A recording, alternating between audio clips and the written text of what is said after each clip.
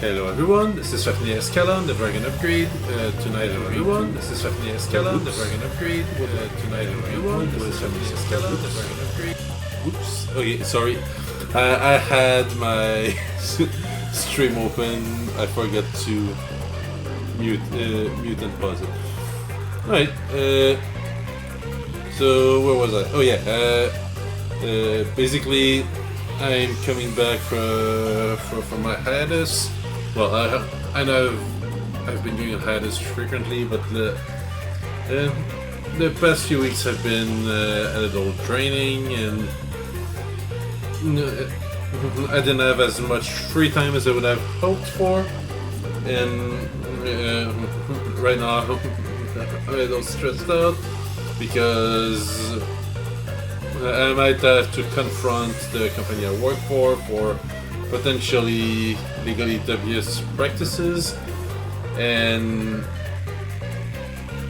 let's just say that I don't want to lose my job or have to learn and enter a new job or have to find a new one. So it's a little stressful. I still think it's important I put my foot down, but that whole thing is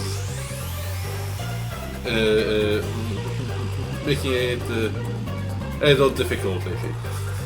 But aside from that, we will try to finally finish that case we started a while back on Matsu Detective Raincoat. And yeah, we are starting fairly early tonight, so unless anything goes wrong, we shouldn't have any issues finishing this case and maybe begin the next one. But let's just dive into it.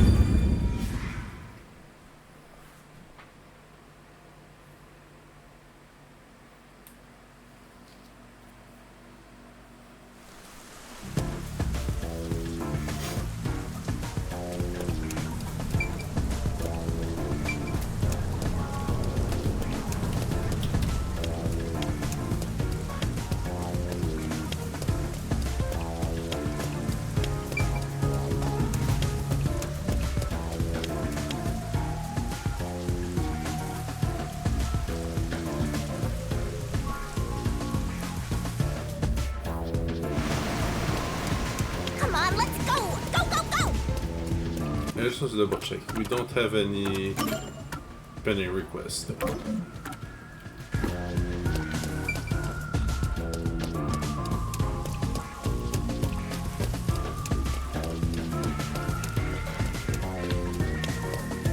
You better hurry, or Fuzzhead will really be in danger.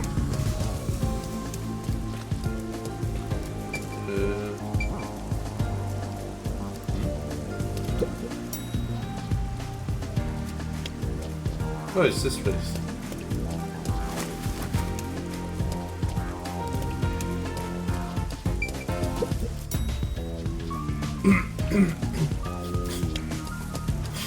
Oh, there you go down again.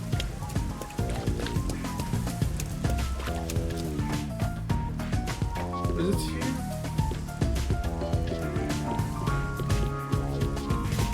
Oh no, that's a secret club.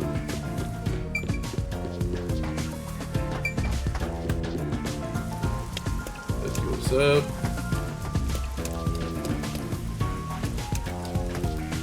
Nice, that's here.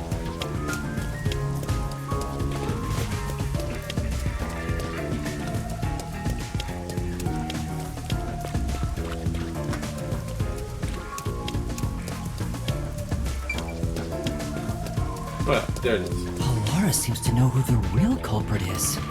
That's incredible. Where's your competitive spirit? You might be a trainee, but you're still a detective.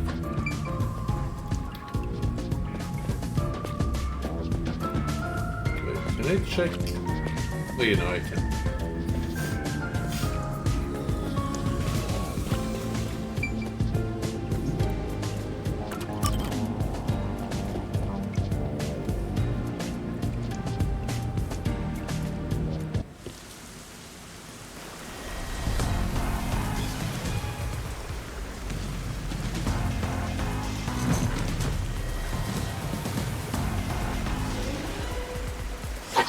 time.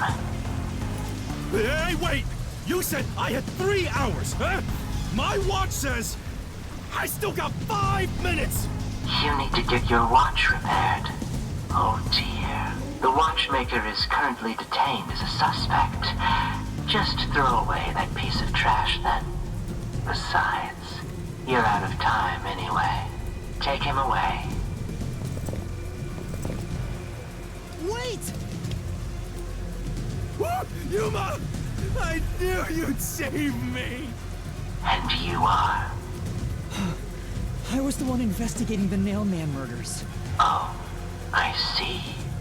So, you're the one who interfered with our work at the clock tower. Well, I will honor your courage for confessing and turn a blind eye to that incident. You must drop this case. If you do, we will leave without pursuing any further action. That'd be the ideal solution for all of us. What do you say? Yuma, think carefully about this. Solving the case is good and all, but think about my well-being. Please. Dropping the case would end this peacefully, but still. Please! Get my dad back from them! Please! You may be a trainee, but you are still a detective. Once you have accepted a job, you must finish it. I can't back down now. The Nailman killings haven't been solved yet. I will find the truth. Huh? Oh, you've said it now. There's no pulling out of this one anymore. Then our deal is off. He comes with us. This is for directly interfering with our work and bringing strife to Kanai Ward. But... Please, wait! Before you go! Please listen to what I've discovered while investigating the past Nailman killings. You investigated the previous killings. We handle all the information for those cases. Now that they're closed, there's nothing left at the crime scenes. I have no time for your lies. The Peacekeeper report didn't say anything about the cause of death. All of the victims were strangled to death, weren't they? I suspect this fact hasn't been made public. How did you know that? So the cause of death was kept under wraps. But I hope you see now, my investigation is legitimate.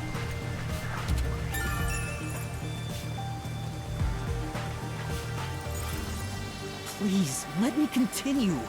I will catch the true culprit. I don't know where you obtained that information.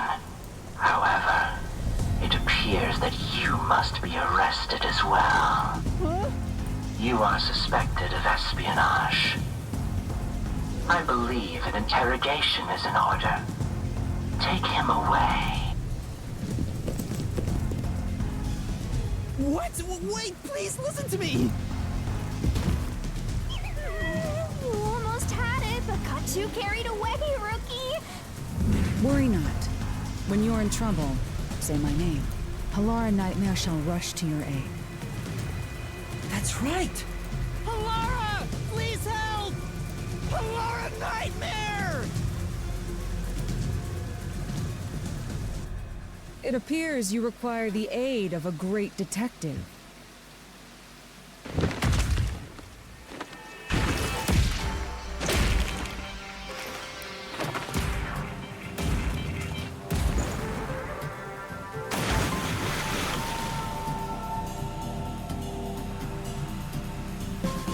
Halara, you came for me! Yeah, as I said I would. You committed acts of violence against the Amaterasu Corporation peacekeepers. Not once, but twice. Sorry! I promised to give him a stern lecture after this. Can we please keep things on the down low? Mr. Sav, are you alright? Who do you think we are? In this town, we're... You are nothing but an audience. The resolution is premiering now. The leading role belongs not to you or me, but to Yuma. Me? I'm the lead guy here? I've set the stage for you to solve the case. The time has come for you to risk it all as a detective. Expose the true culprit. What's going on? Now the question is the culprit one of these guys or Seth? I don't know why I was brought here. Can I go home? So that's what you meant about setting the stage. I mean, Halara did suggest the real killer was among the people at the church. And now I have to point them out here? Hey, Yuma, are you sure you got this? Are you really sure? There's no room to mess up here, you know? What do I do? I haven't gathered my thoughts yet. Yeah, I don't think so. Laura seems to know the answer already, so why don't you just pay up for it? But that would waste all of Halara's efforts setting the stage for me. Huh. So you want to solve this all on your own? If you can't ask Halara for help, why don't you try asking me instead? You mean the mystery labyrinth? The Peacekeepers aren't just gonna stand by and listen to your deduction here. Things are just gonna escalate, and it might even end up with more deaths. Oh no. And that's where yours truly comes in. We have the information we need from the investigation. All that's left is to solve the case with the mystery labyrinth. But if I do that... There's always a price to pay. When I read the soul of the true culprit, the mystery labyrinth created by the culprit is destroyed. But as a price, the source that created the mystery labyrinth also perishes. Which means the real culprit will die. Huh? This killer's a total psycho who's already killed many others. Why do you care so much? Don't you want to solve this case, Master? What about your promise to that kid? What's wrong, Yuma? If you don't hurry, the Peacekeepers will wake up. What is this nonsense about a resolution? I don't have time for this. I will make you listen by force if needed. That is my job as assistant. Well, you better hurry, or things will start getting bloody around here. Fine.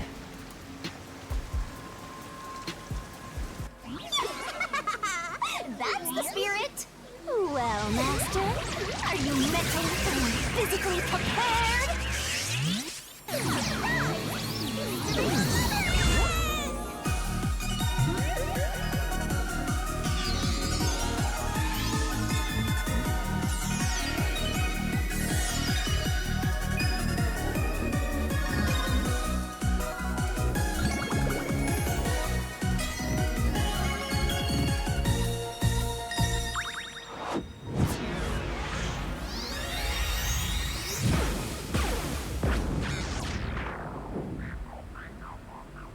What? Wait, Halara saw it?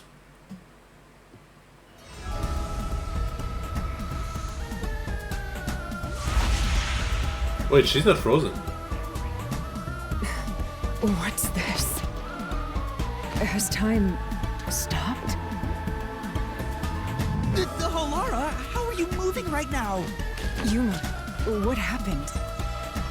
Is this someone's forte?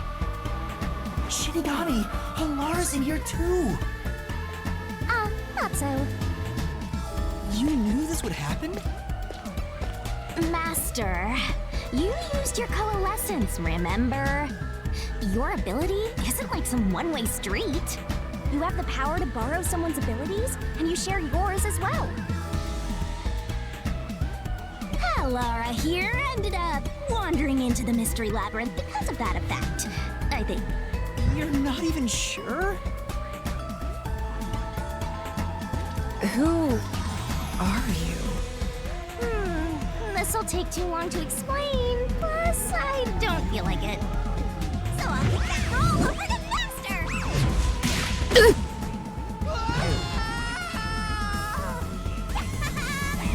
rabbit hole we go! Wait, but was it... I thought the part of their contracts that he's not allowed to tell anyone about the contract. So how is he supposed to explain it? Unless that part is no longer in effect if someone finds out themselves?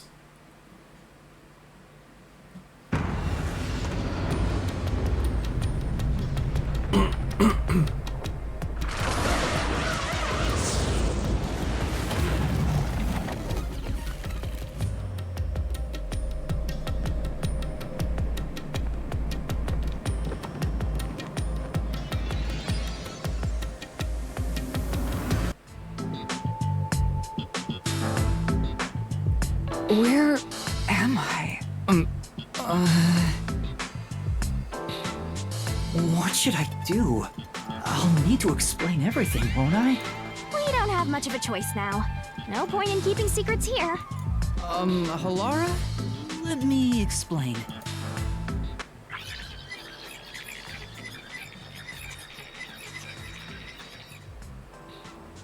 And that's how this mystery labyrinth involving the Nailman killings materialized.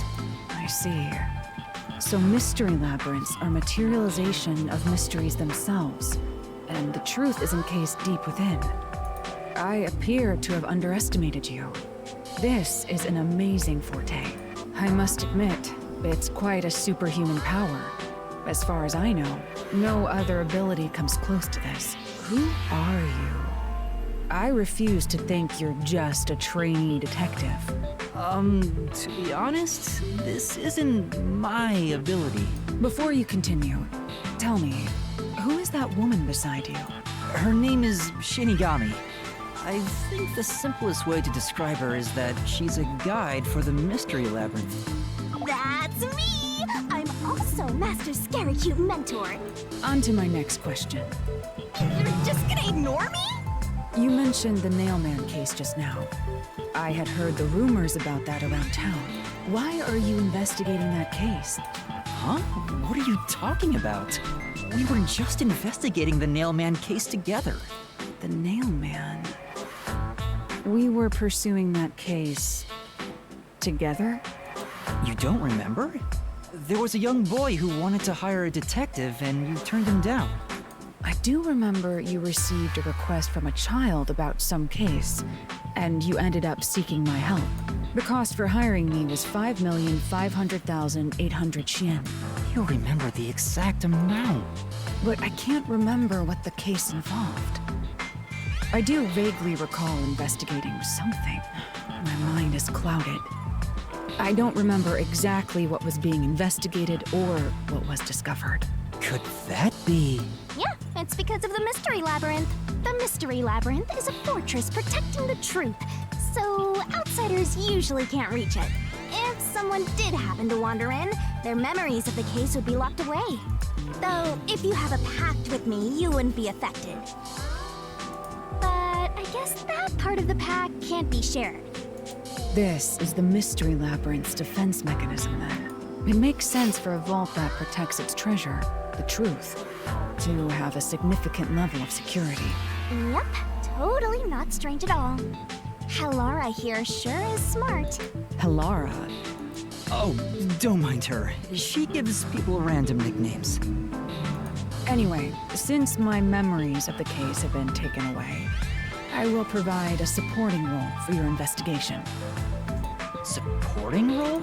As long as we're in here, I will act as your assistant. Well, that's the same as our original. So I guess with future cases we will have other allies, each with their own unique perks, Can't rely on abilities. Halara's detective skills to blast through this. That's unfortunate, but it's still nice to have an ally. Hey, Master, before we head into the Mystery Labyrinth, let's do that thing. Huh? What thing?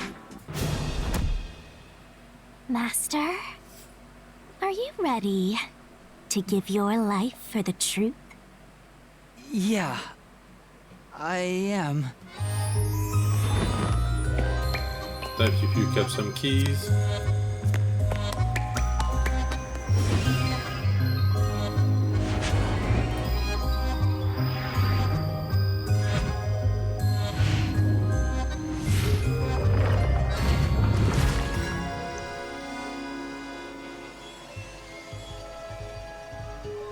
Oh, right. Extract the sword.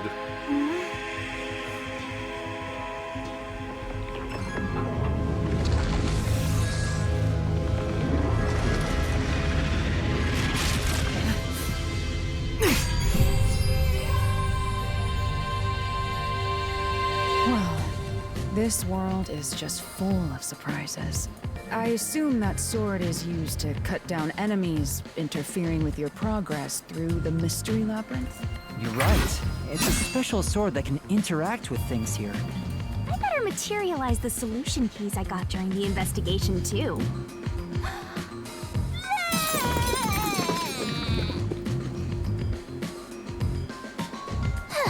That was a lot. Here you go.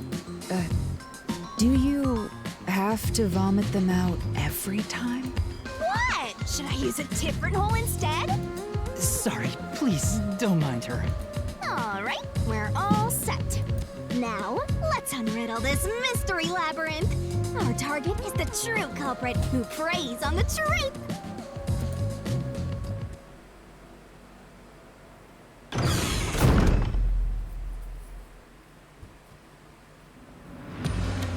I understand that progressing through this mystery labyrinth will allow us to obtain the truth.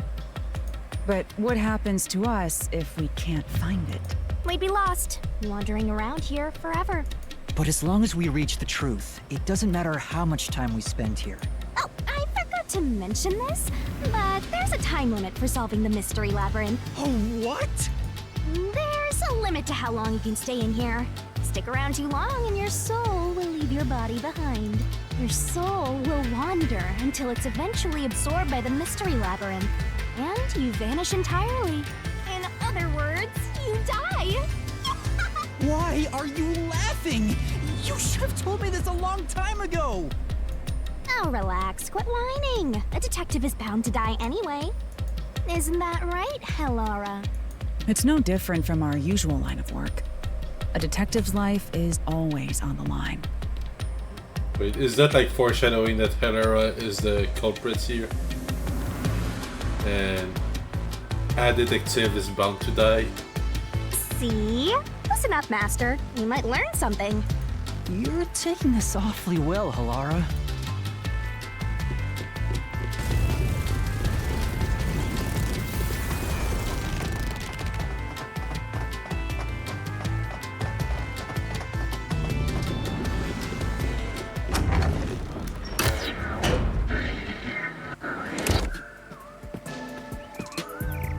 What's this? They seem to represent the 4 crime scenes. I assume that solving all 4 will allow us to progress. Oh, I see. You see? Master, this is your job. So what's first? How about starting with the clock tower, since it was the first one you investigated? If the numbers are set chronologically, then the clock tower would be the 4th locked room mystery.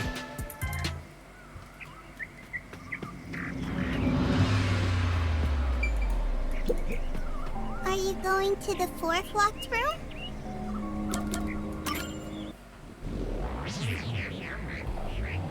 I wonder if we're gonna find information to help each room in other rooms, like stuff in room 4 to solve room 1 and etc. This is an exact replica of the clock tower crime scene. Shinigami, you didn't recreate it with your powers, did you? No, I can only do that when I hit you so hard in the head you almost died. It looks to me like the crime scene materialized in the labyrinth on its own. The 4th locked room is the latest chronologically, correct? That's right. And this is also what got me involved in the Nailman killings. What are the details of the case? Try to tell me as concisely as possible. The crime was a locked room murder inside the storage room of a clock tower. In the middle of the room was a woman's corpse covered in countless nails. Which means that's the corpse. Yeah, there were also lots of dolls nailed to the walls. It looked just like one of those bizarre crime scenes left behind by that Nailman guy from the urban legend. Hence the Nailman killings. From the look of it, the door was locked from the inside. Yep. Yeah, but there was it was a mean locked to enter until the from body the was outside. discovered. There's only one window, and its shutters were Or down rather, as well. an escape route with the window, since it locks itself after it closes. I see. So the shutters were locked too. This is the 3rd floor of the clock tower. It's too high up to jump from here. So it really is a locked room mystery. Hey! If this is a locked room, aren't we stuck in here too? Oh no! Master! You're trapped unless you solve this mystery! Otherwise, you'll run out of time and your soul gets snuffed out! You better hurry! Hey! Huh?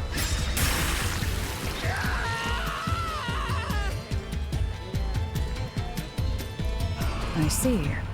So that's how to make the questions appear. I'm surprised you're so calm after seeing that.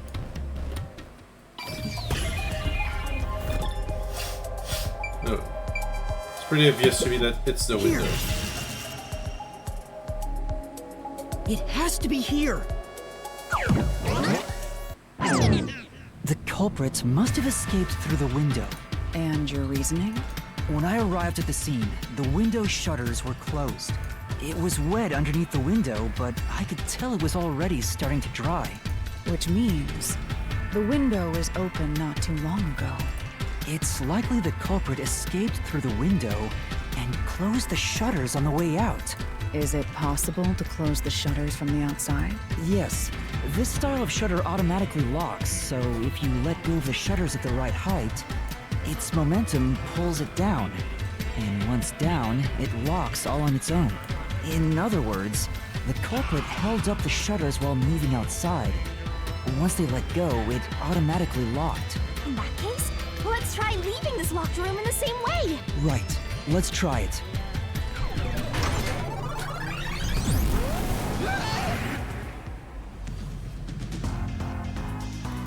The Nailman killings have already been solved. Is he that peacekeeper? It's a mystery phantom! The people covering up the case in the real world are manifested like that here to stop us!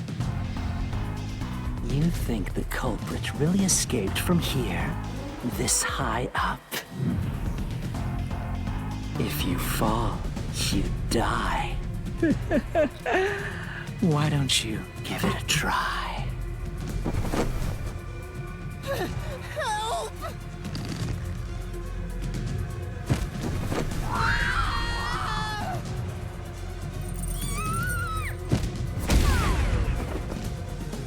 Hey, don't drag me down with you! We can't leave a guest behind, Hallara! It would be downright unmannerly! It's so simple! No, you didn't even continue your setbacks. Press the correct button when you think you have the correct answer. This might be a little tough for you, Master. Finish you by all ascending is soul.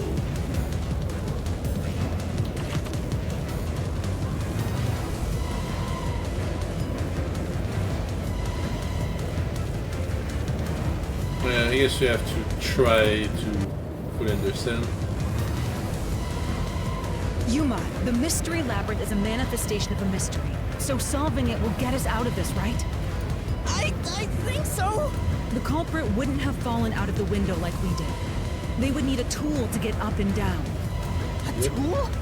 You should have found something during the investigation. A rope I was helping you. around the after all. nails that would explain the markings around them. You must have seen the answer with your own eyes. Try to remember. Master! Concentrate!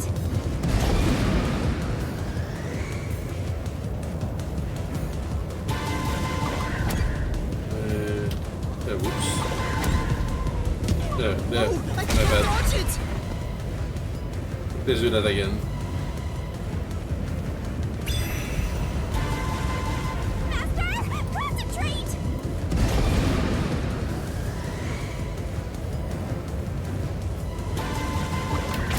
Must be it!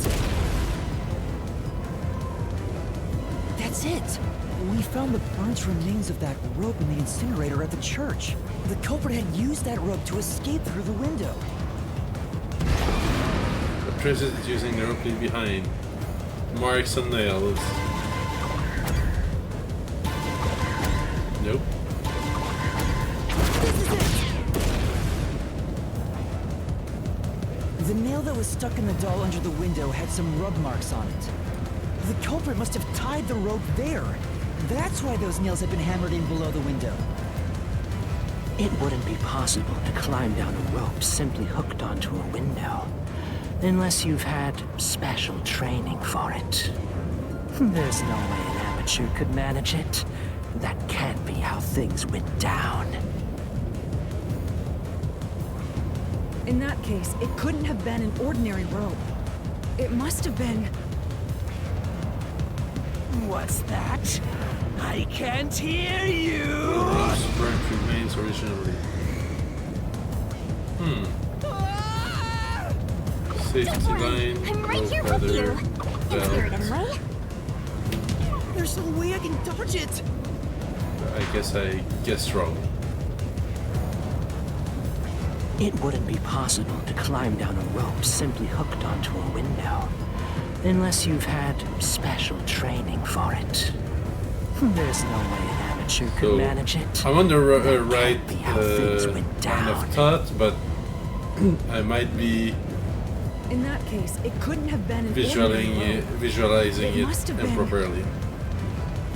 Trying to remember What's that? the detail about what we found in the incinerator, but I don't fully remember what the rope's details were. So it's not a safety line I'm right or a here rope with you. ladder. In spirit, anyway. Maybe a rope ladder.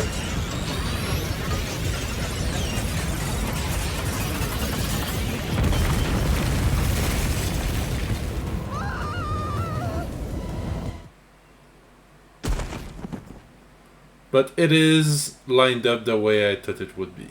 Ow! So We're on both alive, sides, and I likely think. that to pull the rope down, cut the bars as you go down. I mean, if they are rope bars instead of wooden, so that way you can just pull on one end and the other one will slide down. Yuma, are you okay? Yeah, thanks. You saved me, Halara. Correct. It's all thanks to me. Money well spent, no? Well, it was a lot of money. Come on! Are you two just gonna keep staring at each other all day? Let's get out of this locked room! Right. So this is the rope ladder in question. It certainly would help you escape.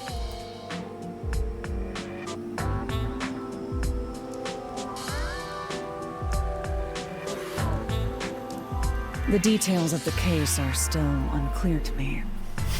Was this found in the church's incinerator? That's right. It didn't concern me at the time, but it makes sense now. The rope can be folded in the middle, and then the ends can be connected together.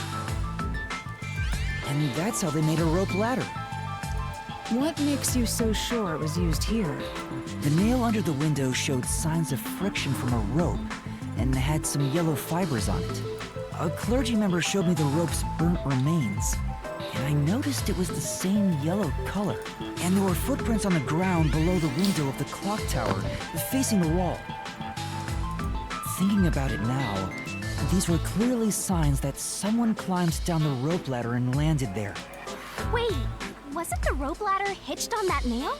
How did they get it down from the bottom? The culprit could have cut it one rung at a time as they descended. By the time they reached the bottom, Yeah, and just pull on one side. it would have been one long single rope, which they could easily pull down. The window shutters fell due to its weight So and yeah, locked automatically. I Completing predicted, the locked figured room. that one out while we're still in the original investigation. Yep, that's a stellar deduction. Major props. To me for training you!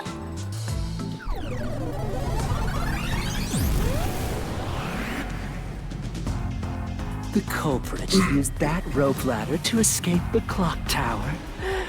What of it? That doesn't change our verdict at all. The Watchmaker is the culprit. Master, boom, kill the mystery phantom blocking your path! Yeah!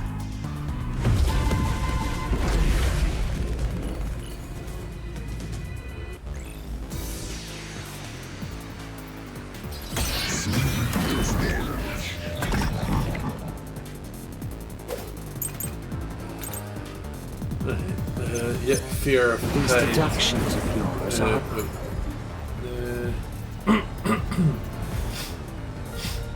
Fear of height is likely the correct answer. unnecessary. It's clear who the culprit is. The Watchmaker was nearby at the time of the crime. Okay, I guess it's a different statement. Right. These deductions of yours are unnecessary. It's clear who the culprit is. The Watchmaker was nearby at the time of the crime. The Watchmaker was also at the scene. And he had a hammer for the nails. In other words, he committed the crime. After committing the crime, just as you deduced, he created that locked room. Say, Right. These deductions of yours are unnecessary. It's clear who the culprit is. The Watchmaker was nearby at the time of the crime. The Watchmaker was also at the scene. Oops. Damn it. I wanted to try And he had a that. hammer for the nails. In other words, he committed the crime. After committing the crime, just as you deduced, he created that locked room and escaped via the rope ladder. Okay. Now then. This is the truth. I need to pay more attention to the actual statement. The Watchmaker is afraid of heights. He couldn't even look out the windows as he went up the tower. No way he climbed a rope ladder that high up. So it's impossible for him to have committed the crime. He's not the nail man.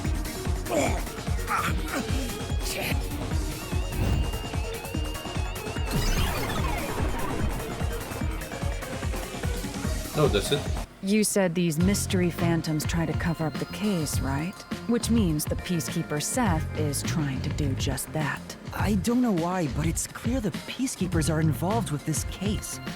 Perhaps it is connected to Kanai Ward's ultimate secret. All the more reason to seize the truth. Right. jeez, who's the protagonist here?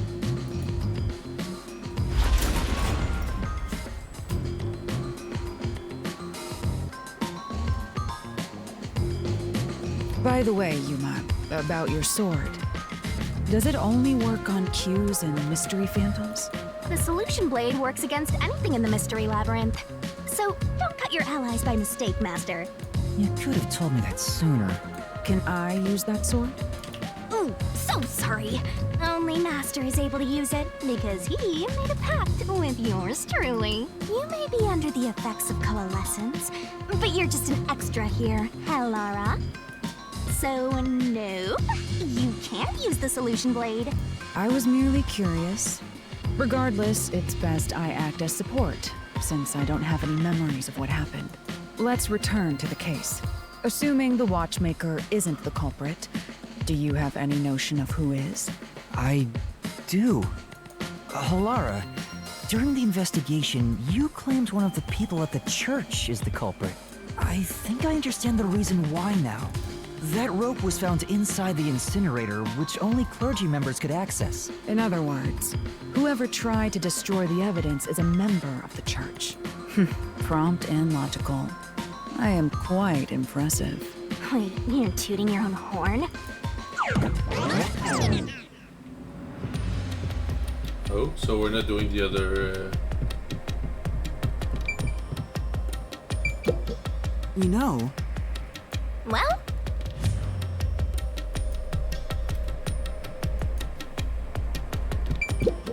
I see. Wow!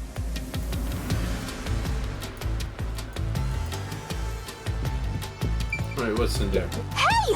A treasure chest! Can I open it? Check it out! A new solution key!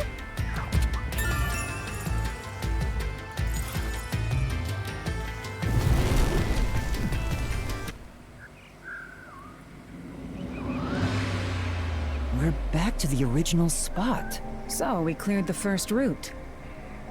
We just need to keep this up and go through each shrine one by one to gather clues about the culprit, which supposedly leads to solving the real-life case. I'm starting to understand how the Mystery Labyrinth operates. You learn fast. Unlike a certain master I know. If you're so impressed, why don't you just sign a pact with Halara? Oh, are you sulking? You're the jealous kind, aren't ya? No, I'm not. We're short on time, aren't we? Let's... Right. I can't wait to reap the culprit's soul. What do we do next? You can choose whichever you want, so why not start with the one you're most confident with? Let's see.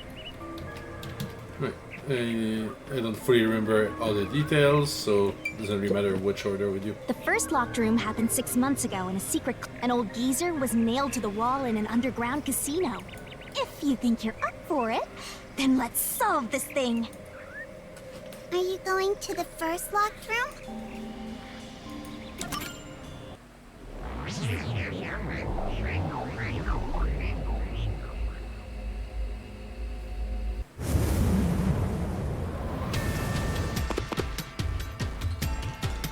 Oh, did we get trapped inside a locked room again? But if the mystery isn't solved, then I won't escape this place. Trapped in a cramped room with these two. Sounds kind of fun, actually. I have no intention of playing along with your fantasies. Yuma, hurry up and take care of this. Yeah, okay.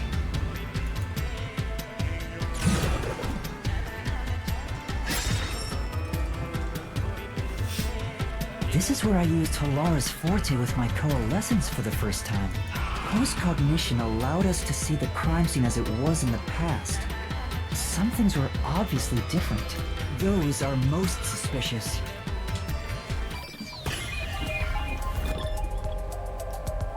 Right, so I don't remember all the details. Remember that was a possibility we pointed out. The table was moved, but I don't see any option to point out a potential secret passageway underneath.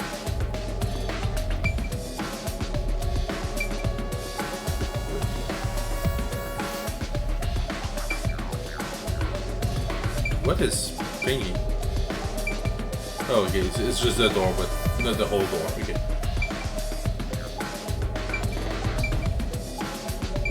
No way.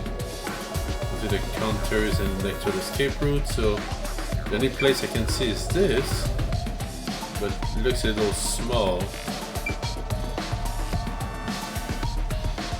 Oh, but if I remember right, some of the nails were placed in a way that you could make a ladder out of them, so yeah, let's go with that. I know! What about the vent? You believe the culprit escaped through the vent? Yes, I'm sure of it. When I saw the crime scene with your post-cognition, the screws on the four corners of the vent cover were removed, which means the culprit must have escaped from there.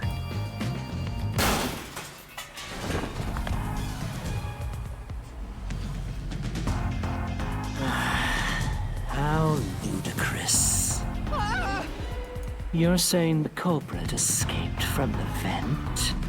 That's impossible. Master! Poking full of holes until he's a makeshift golf course!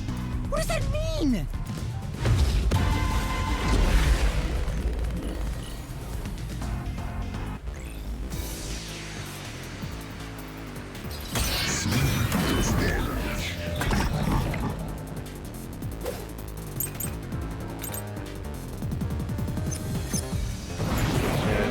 place the nails beneath the vent.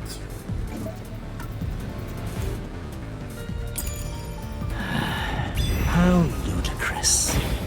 They used the vent. That's utterly impossible.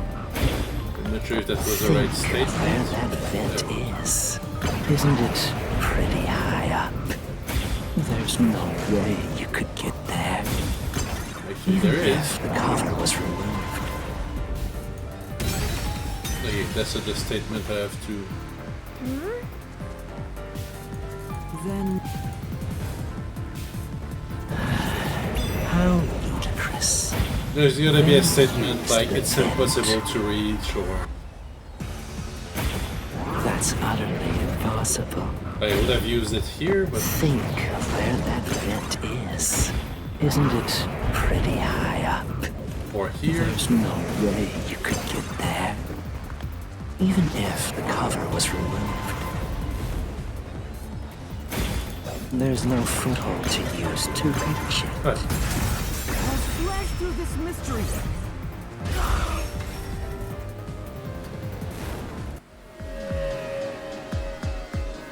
Some of the nails stuck in the bottom of the vent were bent downward. The culprit used the nails driven into the wall as footing to reach the vent. The weight caused the nails to bend.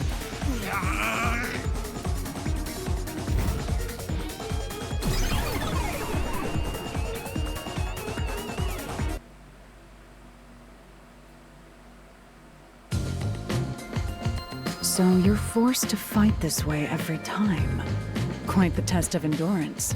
Yeah, no kidding. though, considering how small the vent is, I guess it means that the fat one can't be the culprit because it wouldn't fit in there.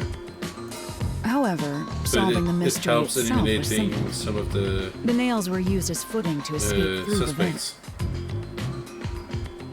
Did you find that out using my postcognition? Yeah. Without your help, this case would have been impossible to solve. You'll never be considered a full-fledged detective until you can handle a case like this on your own. Sorry. You got lectured again. Sucks to be a rookie, huh? Anyway, let's head out. I'll use the nails on the wall as footing, just like you deduced. Right, let's hurry. But aside from learning the escape route, we're not learning anything new. No, I guess, yeah. Process of elimination. Out of the four, there will likely be only one Such a person who bizarre was able to place. use every escape route. I must ask, is there no way to escape besides solving the mysteries? You mean like an emergency exit? Unfortunately, I don't think that exists. An emergency exit, huh? Well, there is one, kinda. There is? But it doesn't solve anything. You'll just go right back to the mess you came from. Besides, to use the emergency exit, you'll have to pay a heavy, heavy price. And that is? Don't worry about it. Using it here wouldn't help anyway. So, never mind. Just concentrate on solving the mystery. Got it.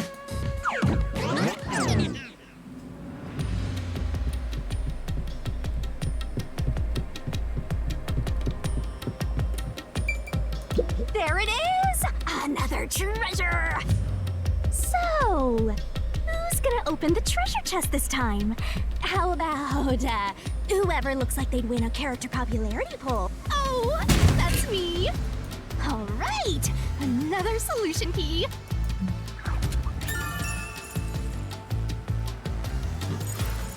Looks like another clue leading us toward the culprit. Someone pen.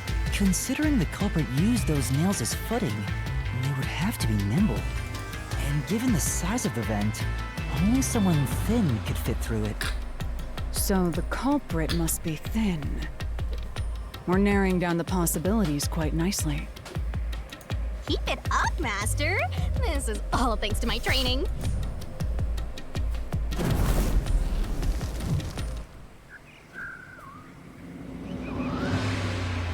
All right, let's keep going and solve the remaining locked rooms.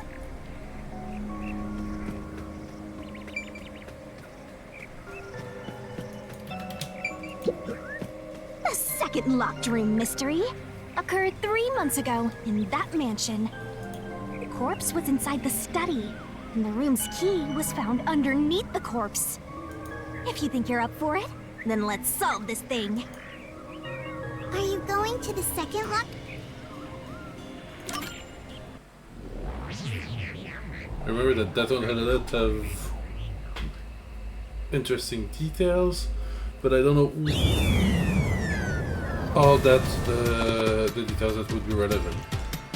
I remember that on the top of the door There are dolls. there were nailed scrape across the marks through the victims filter nailed down in the same manner. filter bars or whatever you want to call them. But that wouldn't be enough for someone to go through. And the culprit was also missing from this room? It shares common traits with the other Nailman killings. And we're trapped again. Looks like you gotta solve the mystery of this locked room or we're not leaving. I'll try.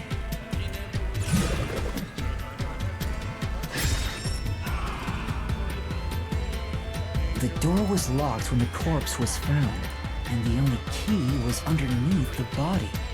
There are no windows that could have been used to escape, and the vent is too small to fit through. So how did the culprit escape from here?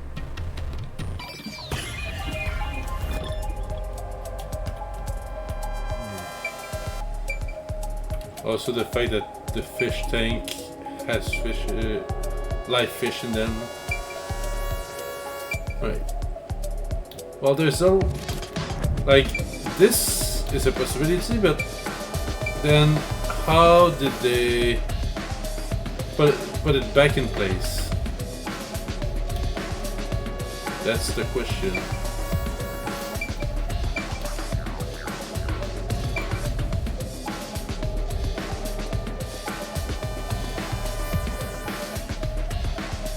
Well, I'm gonna try that for now, but yeah. I figured. It's too small for someone to pass through. Yes, and it looks like the bars are screwed shut from the You can't escape through there.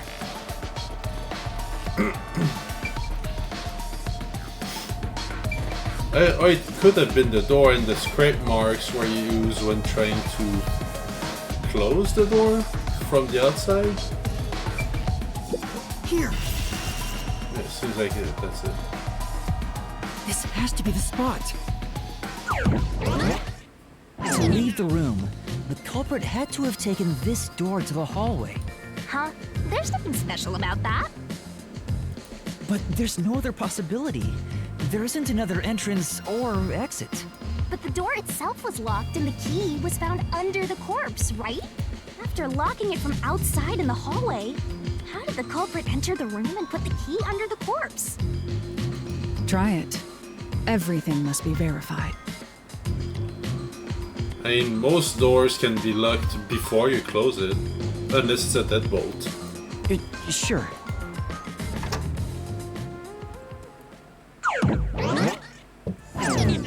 After committing the crime, the culprit went out to the hallway with the key in hand. They then locked the door. Assuming that's the only way to create this locked room, the problem is... What are you going to do with that key in your hand, Master? Don't tell me you still have no idea. Hold on, let me think this over. We should go back inside for now.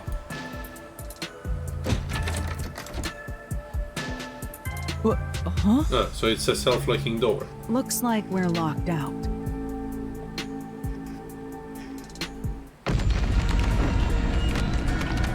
This is bad, Master! You better hurry or you'll fall into the abyss! What do I do? Calm down. You just need to solve the mystery. Doing that will open the path. You can do it, can't you? Yes, I'll try. We have to put the key back in the locked room, right? In that case... Thrown in, throw away. Thrown in, maybe? Or taken home. I'm gonna try throwing it first, but The key could be slid through the gap in the vent cover above but then the how would door. it end under the corpse? And if That's they managed to throw the key right under the corpse from here,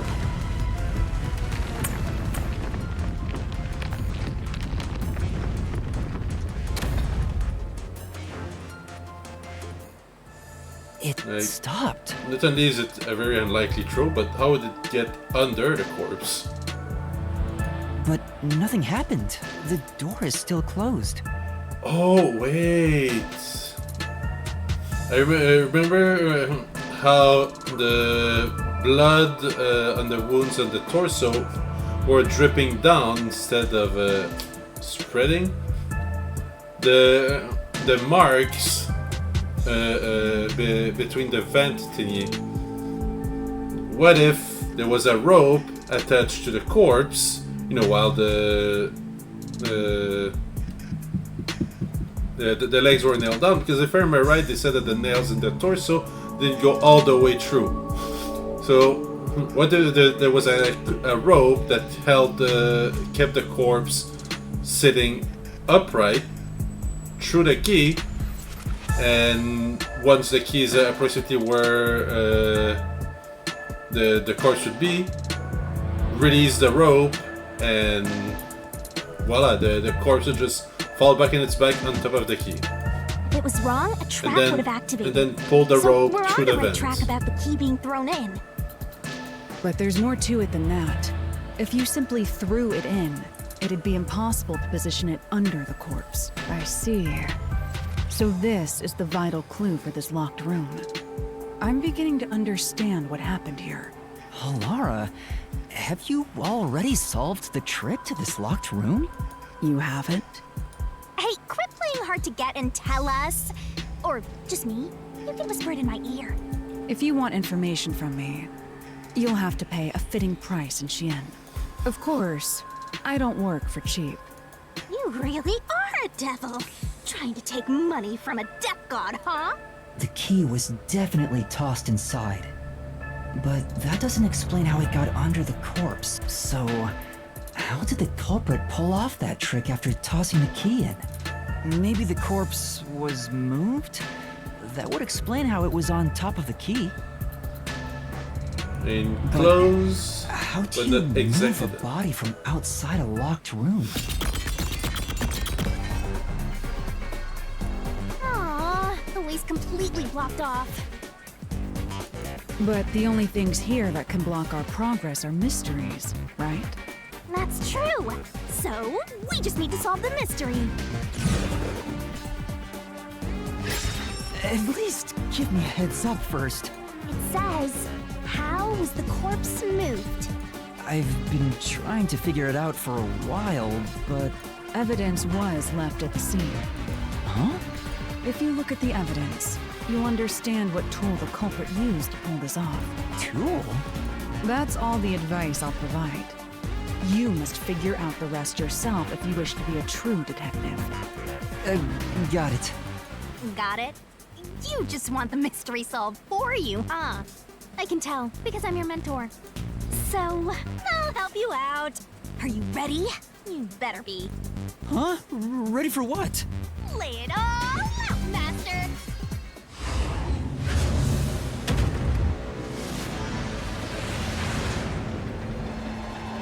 Can't I review my thing so I can remember what we found in that room?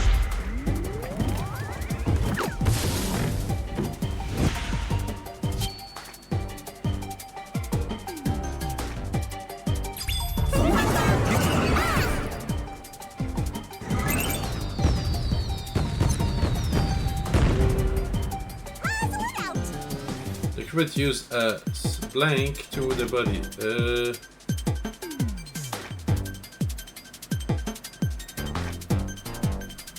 Hurry on over!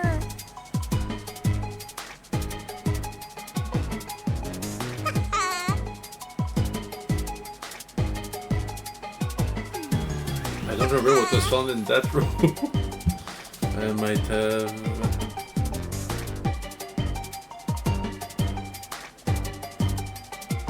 Door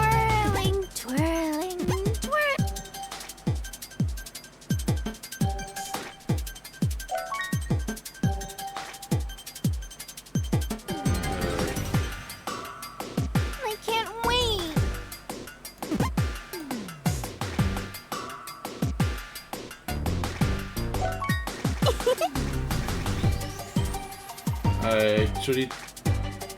Oh, string? Is it an IRT?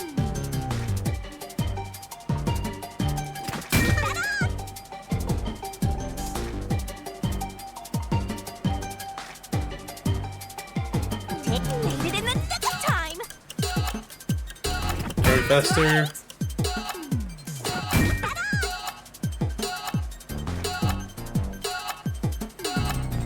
8NG. Come on. It's the M, yep. And that's the G.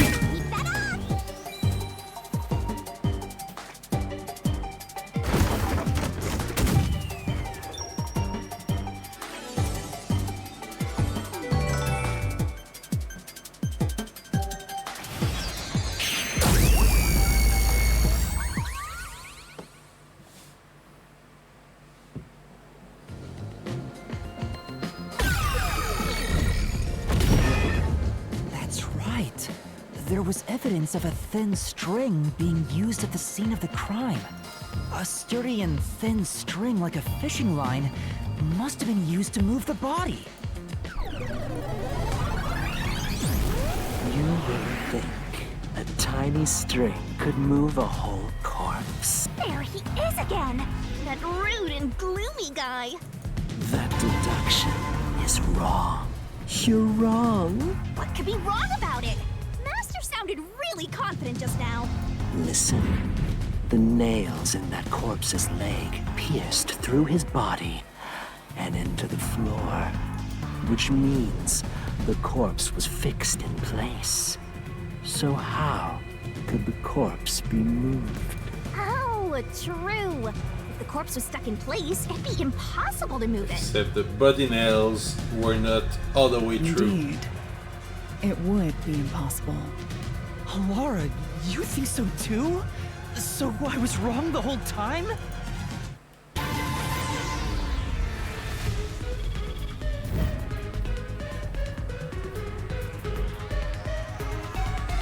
Huh? The door! The truth is slipping further away! Of course it is. Because your deduction is wrong. You people will never reach the truth. This is the end. Master, let's take him down first! Yeah.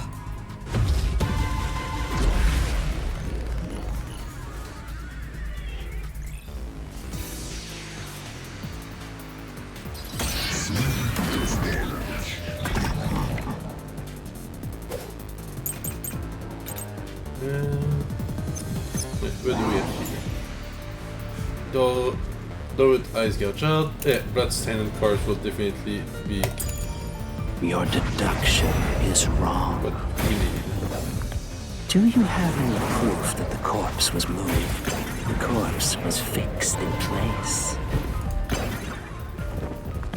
It didn't move a millimeter. In fact, that corpse shows no sign it was ever moved. Actually, it does. Slash through this mystery.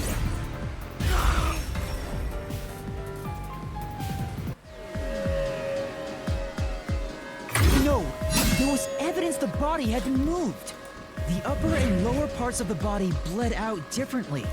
The blood from the lower body flowed naturally outwards, along the body's outline. But blood from the upper body looks like it flowed in a downward direction, toward his hips. If the corpse was motionless on its back, there wouldn't be such unusual bloodstains. In other words, it's safe to assume the body's position was different from when it was discovered.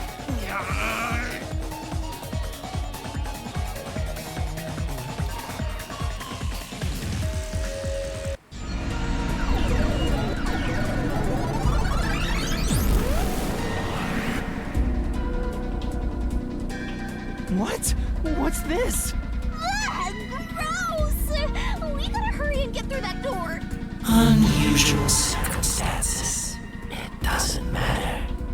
As long as the corpse was pinned to the floor, it But it couldn't wasn't. be moved. You can't change the truth. Even this didn't work? Am I just wrong about it all? No, you're correct. The answer you've reached using the evidence is the truth. Laura! There's no doubt a fine string was used in this case. Evidence at the crime scene indicate the corpse was moved. So all that remains is to answer, how was the pin bomb moved? That bizarre bloodstain holds the clue to all of this. The bloodstain? If the bloodstain is the clue for how the body could be moved, even while pinned... Master, we gotta chase after the door! It's getting further away! Hey, wait! I won't let you!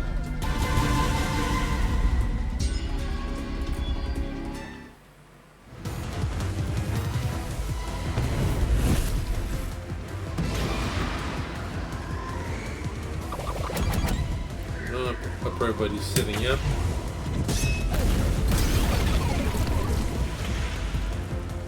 That's right!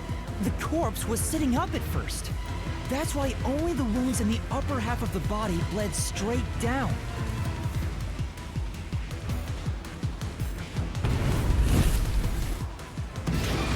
Always used to sit the body upright. A thin string.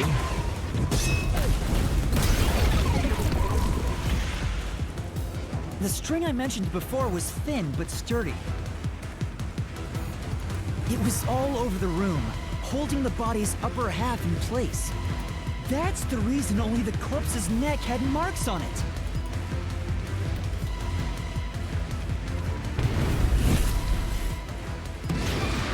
Was a corpse lying in its back at the time of discovery.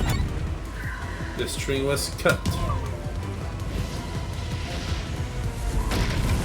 Oh. Removed?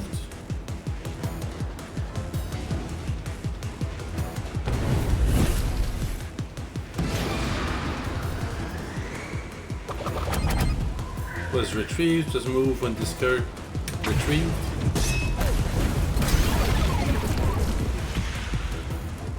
The culprit then retrieved all the string that kept the corpse in place from outside the door. And with nothing to support it, the top half of the corpse fell back to the floor, just like how it was discovered.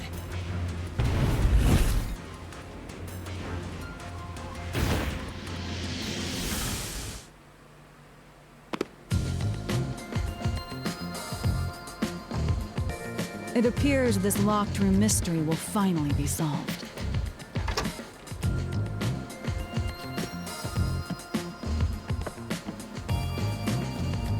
Huh? When did that happen?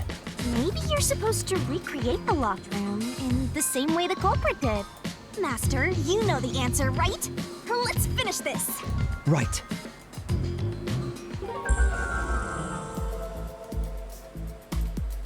You gotta think like the culprit, Master.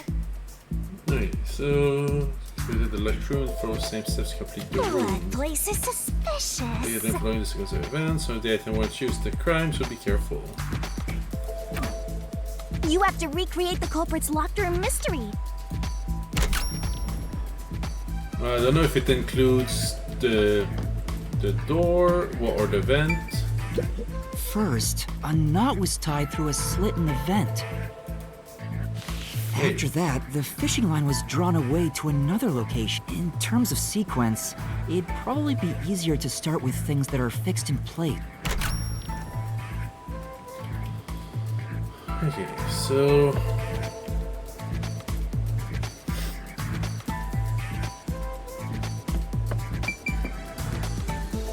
I don't know if it's fixed in place, but the doll is definitely used at some point.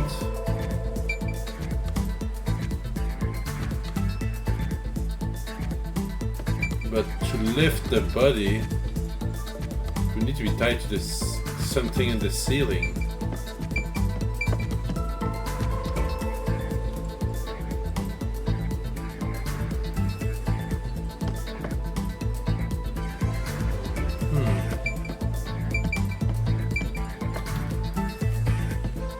I don't think the painting is one of them.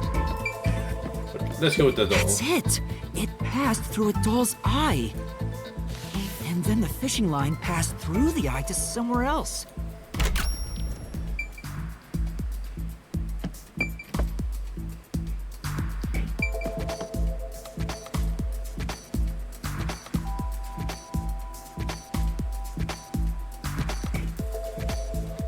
Oh wait, unless they mean that the corpse was sitting and they used a rope to pull on the neck backward, then the lamp could be used.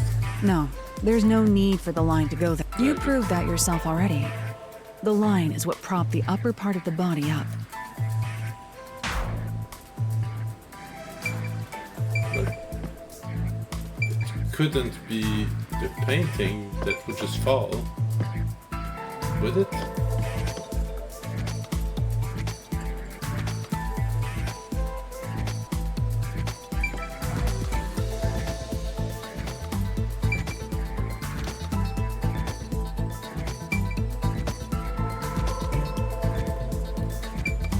Or would it attach the corpse right away? Just because I'm curious to see what they're gonna say about the painting. No, there's no... You Okay. proved... Well, then the corpse is the only thing that remains. Right. The line was then passed around a certain point on the corpse. That was... Under the neck.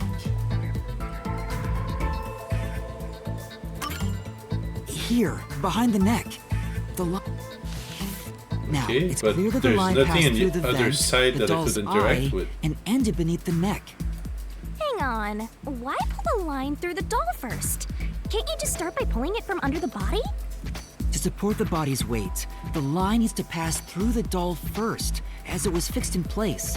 Next, the fishing line. Wait. 'Cause, like, there's nothing on this side. And the position of the lamp seems to be a bit too far to allow the string to lift it without the head falling.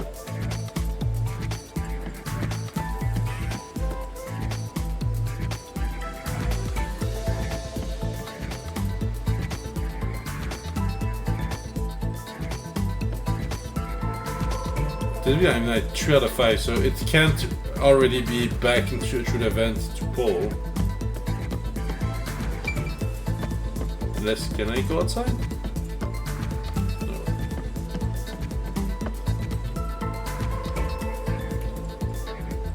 Okay, I'll recheck the desk light. There are 3... Think it over one more time. 3 points. What other points?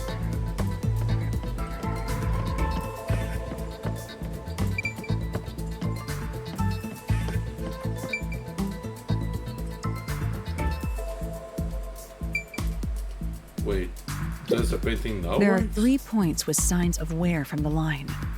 That think it over one more time. Wait, I don't remember where the... Okay, let me... Can I... But I can't review my evidence.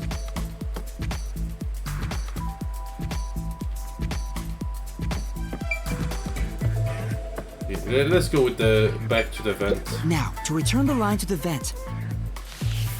This kept the corpse's upper torso in place. The room has been completely prepared. So next...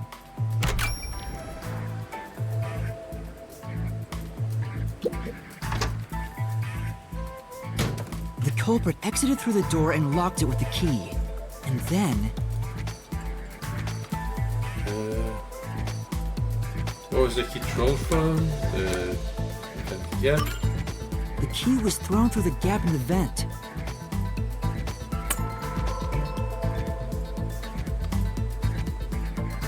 If the culprit managed to drop the key next to the corpse, the only thing left was to untie the line. Then... the corpse, which was supported only by the line, would fall face up on top of the key. That's how the culprit created the locked room. Hooray! You did it! That's my master! I think I put too much emphasis on that 5... well, X out of 5 thing. It kinda threw me off.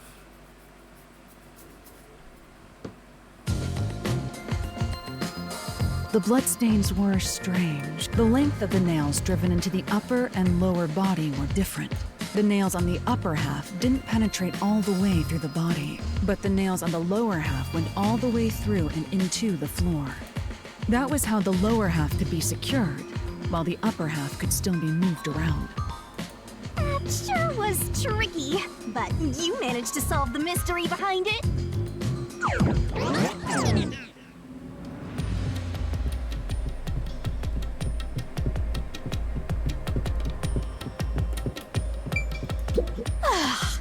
Looks like we finally made it to the treasure chest. Speaking of, don't you think that whoever worked the hardest should get to open it? Which is me, of course.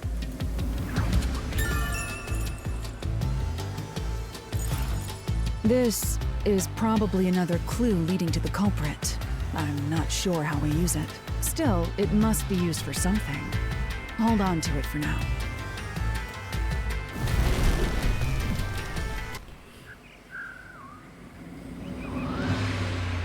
Let's solve the rest. Right.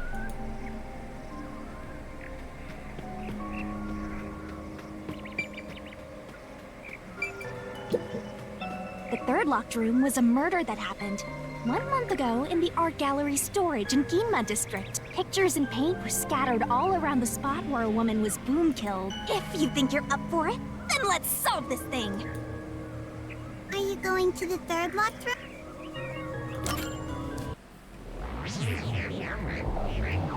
Let's see what I can remember from that one.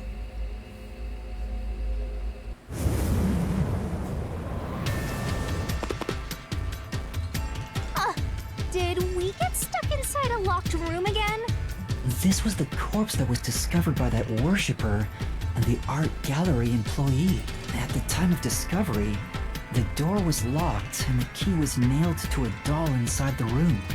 Aside from the door, the only other entrance is the window, but it opens just enough to fit a finger in. The frame itself is too small for even a child to squeeze through. Well, is the door opening from the inside of the room, toward the inside or toward the outside? Because if it opens toward the outside, a string attached to a handle could have been thrown through that window and then you just pull to close the door from the outside. How did the culprit vanish from here? Like after you exit from the main door.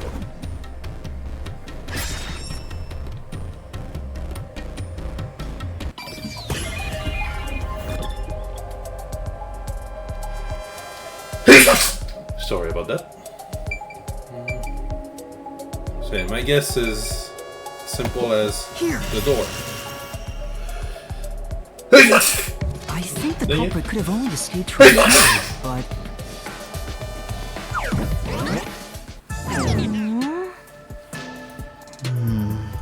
Nothing's happening. Maybe you made a mistake, Master. No, that can't be right. It's impossible for anyone to squeeze through that window. They could have only gotten out through the door. I'm sure the culprit had the key and locked the door from the outside after committing the crime. The culprit just used a copy of the key? Would that really be considered a locked room mystery? Well, there are only 2 keys to the storage space, and the design makes them impossible to duplicate. I learned that thanks to you, Halara. One of the keys is always carried by that one employee. It was used when the body was first discovered, right? And the only other key was nailed through a doll onto a painting. So, it is a locked room mystery! Right? Right? Oh, that's totally it. I see. I suppose you could call it that. Hey, Yuma, can you go check outside of that window? Oh, just like before. Before? Yeah. You made me do the same thing in the real world when we were investigating this place. I see. Then the answer has already been confirmed. Very well. This locked room is solved. Huh? Wait, did you already solve this mystery? You haven't? How about you go and check outside the window? Then even you will see. Oh, it unlocked. Looks like you can go outside. All right, let's go see.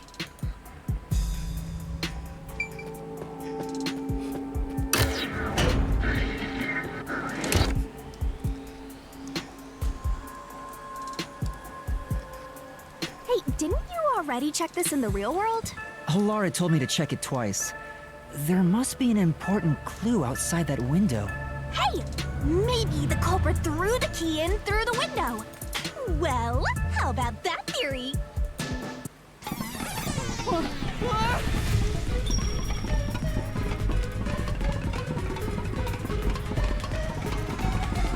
Is this the storage key? Which means...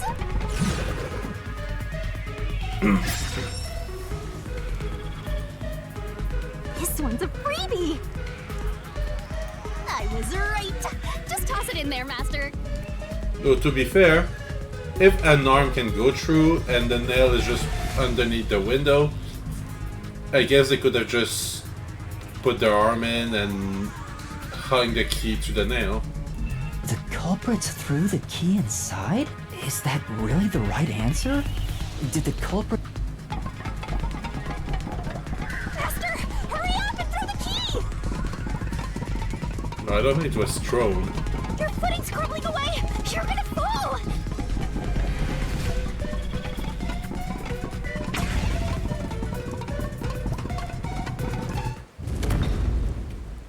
That's the right answer? How? Didn't the culprit throw the key in there? That's why the key was found inside, right? No, the crime scene wouldn't end up like that if we threw it in. The key was nailed to a painting. That's not possible if you just throw it into the room. Oh, right. But if the culprit didn't throw it in there, how is the key left in the room? If you can't nail the key after throwing it...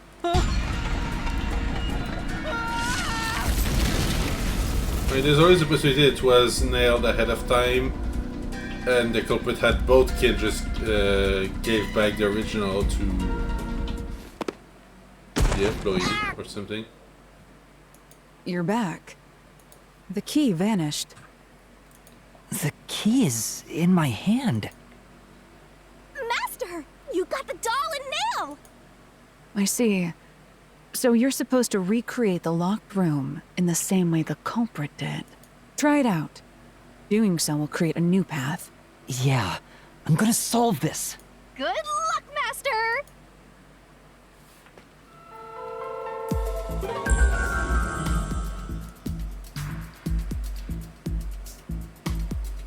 You have to recreate the culprit's locked room mystery.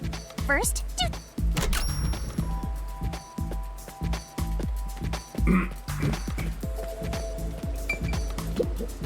There are a few things you have to do, but first, you need to set the conditions to create the locked room. Wasn't the doll you just obtained used somewhere? Was it there?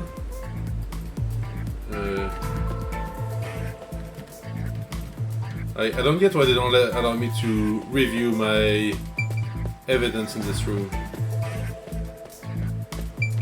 I think they said it was nailed to a painting. All right, first, take the painting.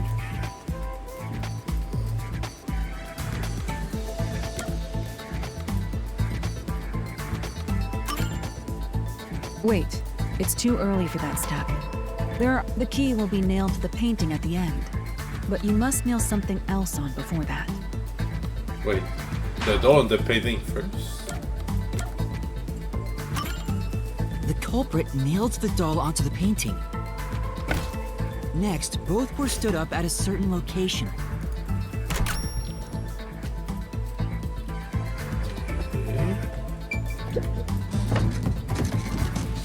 The painting was stood up facing the window. Now the part with the pierced doll is right next to the window. after that...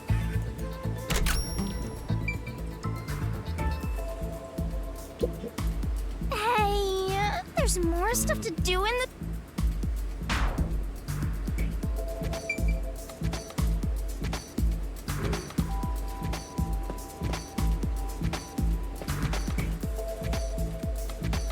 And there's the ladder, or that thing. I don't see how they would be relevant to this. What I was about to say is that if it was propped up that way, then from the outside you'd be able to hang the key to the nail and push the portrait so it falls on the floor.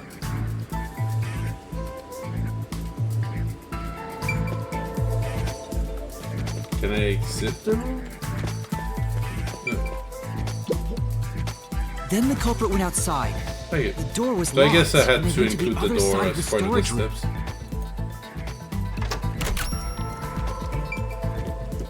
No. I can see the painting and doll through the window, but I can barely fit my hand through the gap. The doll's got a nail in it, but the problem is that key in your hand, Master. Yeah, the culprit took the key and then...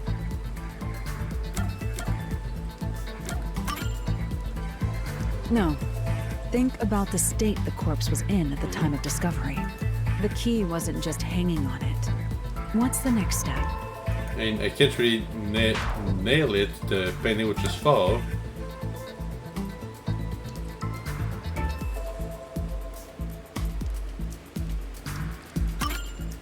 The culprit nailed the key to the painting, along with the doll from outside the window.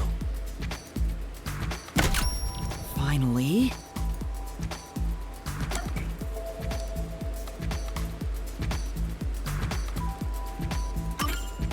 I pushed the painting into the room. It completes the locked room mystery! This is how the culprit did it!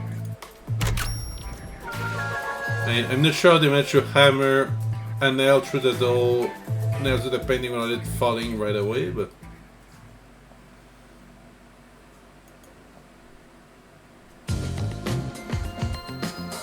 It took some time, but you've reached the truth behind this locked room. Throwing the key through the window would be obvious. So to mislead us into thinking that was impossible, the key was nailed to a painting which was then pushed over. It's one thing for an amateur, but a detective wouldn't be tricked by this. Seriously, only amateurs would get fooled by... Wait, you mean me? Hey,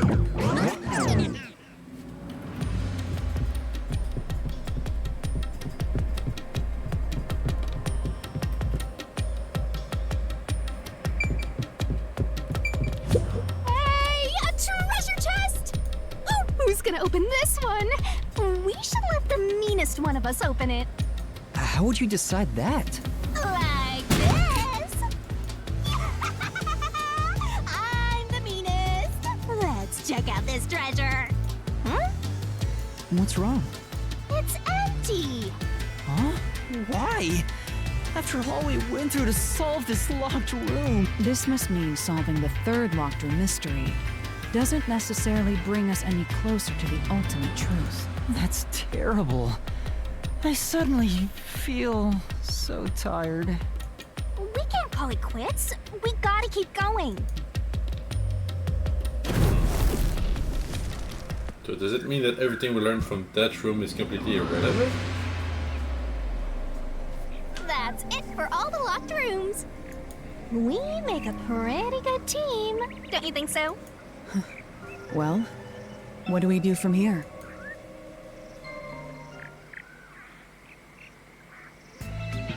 I see. The way forward is clear. It must be due to solving all of the locked room mysteries. Now let's go. Right. Again, I gotta ask. Who's supposed to be the protagonist here?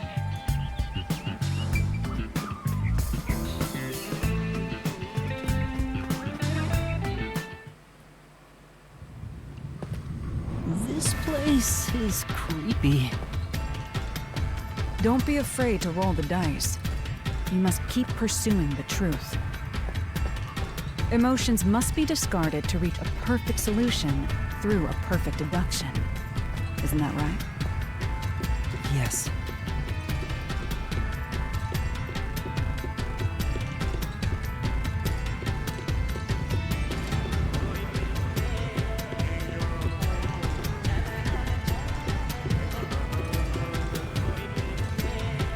And now I guess we have to put our suspicion on one of them. Is this some dungeon? What is the meaning of this? Let me out of here! Let me out! I'll kill your ass in the name of God! I have nothing to do with the case. I'm not the culprit! Let me go! Wow, they're all here! So now we must pick out the true culprit of this case. The true culprit. Yuma, you solved all the locked room mysteries before you made it here. You should have all the clues and evidence you need to accuse the culprit. To be honest, when I first met you, I thought... You sure are honest. But my opinion of you has improved. These now tie up all the loose ends and prove that I am not mistaken about you. With your logic, anything is possible. All right, I'll try. Whoa! Somebody's guilty! My heart's pounding!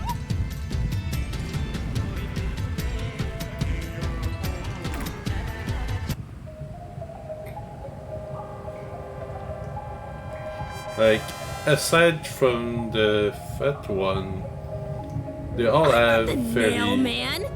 slender build. I'm not... How can I be the nailman? Now, I don't know if her Nailman? chest would prevent her from moving there, but...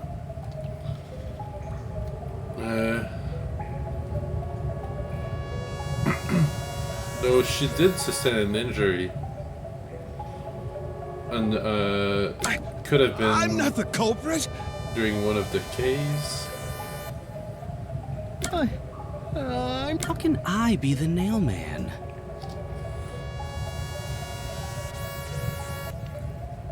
Like, anyone could have done the propped up guy one. Like, the size of the person doesn't matter, or any of their physical characteristics. I'm not the culprit!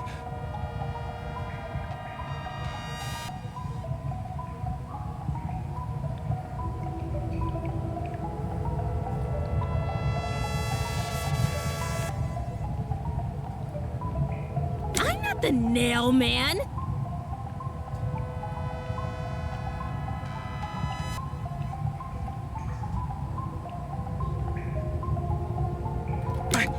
I'm not the culprit! And I still can't review my evidence. I'm not the... It's between these two. nailman. I have a feeling that I this be the one would be too nailman? obvious because it was there at every scene. So it might be meta knowledge, but I don't think he's the guy.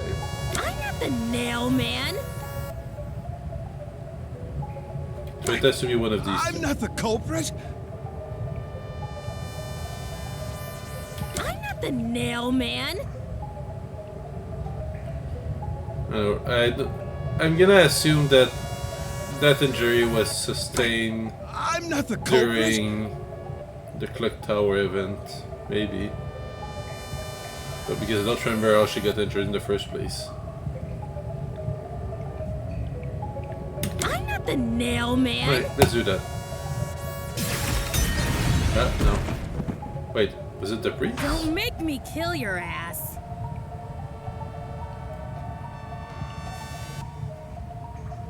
Considering all the evidence gathered so far,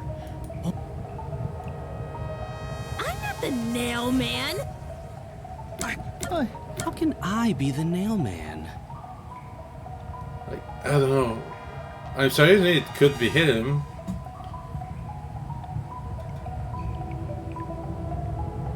And that since he was outside the third room, it would have known when it happened, when it ended, and be able to alert the other person because he was on site as it happened. But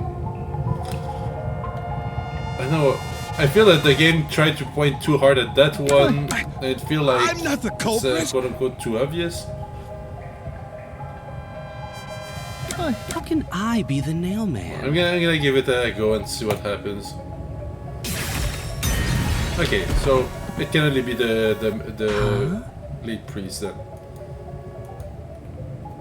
I should have gone with my first hunch. Considering all the evidence gathered so... How can I be the nail man? I'm not the culprit.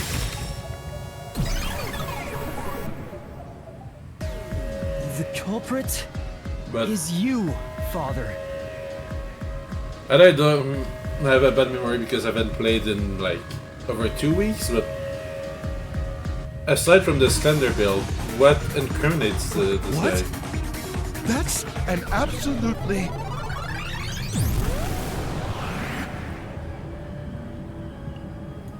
Ridiculous thing to say. Him again? Why won't he just give up? You're saying the priest, a man of the cloth, is the culprit. That's impossible.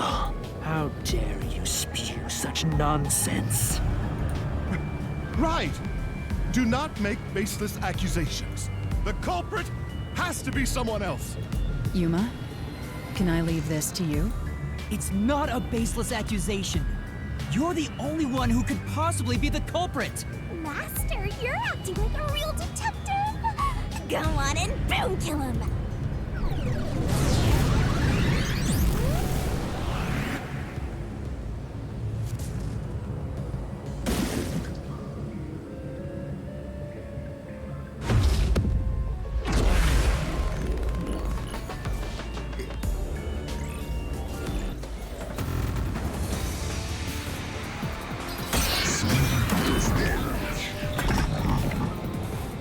So there's definitely something that I either missed or forget.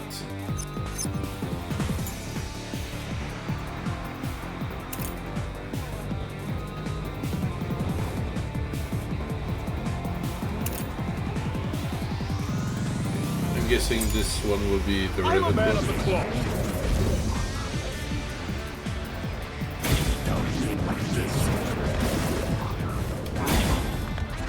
This total flesh!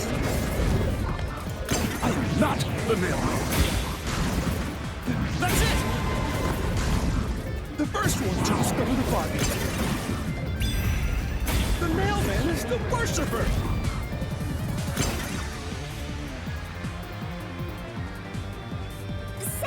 Oh, the word.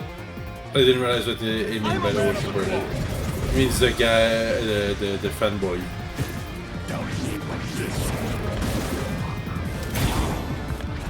This total bless! I am not the mailman. That's it! The first one to discover the body. The mailman is the worshipper! This is the truth.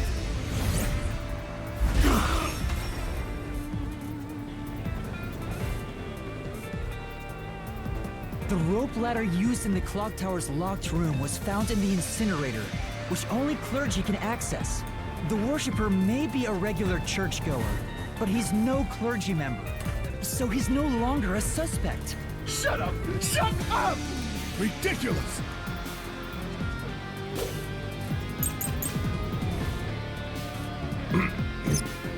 A member of the church is the culprit? Right, Virgin May.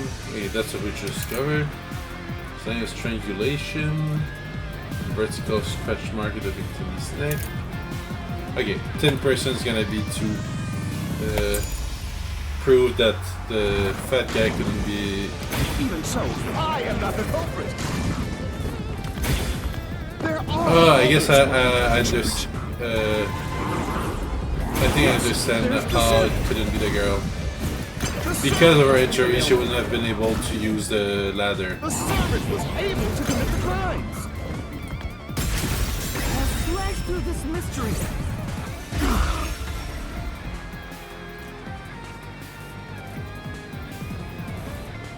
Climbing up to the underground casino's window with only nails for footing would require considerable agility. Judging by the size of the window, there's no way someone of his size could have committed the crime. No, no! Yeah, just so I remember the details about the injury, because, like, if it happened after the fourth closed room, then yeah, it could still be a possibility, but if it happened before, yeah, she wouldn't have been able to do it.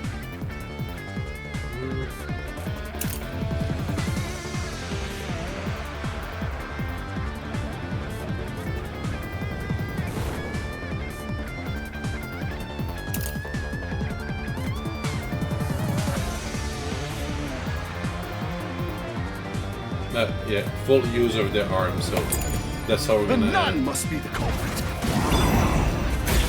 She's dead and also works at the church. The nun was absolutely able to commit the crimes. This is the truth. Nope, she would have needed both of her arms. But that room was months ago. Like, The mansion study's locked room. the injury could have Culprit happened any tossed the time in key between. behind the corpse with perfect aim. With her dominant hand injured, the nun couldn't have done that, which means she's not the culprit.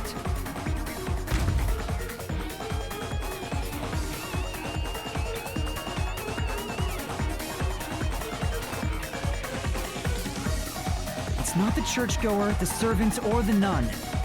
There's only But one yeah, I really option wish we left. had opportunities to review our evidence, because during the criminal selection, if I had been able to reread that part about needing use both arms, I probably wouldn't Father, have it's doubted you. her.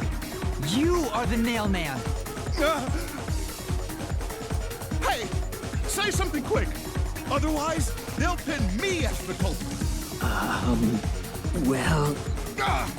You're useless. I am a priest in service to God.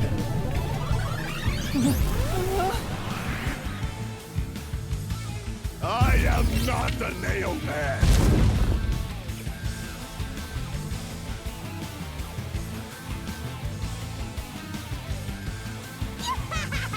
What god would make you this ugly?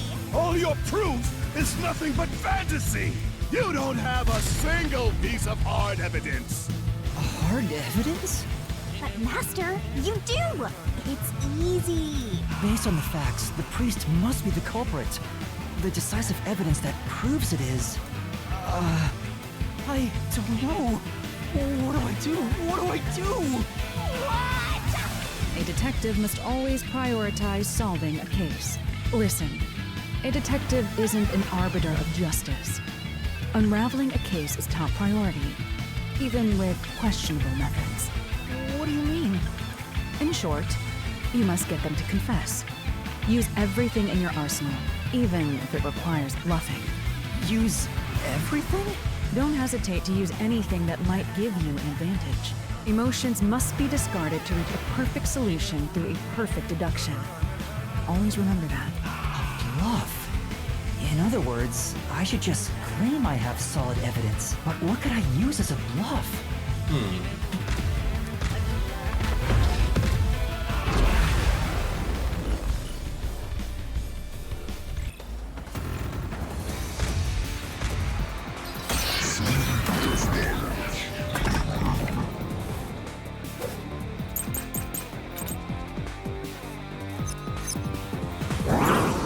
Hey, what do we have here?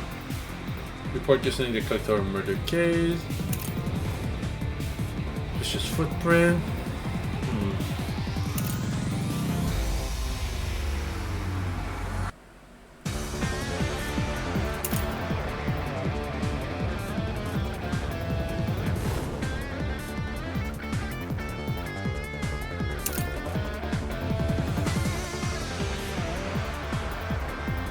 Wait, let's see what he's going to send our way. Enough with your stupid fantasies! Everything you say is nothing but a fantasy! Do you have any proof, culprit? Did you find my fingerprints?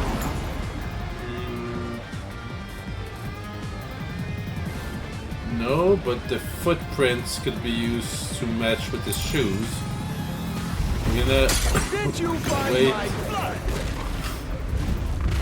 Of course there's no evidence. This is the truth.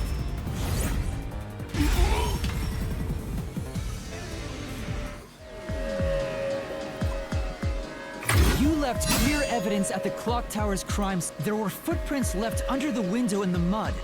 When we inspected them, we found out they perfectly match your footprints. Impossible. I already burned those shoes in the incinerator. You gave yourself away.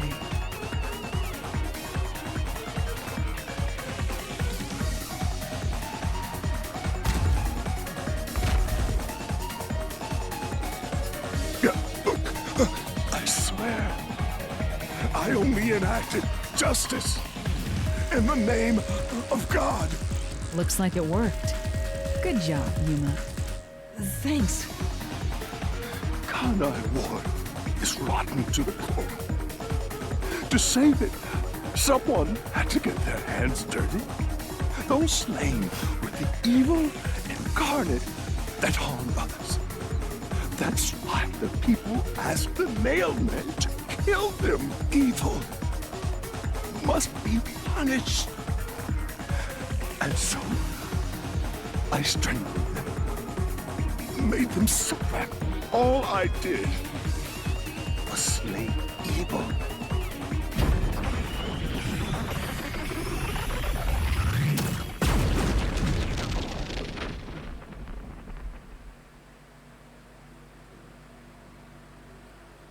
If someone hates somebody bad enough, they give that name to the Nailman. And this priest went around killing those people as the Nailman. The urban legend offered targets for murder. The priest is supposed to be the voice of God, but he went around killing people because someone wanted them dead. What is awesome?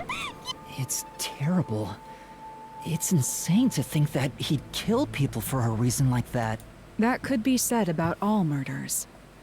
Insane people kill for insane reasons. Anyway, you did it, Yuma.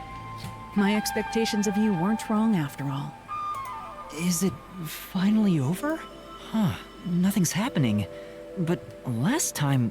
Yeah, the soul of the true culprit who created this mystery labyrinth should appear. And since it didn't, it looks like this isn't over yet. Huh? It's not over? There are still mysteries related to the Nailman killings within this mystery labyrinth. So maybe there's an we accomplice. solved all of the locked rooms and discovered the true identity of the Nailman.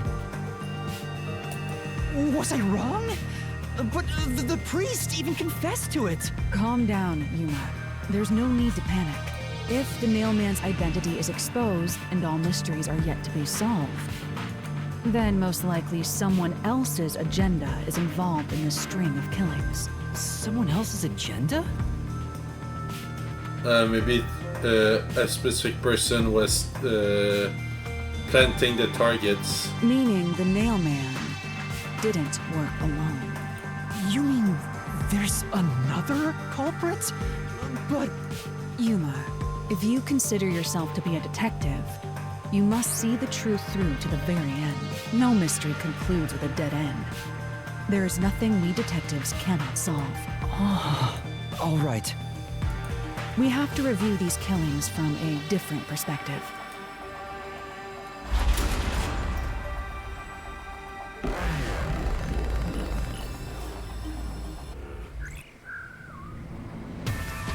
Out of the 4 locked rooms, if any of them were hiding a mysterious secret, it would be the room that's obviously different from the others. Different? This is Master, the one. I get the feeling you might help. Isn't that right? The one where we didn't gain any new information. Oh, fine. I can't say no to you, and you're so helpless like that. Okay, Master, lay it all out.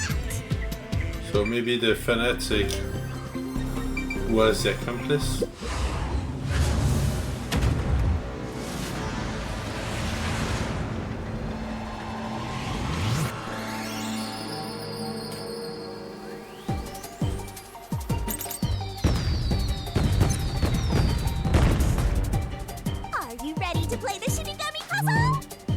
the victims.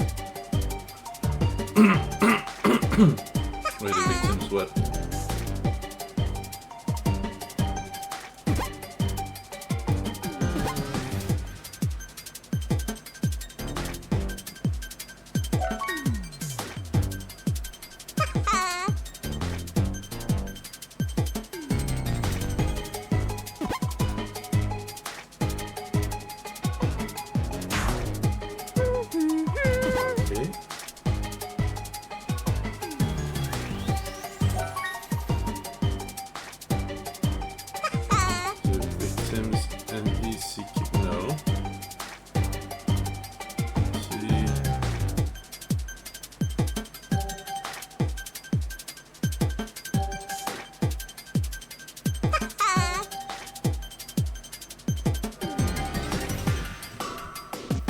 What's the word? Twirling, twirling, twirling.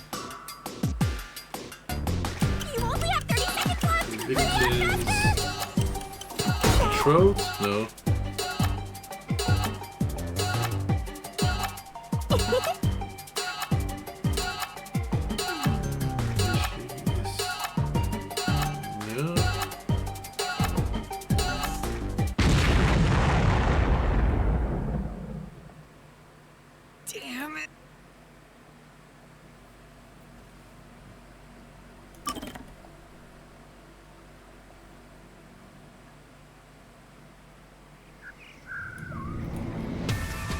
Out of the four, it would be different. Master. Huh?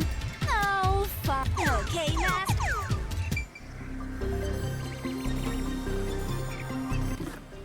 Now I can finally review.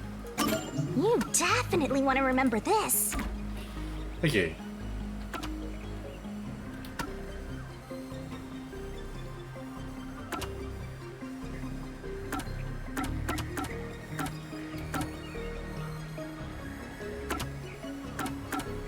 The secret club.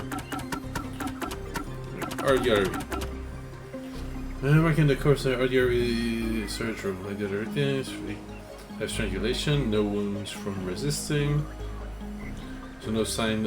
Also signs of blunt force thrown at the back of the head. Wound is deep and they point to the real cause of death.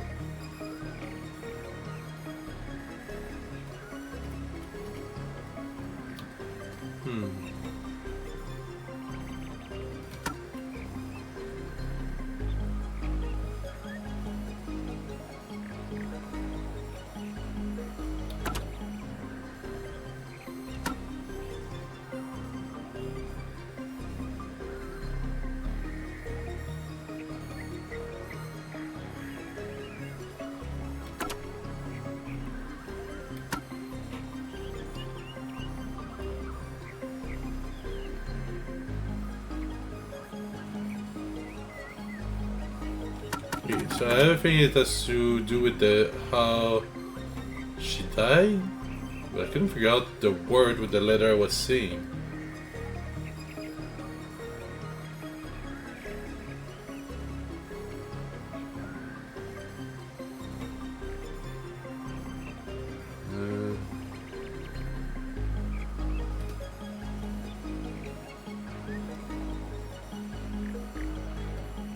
So, was it a 5 or 6 letter word?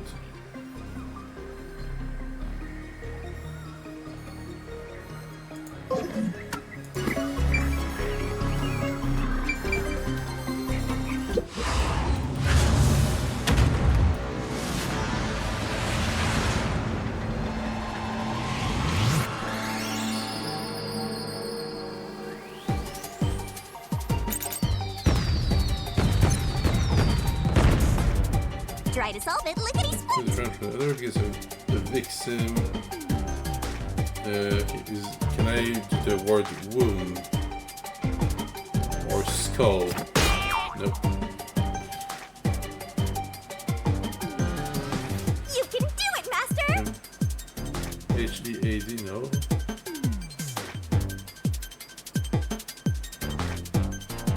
That's not it. The head.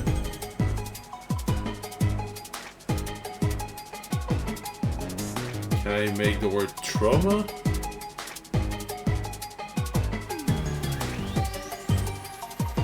I wish I could just see all the letters.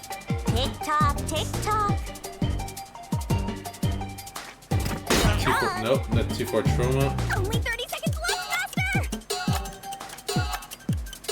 The injury, no, not injury.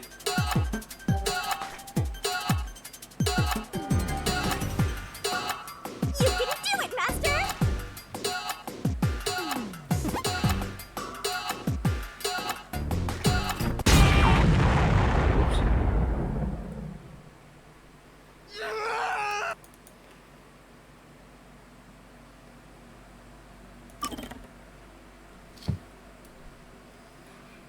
Why is this, all my vocabulary escaping me right now? Out of the 4 locked rooms, it would be the room that's obviously different from the others. Different?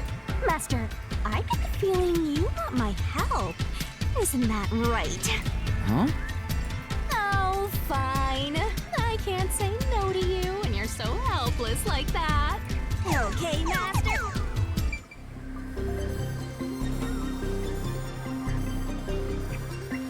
Unless this is not actually a third room, but here. Strangulation marks, struggling, and so on. Strangulation marks, struggling. Like, that one is the only one that might have been killed, not by strangulation.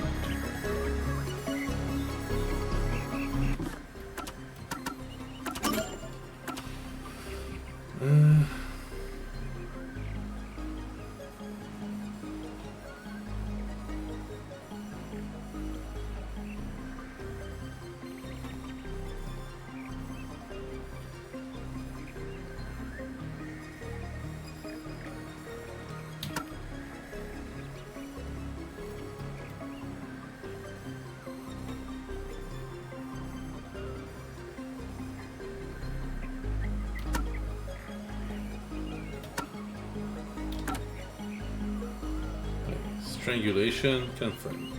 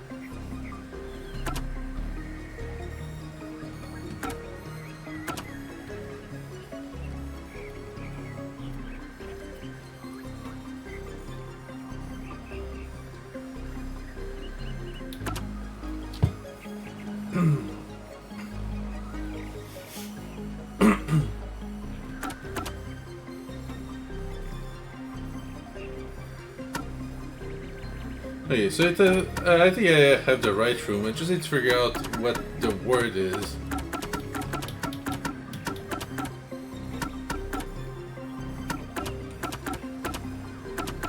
Because the victim's something.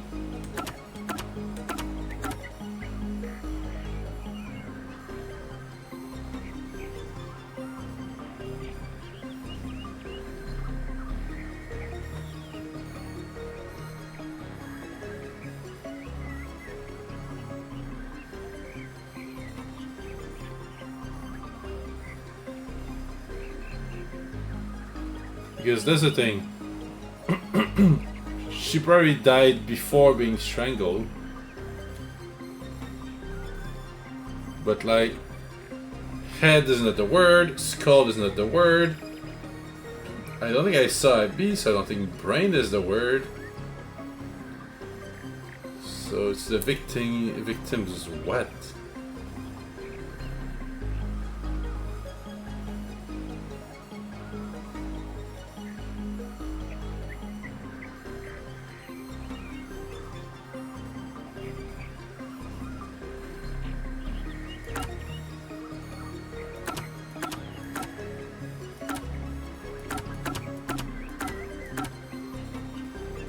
Let's see, that one is a man.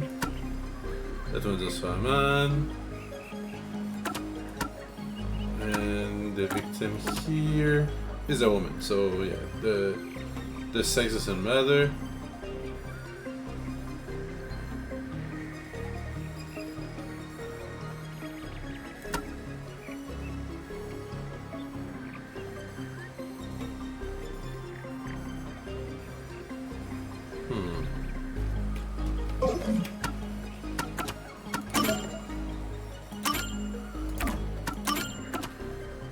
We have some SP.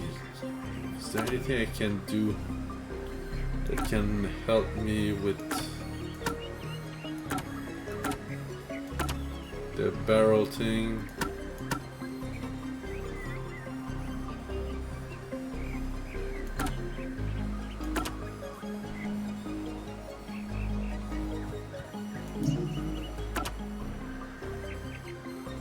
We're going to unequip this for now.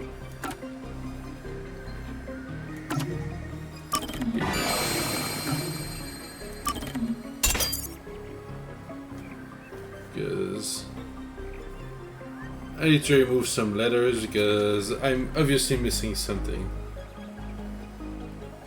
Maybe I'll have a flash if I see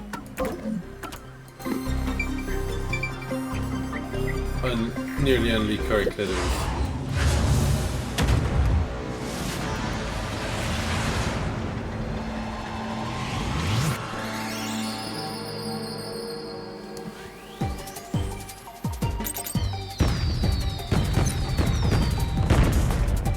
Try to solve it, lickety-split!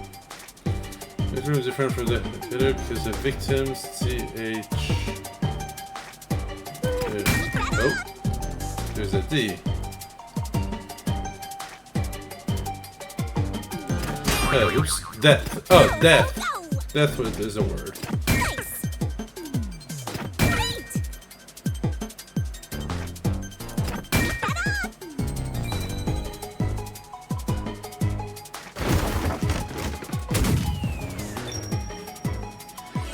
So I was on the right track, it's just I don't know why. Like I feel it because of that would have made a more complete sentence. But... A new path's opened up. If so, then the truth should be somewhere down there. Let's go. Yeah.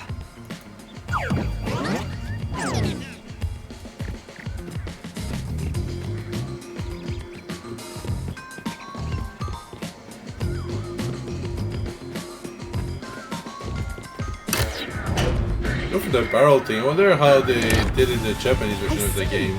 So the cause of death for the victim at the art gallery storage is the only one that's different. Because if it's in kanji, well, it's in one word, but if it's in hiragana, I feel like a lot of word would be way shorter.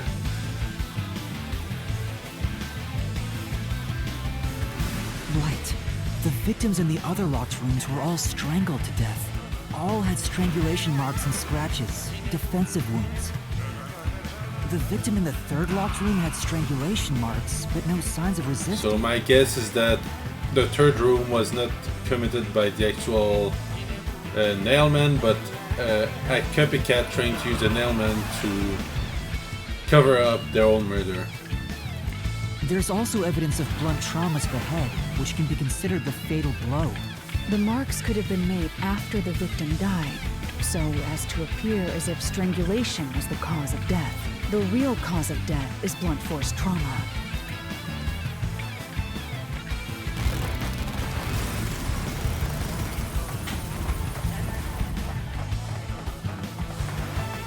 But barely anything is known about the victim, so that one was she actually nailed on a tree, or is that an actual motive? Here's another obstacle, but it's likely to be an insignificant one. Yuma, let's solve this mystery and move on. Right!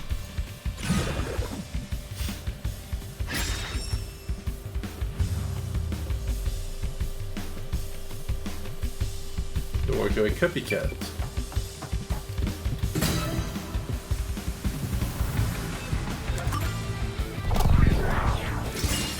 Right here!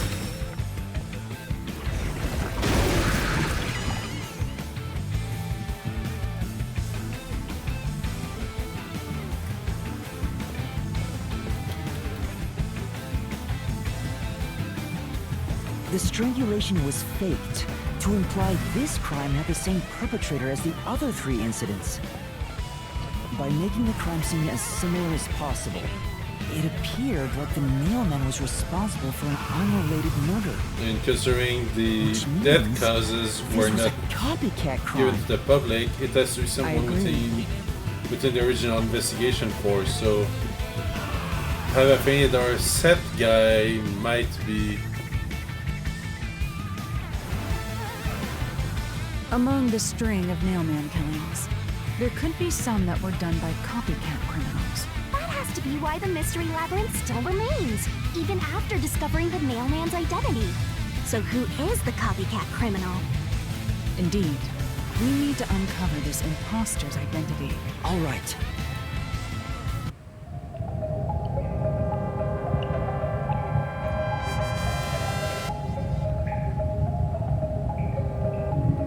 You're accusing me of being the copycat criminal? What the heck?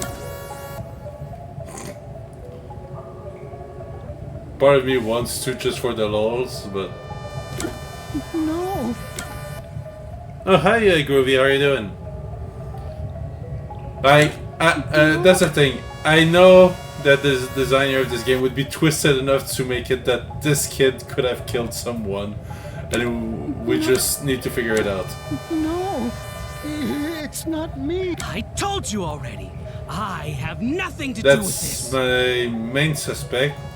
He's not the Nailman killer, but it's been idolizing him enough that I wouldn't be surprised if he tried to kill someone himself and like try to You're accusing imitate me him. of being the copycat criminal?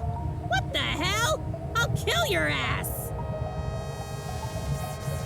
Like earlier, I considered her because I thought that the injury could have been sustained during one of the murders, but You're accusing me of being the copycat no, I don't think so.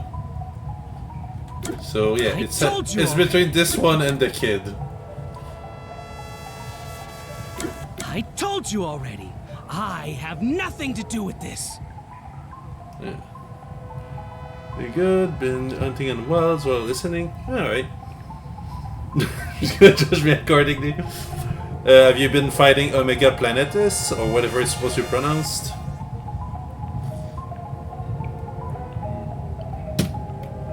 Right, let's see if I get it wrong. Oh, okay, I got it right.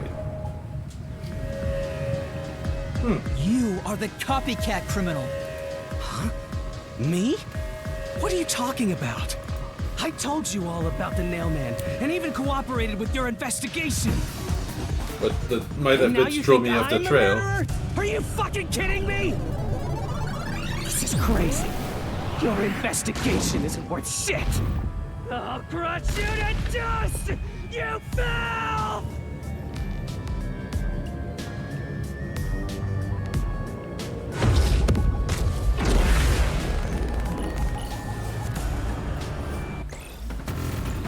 Yeah, I haven't tried Omega. I haven't played WoW in some time.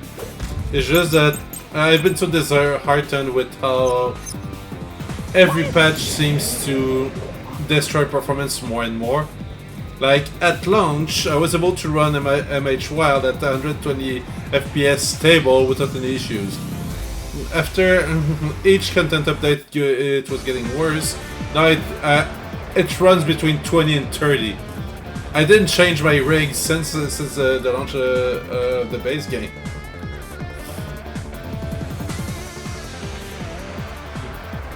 So that's why I haven't really tried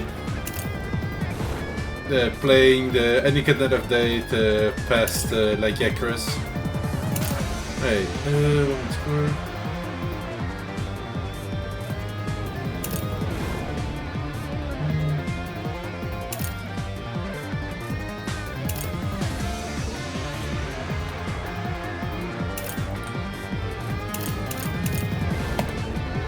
I'm gonna go. For now, I'm gonna guess non-public information as the Accuse key. me of being the culprit. I was just first on the scene. Why do you think I'm a copycat criminal? It could have all been the Nailman. The cause of death is just different each time, yeah? Oh. I knew it. Say,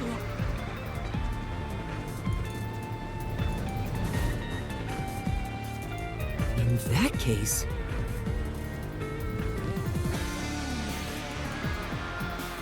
Maybe it Why was accuse a me different of being the statement. culprit? I was just first on the scene. Why do you think I'm a copycat criminal? It could have all been the Nailman. The cause of death was just different each time, yeah? Even if there was a It copycat criminal, wasn't. Well, it was only on one. It could be the copycat. The nut could be the copycat. Anyone could have done it. Wait. Anyone could have done it.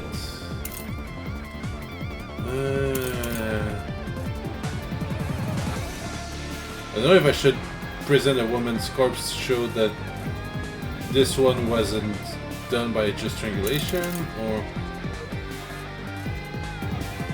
No, wait, non-public information. Let's go with that. Wait, come on. I'll slash through this mystery.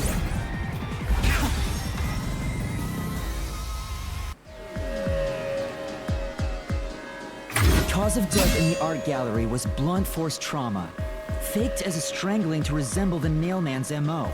But the murders all being strangulations wasn't made public right away. The only ones who knew that were those who actually set foot on the crime scenes. That includes the Nailman himself, the Peacekeepers, and the first eyewitnesses on the scene. Which means you. You could have committed the murder in the art gallery.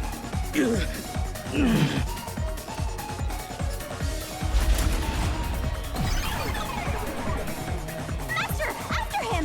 Get some sense into that sensitive, nonsensical phantom! The what?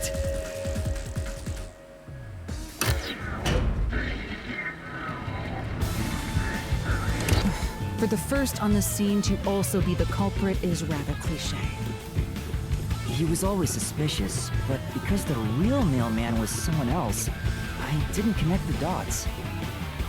He was fascinated by the Nailman, and by studying him, he eventually knew more about him than anyone else. Ultimately, he became the Nailman. It's ironic that he exposed his own crime by knowing too much about the other ones. Master, the truth is right there!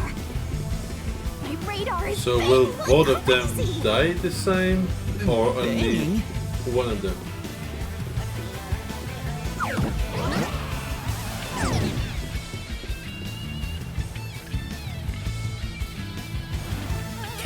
Go away! I won't let you!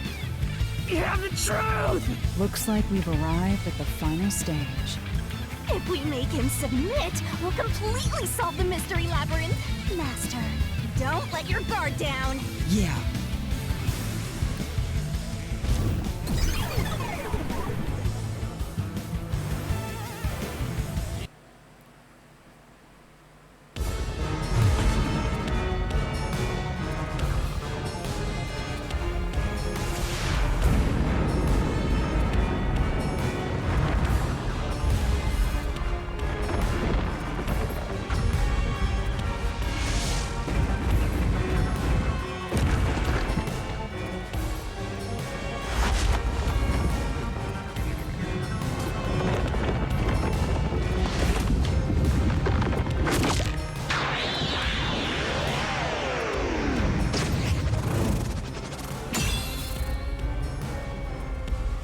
Okay, I don't really remember the controls for this.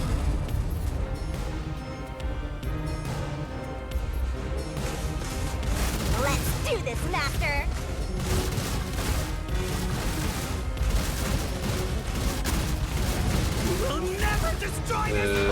Wait. Tackle is S. Jump. Shut up! Damn this! Stop with your lies!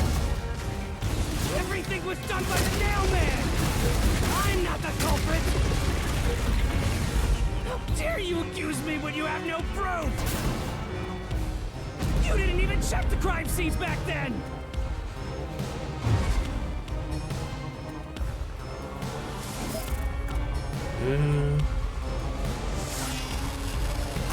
You're wrong! Huh? Come on! Thanks to Hallar's Forte, we were able to see what each crime scene looked like at that time. My power allows me to see the moment the first witness saw the crime scene. Not the culprit, not the victim, but how it appeared when a third party first entered. We used post-cognition to gather all the evidence. Time to countdown!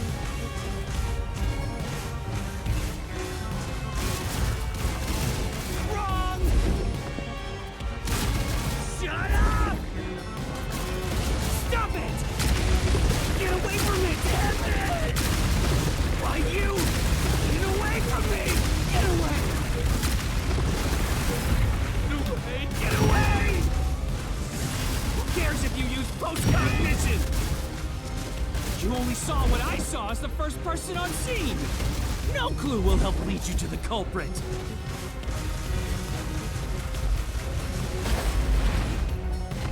You're never gonna find the culprit! What you saw is only what I saw the moment the corpse was discovered!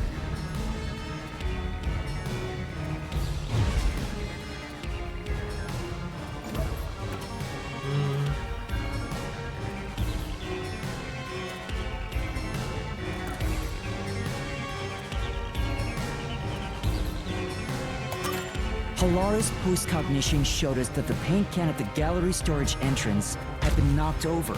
And according to the art gallery staff member's testimony, that was your doing. You went into the crime scene first, and the art gallery employee behind you noticed you knocking over the paint can.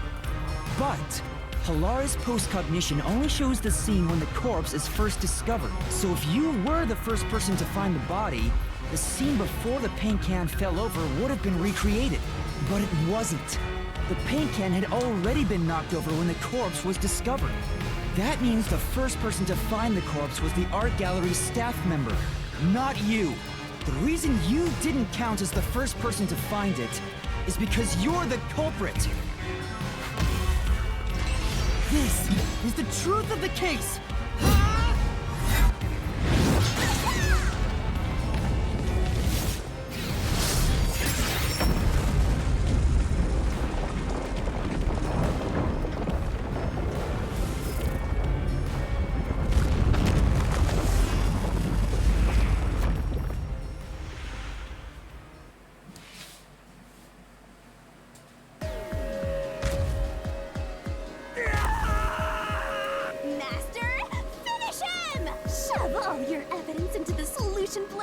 And slash as hard as you can!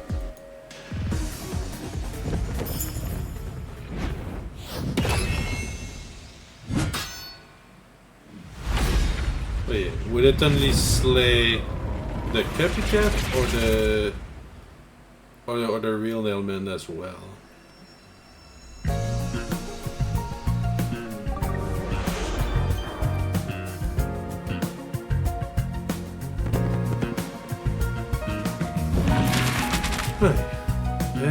Which photos do we have?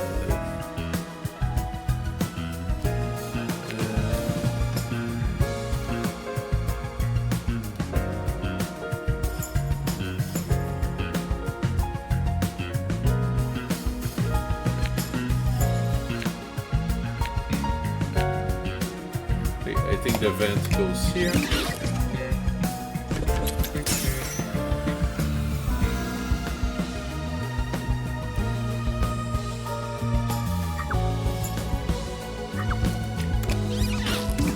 Nails here.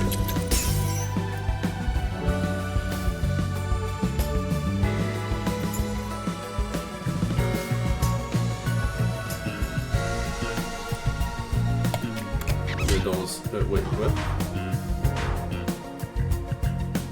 Wait, here?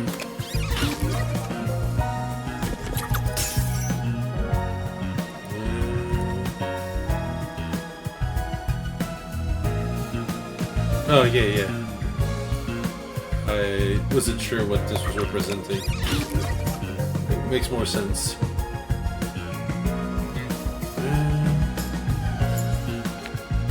Back at the corpse snake.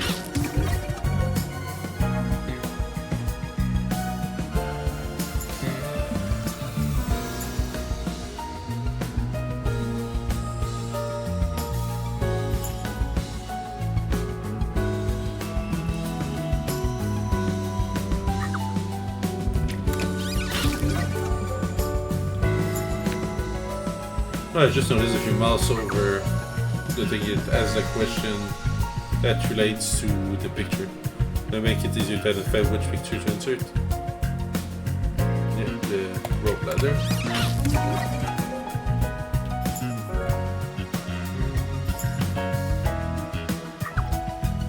Let's just try evidence accelerator.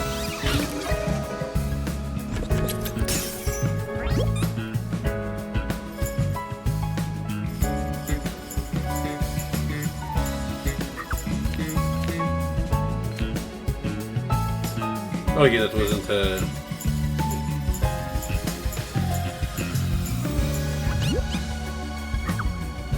who is the nailman? The priest. What remains?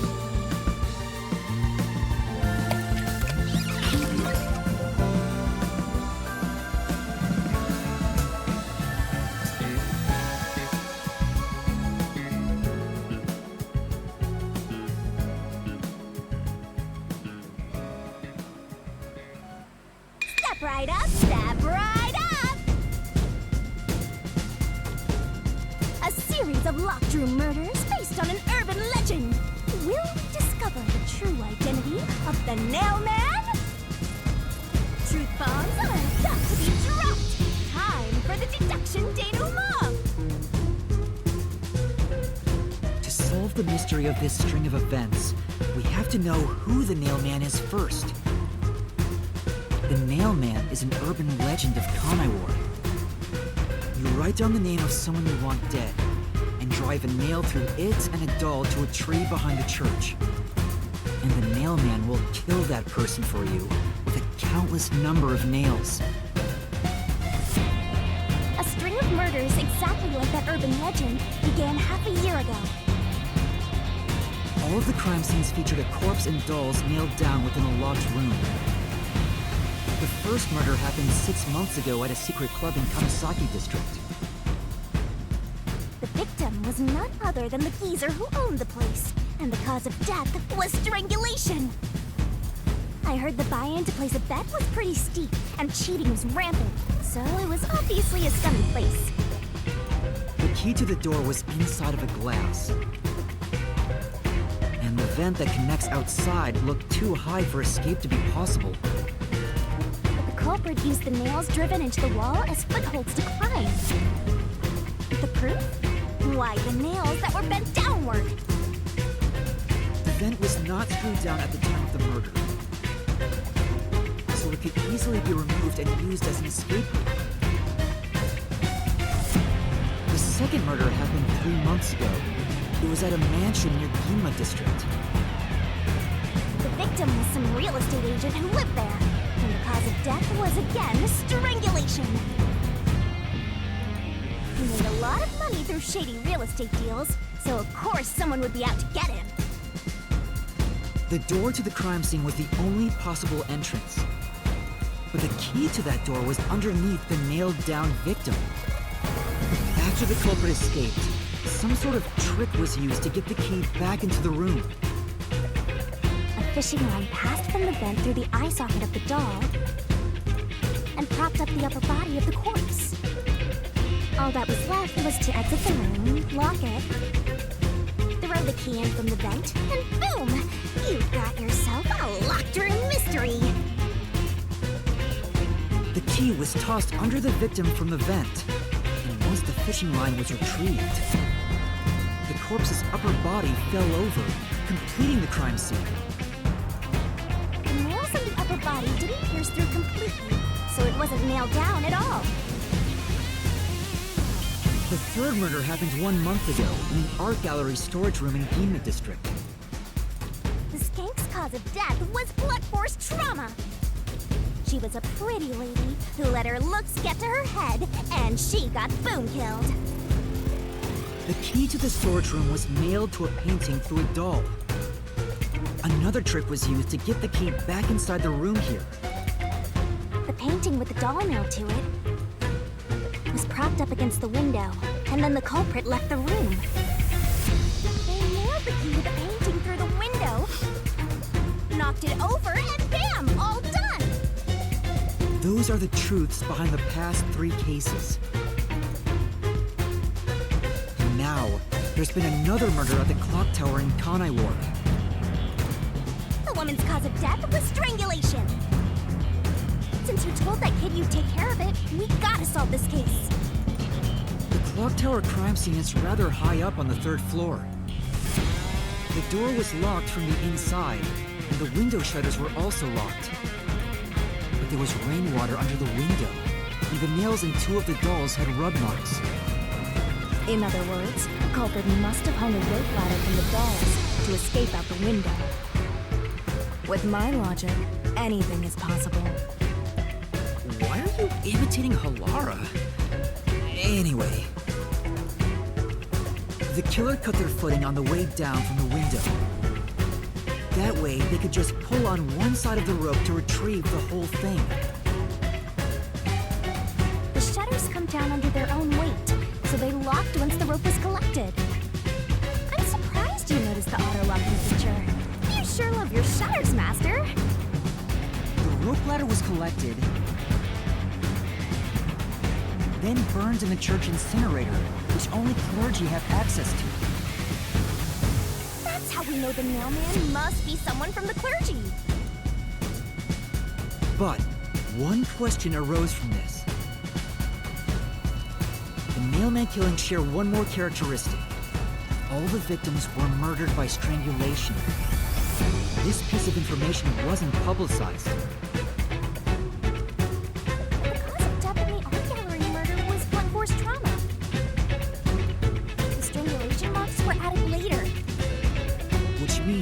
Someone mimicking the mailman. But I already know the identity of the copycat killer.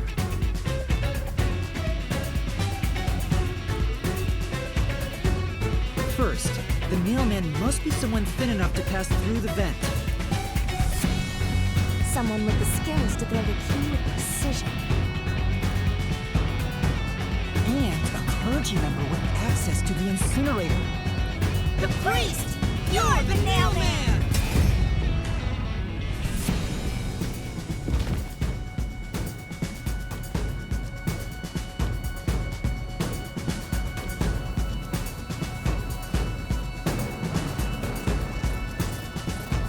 Copycat is someone who knows that all of the victims were strangled to death. Because he was the first witness in each case, the person capable of replicating the mailman's crimes is... the Worshipper! You're the copycat criminal!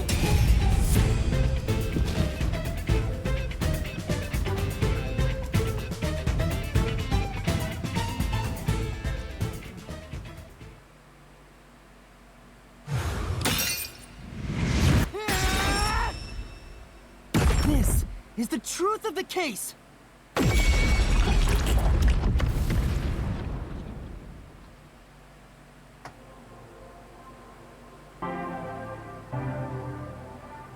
What's that? It's the truth.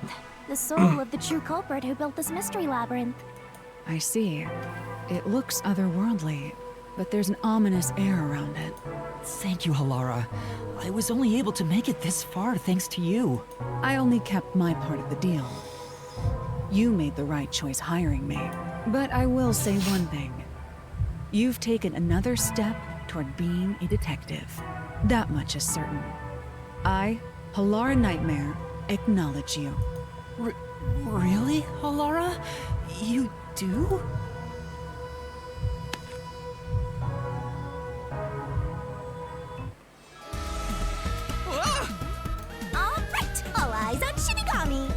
What's about to happen? Oh, isn't it obvious? It's the moment we've all been waiting for! Time to boot kill the bad guy!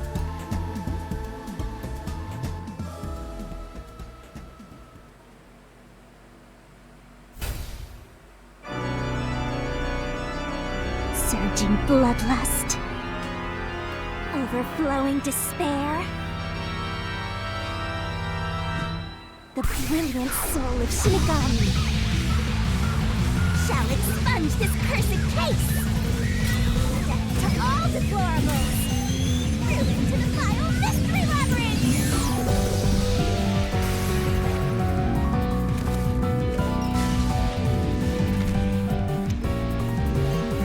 This dark, shining dream of a glorious stellar Spyro! The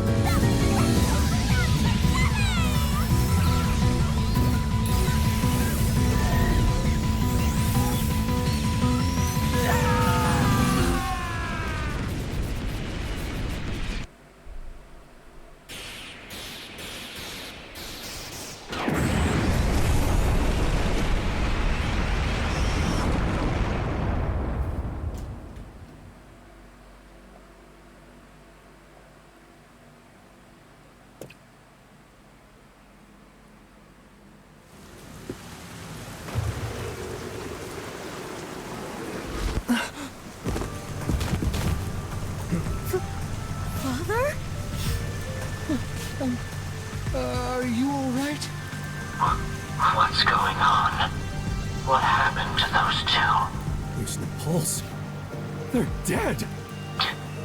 Dead? What? What is this? I sure worked hard today. Feels so good to boom kill the murderer. The mystery labyrinth crumbles when you reap the soul of the true culprit.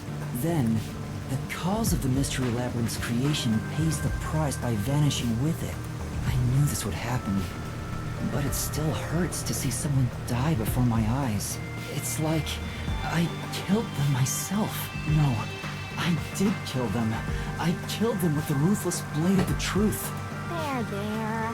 Humans boom kill cows and pigs all the time and eat them. You don't feel bad about that, right? These were the souls of deranged murderers. At least you didn't eat them. If you look at it that way, there's nothing to feel bad about at all. It's not so simple when it comes to people dying. Did you people do this? Did you kill them with some kind of poison? Hey, hold on. I have no idea what's going on here. Too much is happening all at once. We shall talk at headquarters. Follow me there. Is it just me, or are things more complicated now than before entering the mystery labyrinth? Oh, you want help? Are you going to rely on me again? Oh, fine. I can't say no when you ask for help. Like, the thing I wonder about the people working for Kanai Ward and so on. Like, I don't know if they're actually evil and simply well, okay, let me rephrase that. There's obvious corruption, but I don't know if they are evil or just, you know, going with the flow of how the city is. I'm not sure if I'm formulating it right, but and we don't need a freaking butt. Boink. Got it.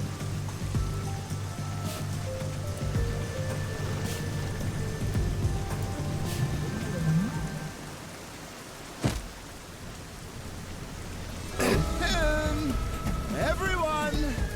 Ah! He came back to life! Sorry about that! You see, I'm actually the mailman. Oh, she's just making them get confession. These are my final words, so I can't lie. I'm the mailman. The worshipper laying there is just a copycat criminal. Search the church for the tools used in each crime. I'm sure you'll find plenty of evidence. If you think I'm lying, go ahead and check it out. Thanks! I didn't know you could do that. But that was a super lazy confession. Will it work? That should do it. We even have witnesses, so this case is closed. The priest mumbled something, but I couldn't quite hear him. Anyway, everyone here will be taken to Amaterasu Corporation at once. But yeah, like, for example, this guy, obviously corrupt, but was he actually trying to solve some of the case and dragging stuff under the rug because he couldn't figure it out? Or I don't know. What? I think that's not 100% black and white. It wasn't effective at all. He's so stubborn. This is why I hate authority. What do we do? Wait, I hear something. Huh? What now? A motorbike. Something is heading this way at an alarming speed. It can't be. Where is that coming from?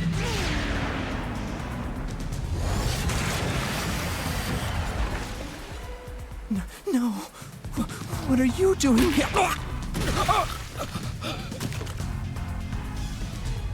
Who are you? You dare speak so carelessly? Who do you think I am? The hero who defends peace and order in Kanai Ward. Director of the Amaterasu Peacekeepers. The Honorable Yomi Hellsmile.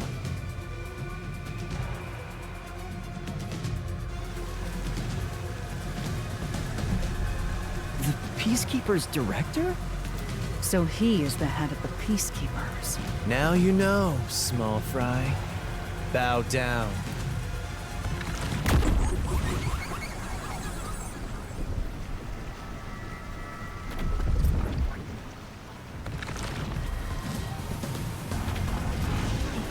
What are you doing here? No need to be alarmed. Benevolent Director Yomi is here to help. Oh, excuse me for the late introduction. I am Vice Director of the Peacekeepers, Martina Electro.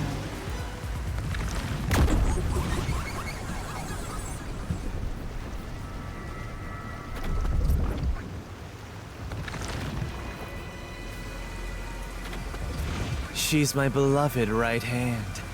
No one else gets to have her. What's with him? Master, be careful. This Yomi guy is dangerous. Huh? I've never seen anyone emit such a dangerous aura before. He's that bad? So, what brings you here? Oh, right. I was so focused on my beloved right hand that I completely forgot. As mentioned earlier, Director Yomi is here to help. I hear you've been troubled by Seth's unreasonable treatment. Is that right? Huh? Director Yomi, what is going on here? Why am I...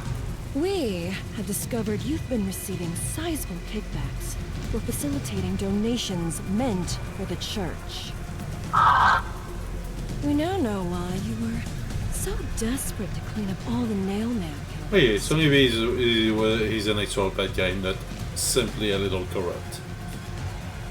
After all, it would be troublesome to lose access to all that money if the priest was arrested as the Nailman. Wait, please. Director Yomi, I did this under your orders. Did you say something? Because I didn't hear a thing. I only did this because you ordered me to. Seth, you make me sad. I'm the hero and defender of peace in this city. My peacekeepers are proud soldiers of that mission. And yet, you let yourself be corrupted. How could you? Seth, for the sake of the peacekeepers and the peace of Kanai Ward, die. Taking advantage of your position as a peacekeeper executive is a serious crime. The punishment must be severe. But...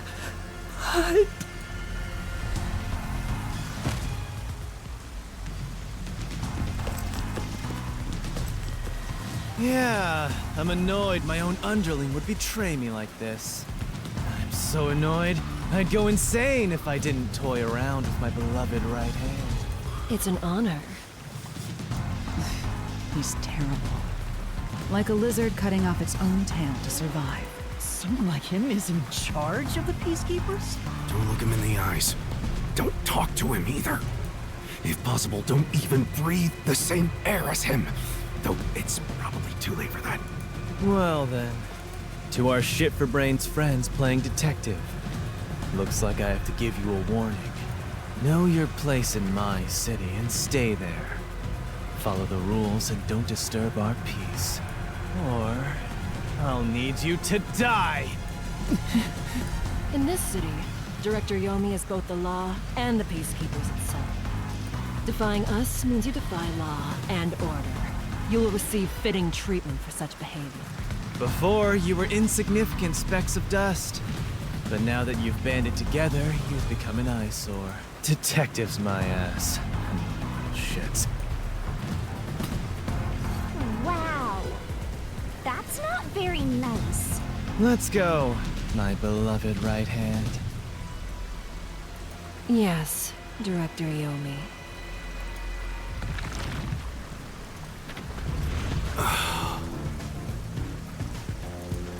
Looks like we've been targeted by Yeah, thanks to you! One wrong move and it would have been all over. You got that? I'm sorry, but... No buts! None! How did this happen anyway? Laura, help me out. Please explain what happened. You said you acknowledged me as a detective, didn't you? What? When did I say that? Oh, she forget everything from the labyrinth? Huh? It's such a shame, Master. Everything that happens in the Mystery Labyrinth gets forgotten. What? Elara's memory must have been wiped after entering and leaving the labyrinth. Nothing inside the Mystery Labyrinth can be taken into the real world. Not even memories. Unless you have a contract with yours truly, that is.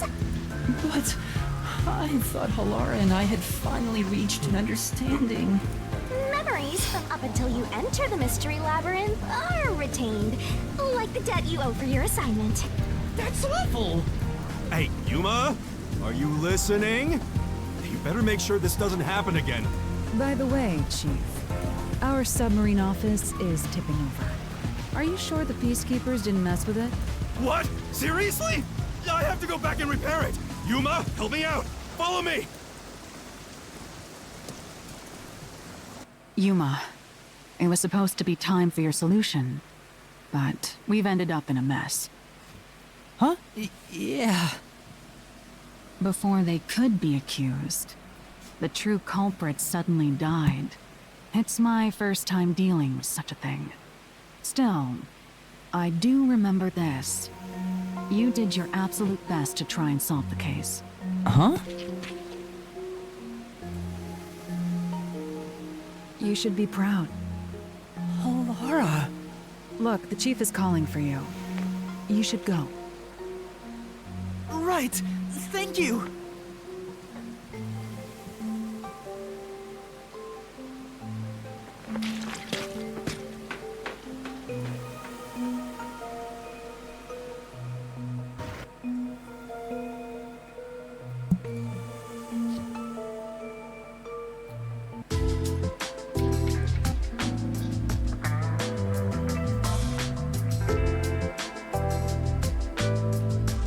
Are you serious? A Peacekeeper executive was taking bribes from the church? If Director Yomi said so, it would be considered the truth, even if it isn't. What about the priest being the nailman?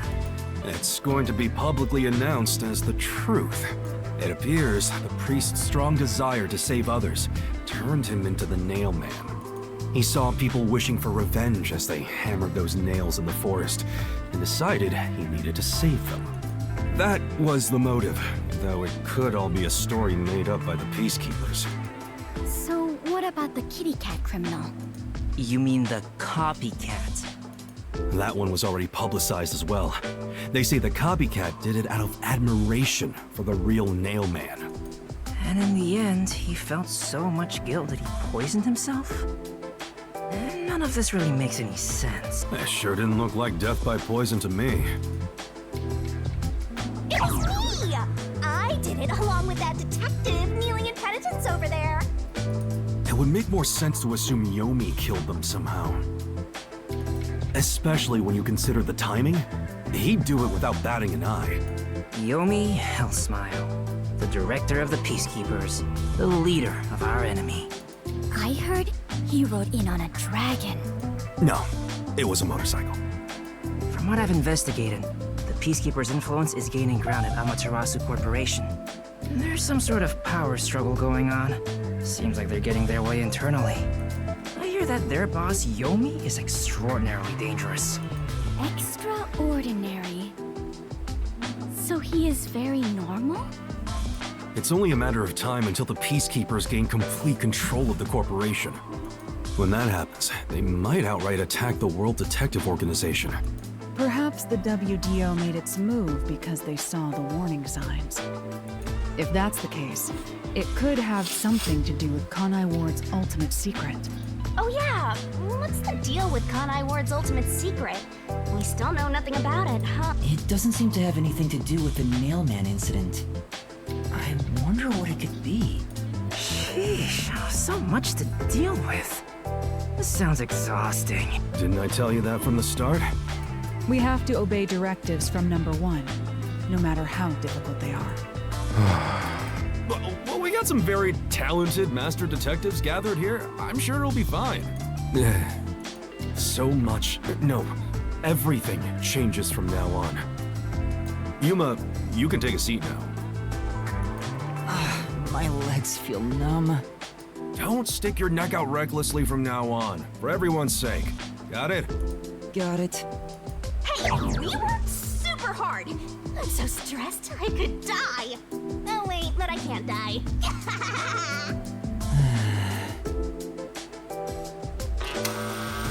Do we have a visitor? That's rare. Yuma, can you go get it? Sure.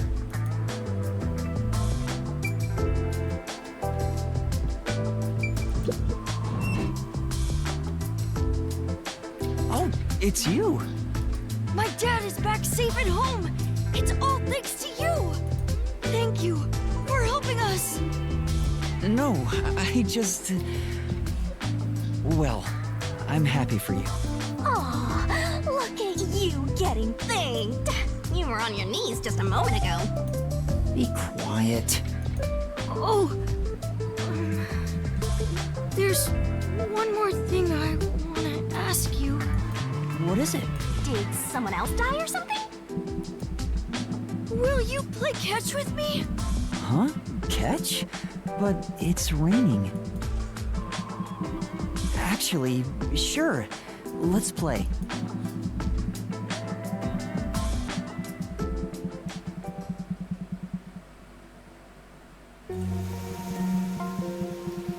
The unending rain. My memories still seem like faraway raindrops. My hands still have yet to grasp a single thing. I'm still lost. Is it all right for me to be Those here? leather mitts are going to smell like shit after being drenched in rainwater. But with the worn baseball gripped in my hand, my heart somehow feels lighter. Why I wanted to be a detective. It could have been for the sake of something so small that it fits in my hand. Maybe I should give myself credit for this small realization.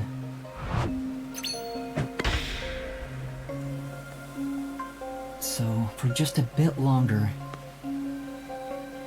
I think I'll keep pretending to be a detective.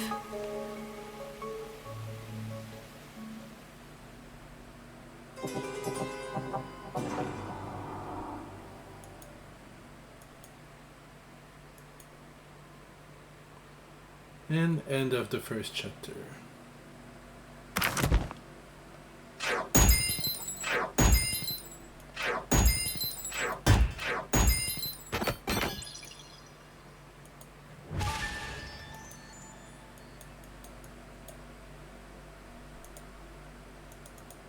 No, we did okay.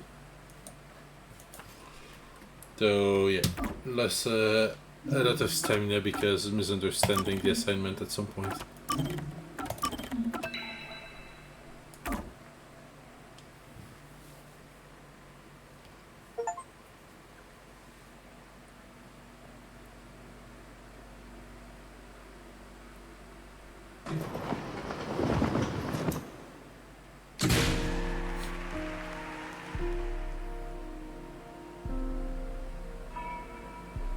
Unpainted faces in uniform by the window. This isn't the real me.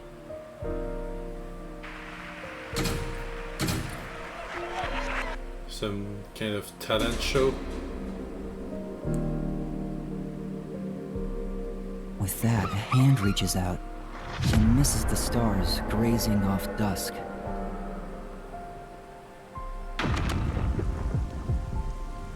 In the shadow of the school after class lies the remnants of everything someone has lost.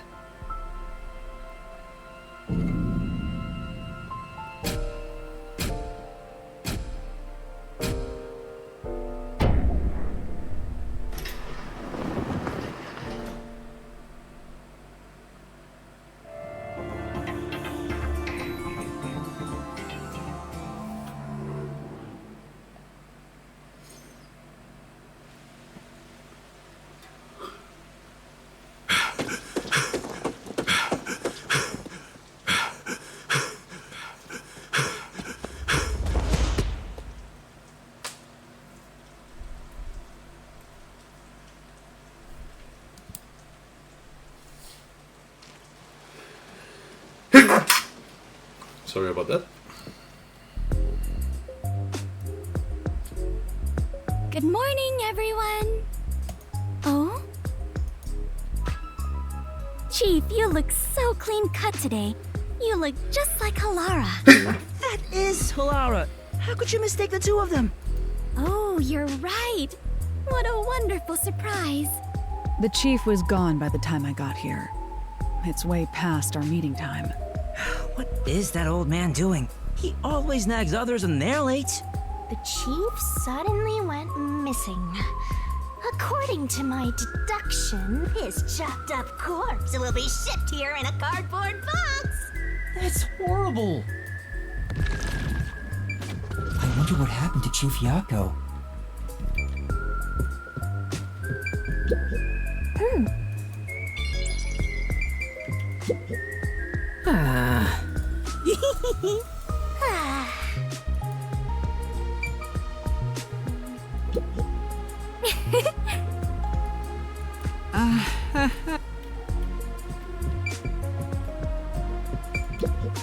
Yeah. You know, Is there anything new I can investigate?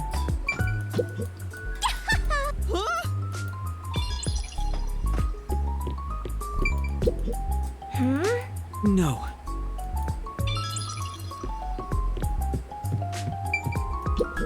Aww.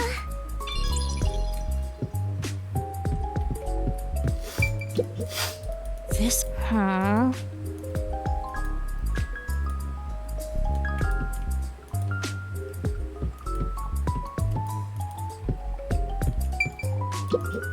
I see. But...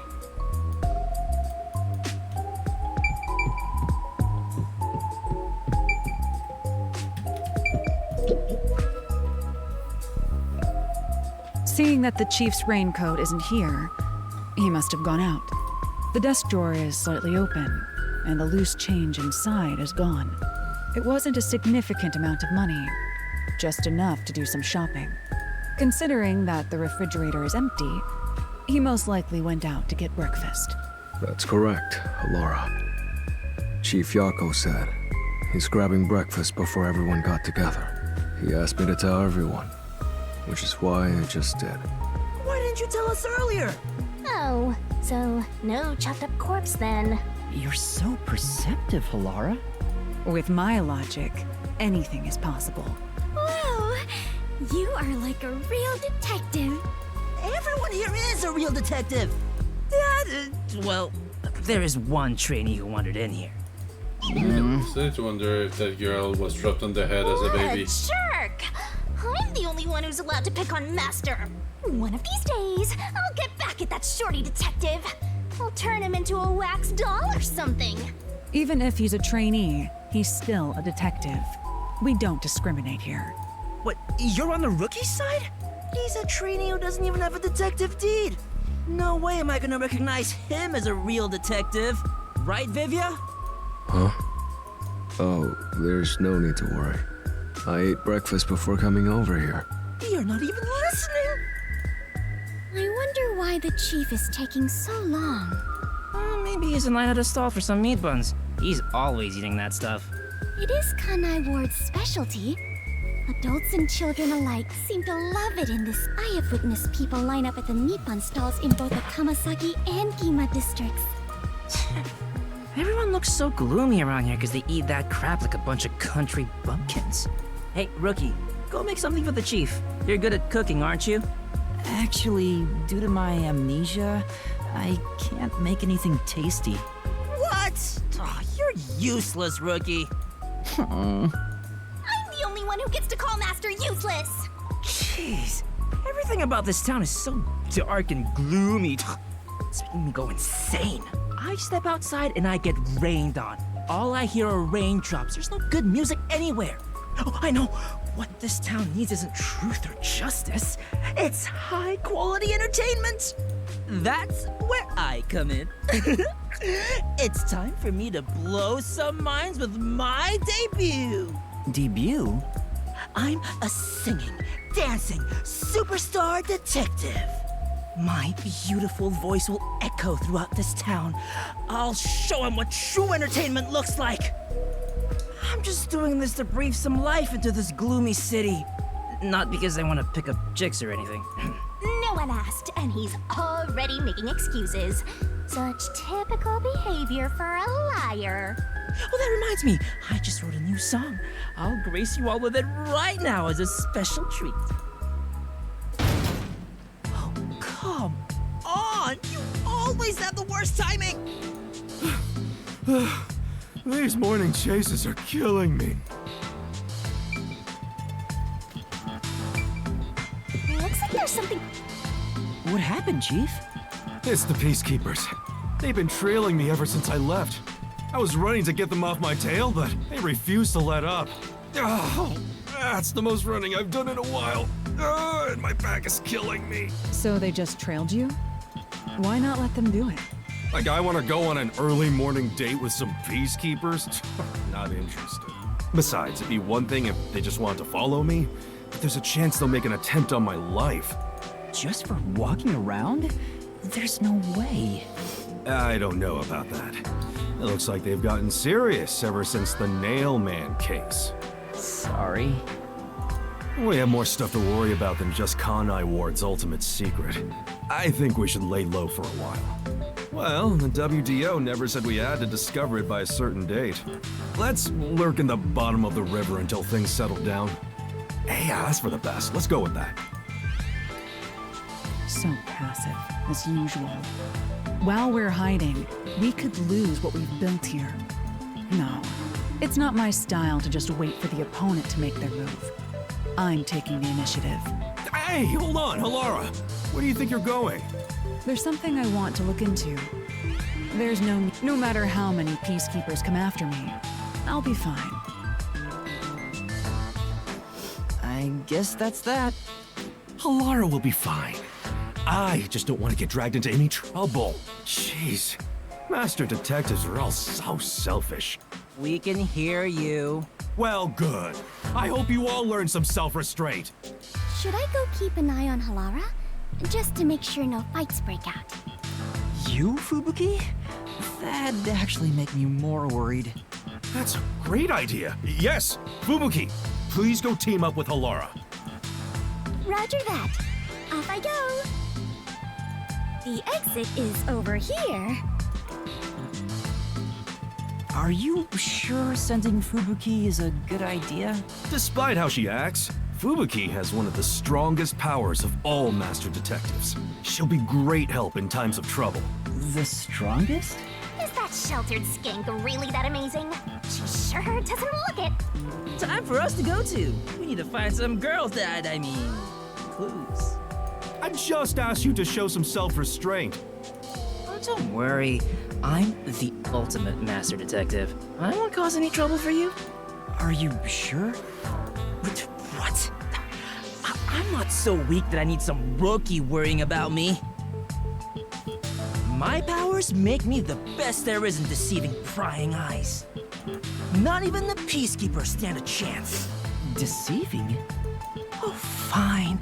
I guess I'll put on a special show just for you. So I guess we'll have a clue at what his forte is. 1 minute. Who knows how many days it took God to create the world?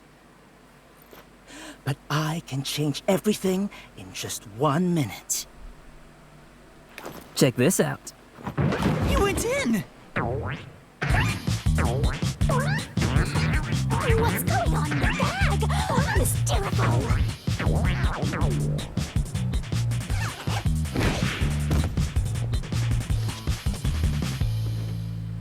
Ta-da!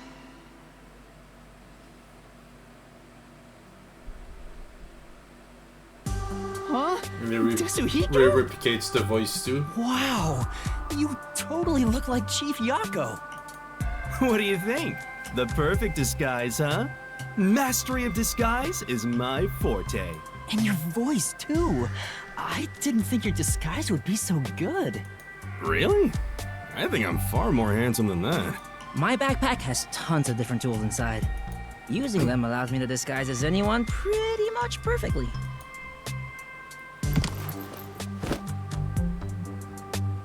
And there you have it. Well, I guess Not only that can you be used change to your voice and infiltrate looks, and get but your information. height and build, too. I'll have you know that this isn't magic or some cheap copycat ability. This is my disguise. It's a highly refined technique. Disguises don't have to be exactly perfect. Any flaws can be covered by matching the overall impression. In short, I just need to imitate the subject visually and psychologically. To be honest, it does put a huge strain on my body, though. I thought the shorty detective was all talk. But this kid ain't bad. Guess he's not totally useless like you are, Master.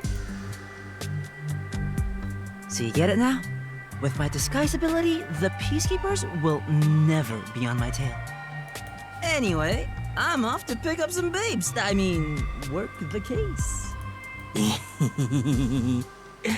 Aquí in my district, there's no shortage of cuties. Hey! Master detectives are all so selfish. The WDO needs to teach them cooperation. Cooperation? I'm sure Halara and Desuhiko are confident working alone. If I want to become a detective, I have to gain the same confidence they have. But it feels like I'll never get there at this rate. What's the matter, Shinigami? You never look so serious. I just realized something. There's so much you can do if you can disguise yourself as anyone. Like, everything. You're thinking about something awful again. Awful? I just have a bit of a mischievous nature is all. How rude! You don't respect the rights of a death god! I feel attacked! Maybe I'll just take off and go haunt someone else. Yeah! By the way, Chief Yako, what should I do? Well, we may have to hole up here for a while. So, I'm gonna need you to clean this room. We might as well have it tidied up while we're in here. You want me to clean the room? Isn't that more of a job for a housekeeper rather than a detective? Trust me, this is also part of a detective's duty. I'm counting on you, Yuma. Fine.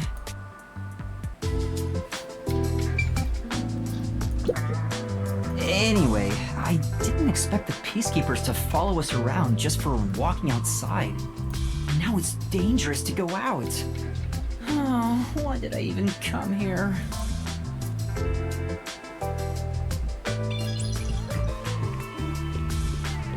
There's another one, Master! Speaking of which... Yeah, that's right! I don't think these cigarette butts were here before. Has Chief Yako been secretly smoking? I should confront him about it the next time I see him. And he's been smoking pretty openly. All these missed spots.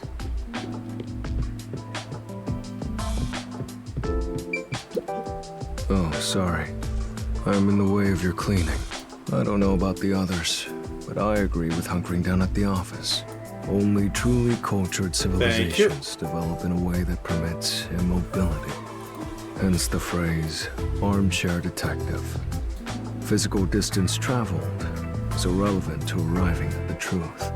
Truthfully, outsider interference with the matter at hand can distort the truth in unexpected way, right? Right.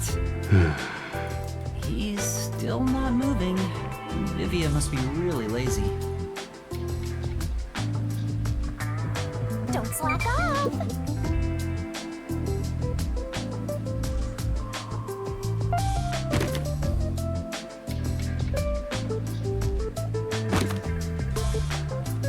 This is so boring. Aren't there any decapitated corpses or something around here? Don't say stuff like that. That's actually possible in this city. This place is full of mysteries, and yet you're busy cleaning.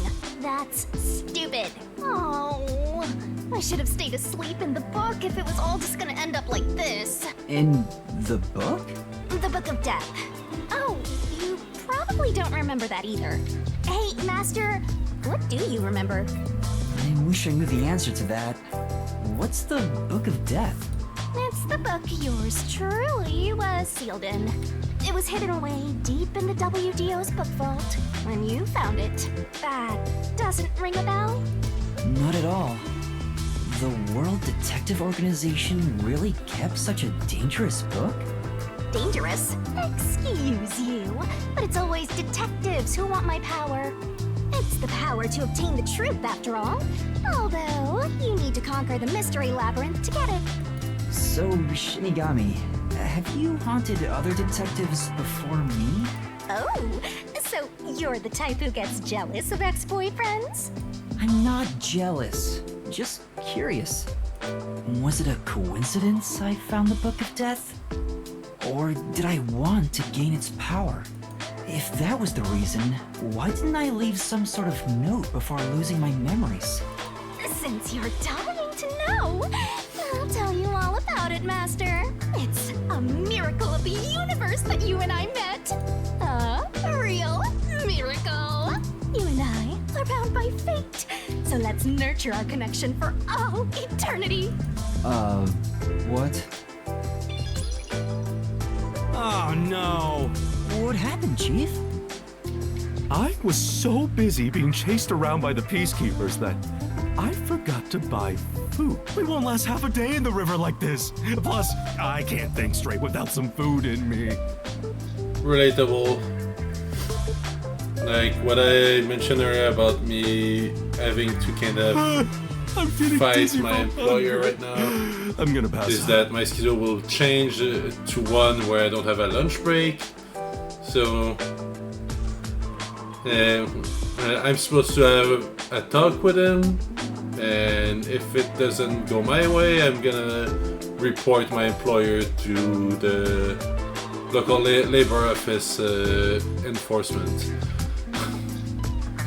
That's a bit dramatic. Because fuck having a full shift without any time to eat. I don't want to struggle concentrating or focusing on my job because I feel hungry the entire day. Go and buy some food. This is our most crucial mission since the establishment of the Nocturnal Detective Agency. But isn't it dangerous to go outside? I don't have a way to protect myself, like Halara or Desuhiko. Well, it should be fine. Just do some shopping and come straight back. Please. I need those meat buns they sell in Kamasaki District. Giwa District has meat buns too, but the ones in Kamasaki are cheaper and taste way better. Chief, you're so incredibly selfish. I think the timing couldn't be better. Let's get out of this cramped space. I want to see some fun corpses. I hope someone's gone off and murdered somebody else already. Come on! Everyone only cares about themselves. Alright, fine. I'll go and buy some food. But don't blame me if I end up getting dragged into trouble. Nope, can't have that. Keep your head down, alright?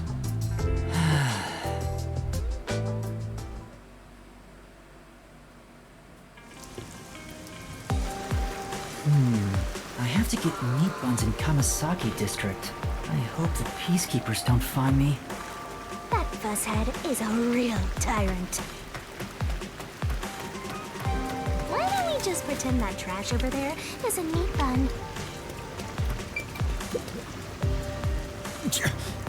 You alright? Need to hurry!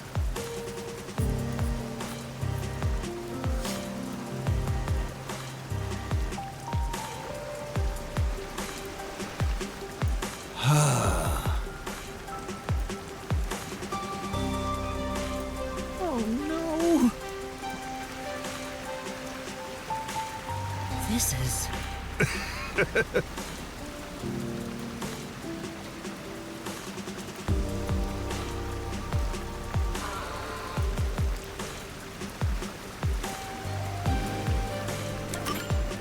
I see. Yeah.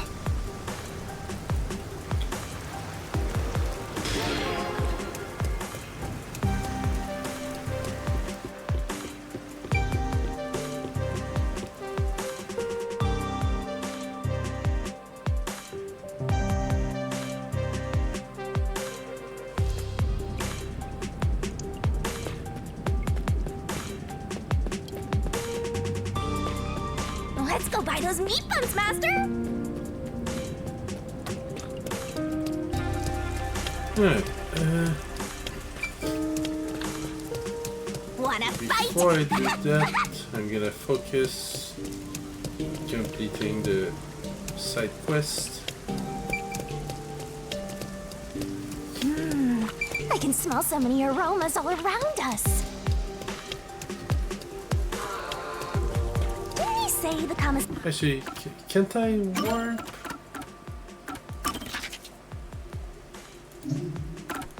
Saki meat buns were cheaper and better tasting than those in Gima?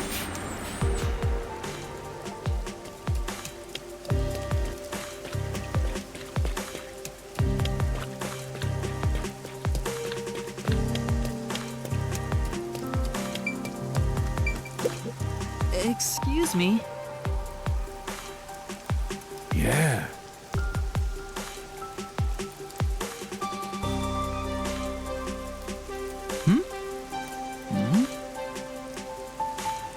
Oh! Thank you very much.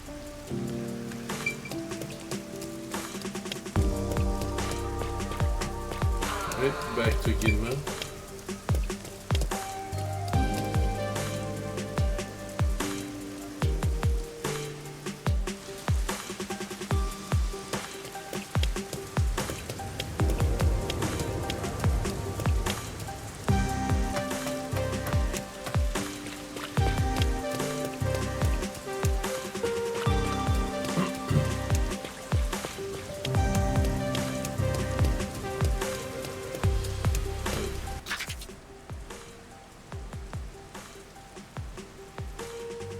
Oh, it's across the street.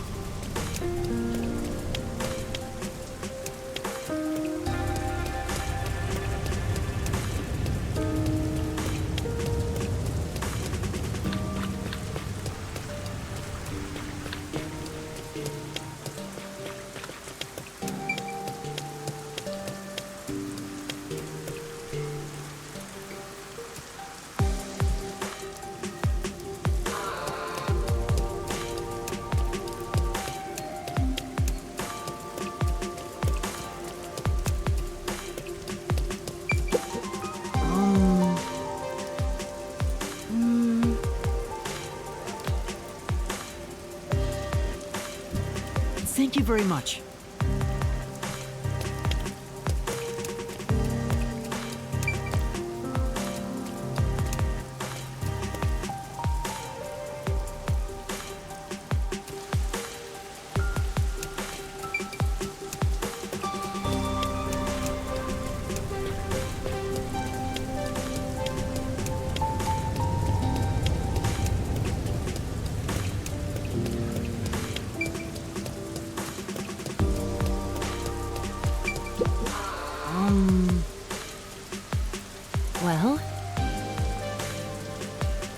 But...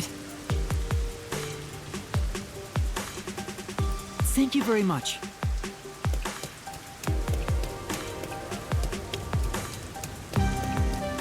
Okay, we should find the guy eventually.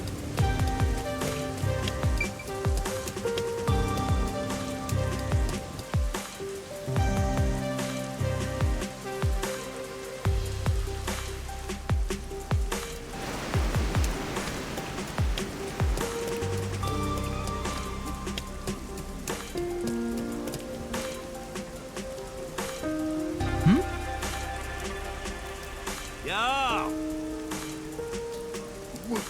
Well...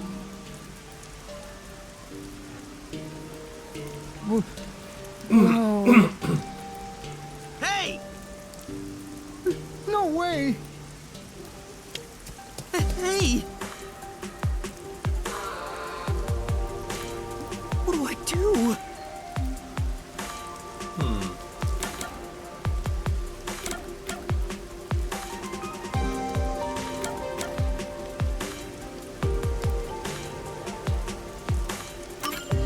That's it! Hey now! That's not it! Then...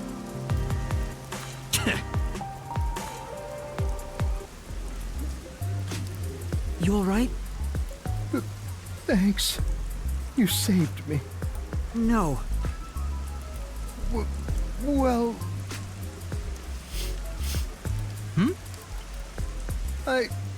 I'm... What do you mean?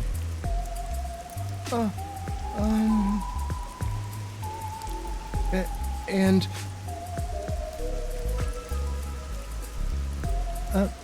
I see.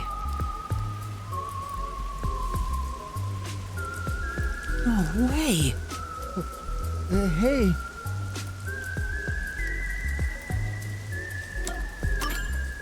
I knew it! Yeah. I'm...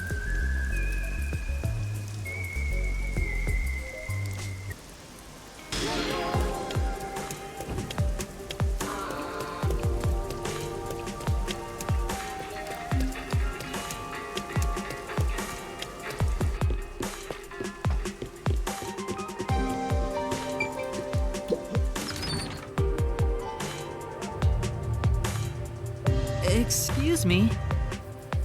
And that's what happened.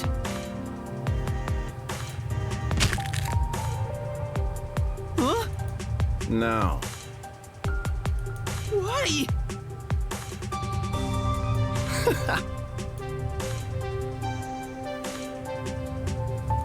And... Oh, Well. no. Was there an alternative to For this now. mission, or?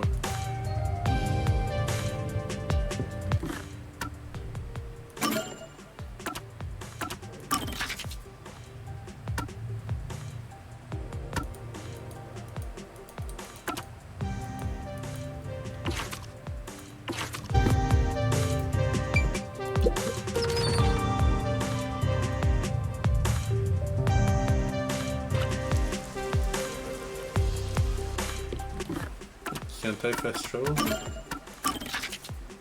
Oh yeah, yes, I just couldn't because I was inside a building.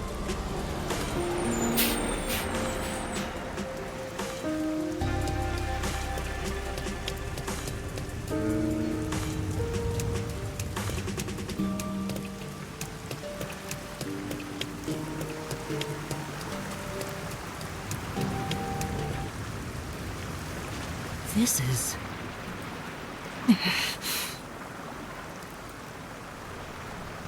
Huh?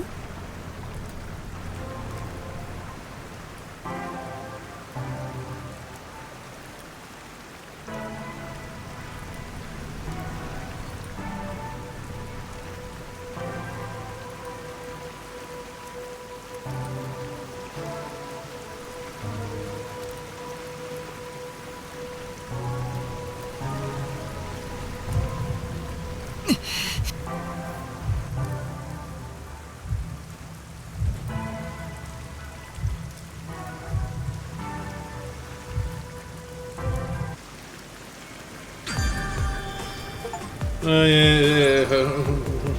It's just I tend not to read as much because my stuttering is getting pretty bad lately. So, like, it's not that I dislike narrating, but I dislike stuttering. If that makes sense. That's why I picked a game that was mostly all voiced, so I wouldn't have to do the narration over it.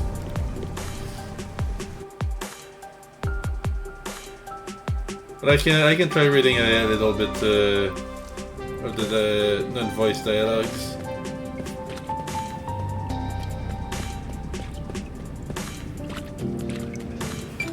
No, that's fine.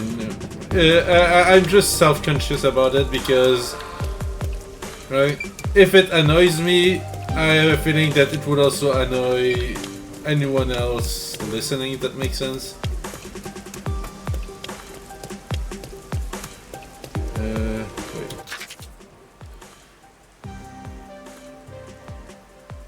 I don't know, I've been a little low energy lately, so I guess I just need something to motivate me to get more excited. Because, like, part of the reason I started streaming, like, again, about a year or two ago, was to have people to chat with while I play games or do stuff, but sadly, I don't have enough regulars for it to become an occurrence, and there's not much enough stuff that happens in my daily life to have interesting stories to tell. So I never know what I can say that would be interesting.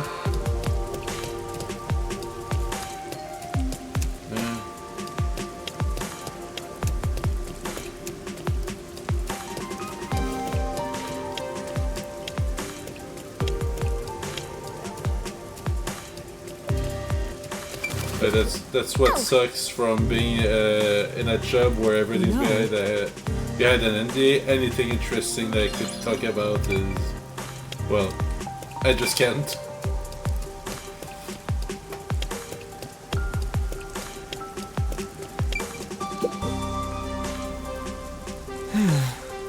Oh, what should I do? What's the matter? Yes. I'm currently facing the biggest crisis of my life. My girlfriend and I are seriously thinking about marriage, and her birthday is right around the corner. The problem is, I still don't know what to get her. Huh. You have any idea what kind of gifts would make her happy? Huh? How am I supposed to... You know, wait. those two. Please, help me out there. Right, let's help that random guy. Alright. Alright, but you have to give me a little more to go on. For now. At the very least, you could tell me what kind of person she is. Oh? You want me to tell you about her? No problem. Where to begin? She's cute, beautiful, thoughtful, cute. Did I mention she's cute? She's really cute. I get that she's cute, but could you give me any other information? Well... Right. Oh, she did mention she hates getting wet from the rain. It was back when my cutie and I went out shopping together. We're holding hands and about to cross the street when... I think that's enough to go on. I'm looking for something she might like. If you will, please. Very understandable. Street... No, you're fine. I honestly, I truly appreciate when you come around. Like, you're pretty much one of my only actual regular. And every time you're here, I really appreciate that. Like, even if you're just lurking, I appreciate to know that you're there and, you know, spending a bit of time with me, because at least I know there's someone listening, if that makes sense. But yeah, I truly appreciate that you can come by whenever you can. You will? I leave it to you then.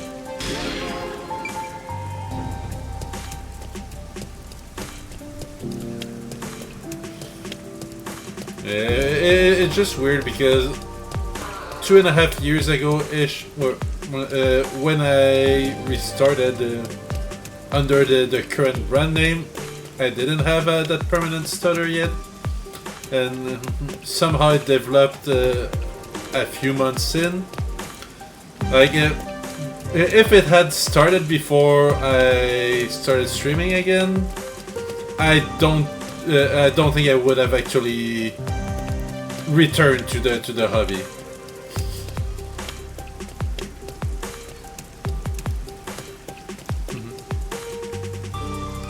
No, I understood that it was either gonna be the puzzle solving or the morality.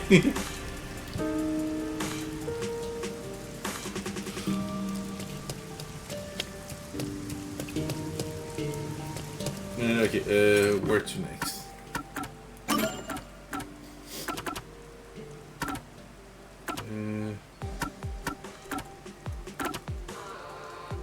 Really, there's some side quests at the church.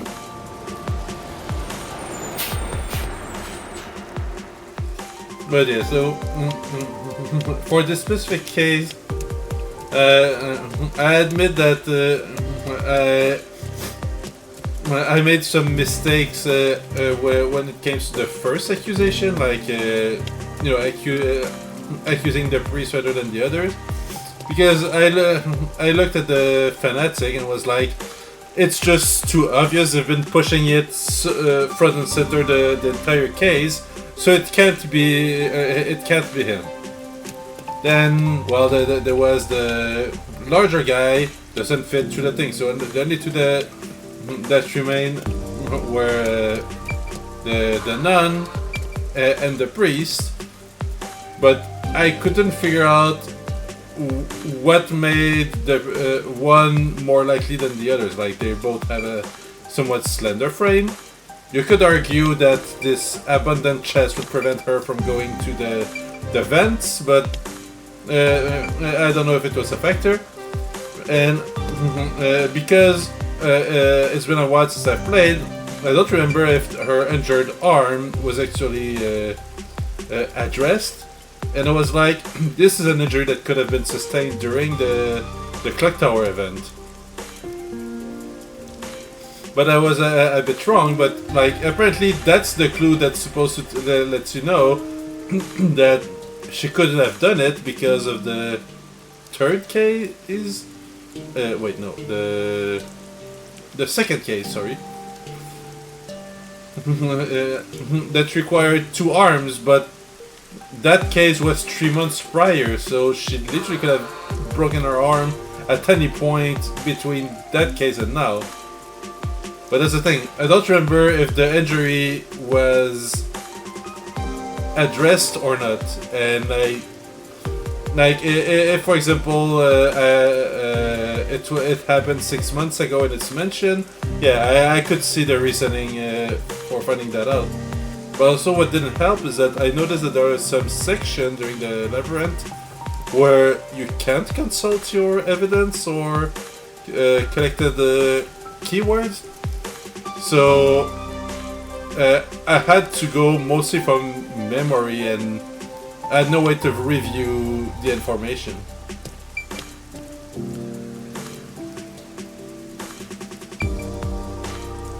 But I managed to solve most of the closed rooms, at least to an extent, before reaching doing their parts in the labyrinth. The clock tower one was the one that I had fully figured out by the time we got out of it initially. Hey! Oh, you can't have a damn good time. You need to take some responsibility. Take responsibility? What are you talking about? You! The priest went and died, so now the church might get closed down. But the priest was the nailman. Huh? What gives a damn? The city's isolation means no replacement is coming. Hey! So you're taking over. Go listen to everybody's problem in this place. Huh? Listen to everyone's problem. Yeah. Damn straight. That's why job of a priest used to walk around town and hear everybody's gripes. Seems like it was pretty well received, though. All this rain must make people whiny and depressed. Why don't you do it then? Hey! Does it look like I know how to do that shit? I can't, so it's on you. But I can't do it either. I've never done anything like that. Don't make me kill Quit your whining, just go already. Oh no! Come on. All right. Alright then, I just have to go listen to people's troubles. Hey. Make sure you do it right. Do a crappy job and you'll have to answer me. So mean.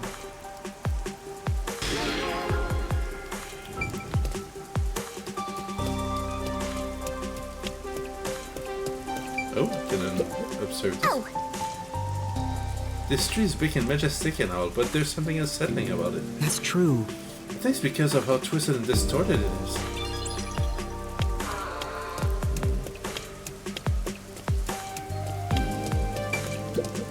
Come on. I'm at my wit's end. Is there something bothering you? Please, feel free to tell me about it. Who the heck are you? The nun at the church asked me to come in place of the priest. Huh? You in place of the priest?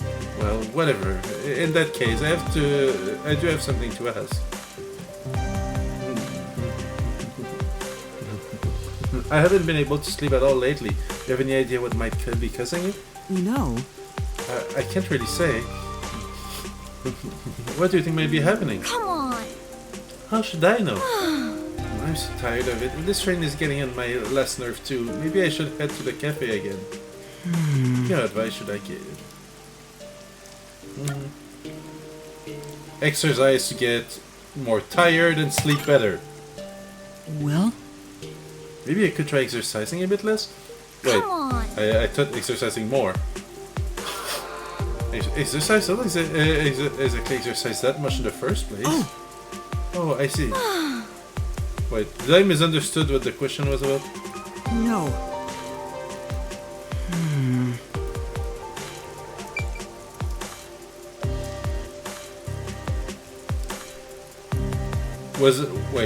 Was the question something that she should do less or something she should do more? I thought it was doing more. Because if it was less, then yeah, the coffee would be the problem. Well? Oh well. Can I have a do-over? Thanks.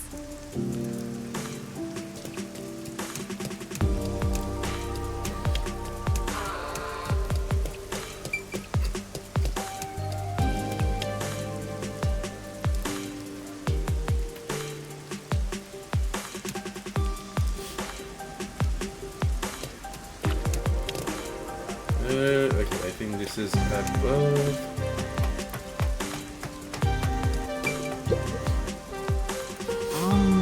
Excuse me, is something wrong? You seem concerned about something. Whoa! Me?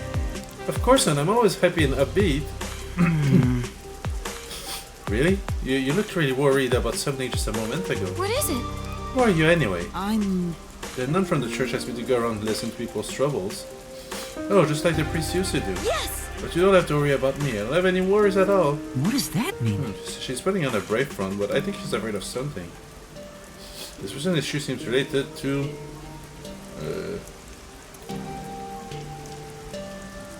something unseen, I guess? Maybe. Say something I can't see directly. No way. Someone harming you? What do you mean? No. You've been protecting yourself during the abuse you received. Please stop. No. I'm alright. It'll be over soon. If I can just hold out a little longer. Besides, if I told anyone, it would only make things worse. Yeah. We detective will help you. Detectives? Yes. The Nocturnal Detective Agency by the riverbank will help you there. Well? Please come to us before it's too late. Yes! Okay, thank you.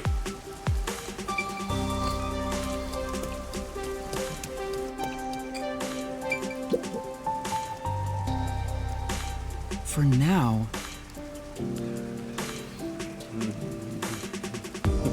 She doesn't like getting wet, and rain gear might be a good idea. Which one could it be? Should I go to a raincoat or an umbrella? I have no idea. Hey. Seems like you're having some trouble deciding. Can I help you find something? I'm trying to decide what kind of rain gear would best suit a girl. A present for your girlfriend. No. No, she's not my girlfriend. Oh? And that's what happened. An acquaintance asked me to help find his girlfriend a gift. I see. I see. That's really nice of you. Alright, allow me to be of Thank you very much. Really? Thank you so much. I have a bit of experience with picking out gift for friends. So what kind of person will be receiving this gift? Well, she's cute, thoughtful. Besides. And she hates getting wet from the rain. Oh. Huh? And she's apparently very cute. That about sums up everything I know. Is something wrong? Hey. Can I ask you something? Who asked you to do this? Was it a guy near the station? That's true. Yes, but how did you know? Is he a friend of yours? His girlfriend and I were friends for a long time. Huh? Then do you know what kind of gifts she'd like? She had a hobby of collecting umbrellas, though it seems he didn't know that. Thank you very much. I see, thank you. If I tell him that, he should be able to find her a gift himself. No, that's impossible. She's dead. Huh? Dead? Yeah, it happened a little while back. They were crossing the streets holding hands when a car flew through the intersection. She pushed him out of the way and the car hit her. Oh no! But that's what happened. Then he... I think he's still having a hard time dealing with that. What happened? Since the accident, he's been waiting for her at that station. It was the last place they met. I tried talking to him several times, but he never seems to accept it. Sorry for telling you all this. I should go now. No. Right, thank you. For now. Not really sure what to do next, but I guess I should return to that guy.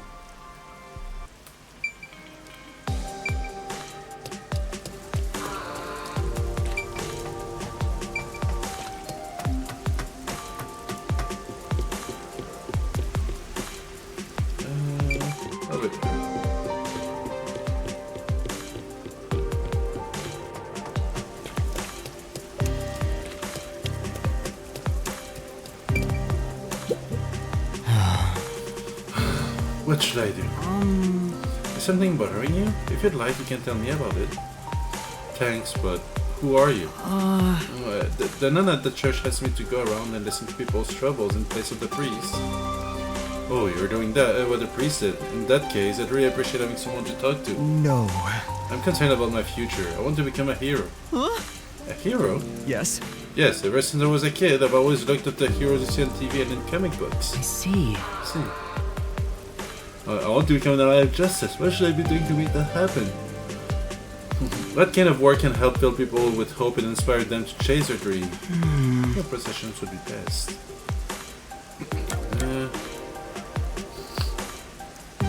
I mean, if the peacekeepers were not corrupt, I would consider that. So, I guess a creator would be the best way to motivate people. Like either through art or expressing yourself.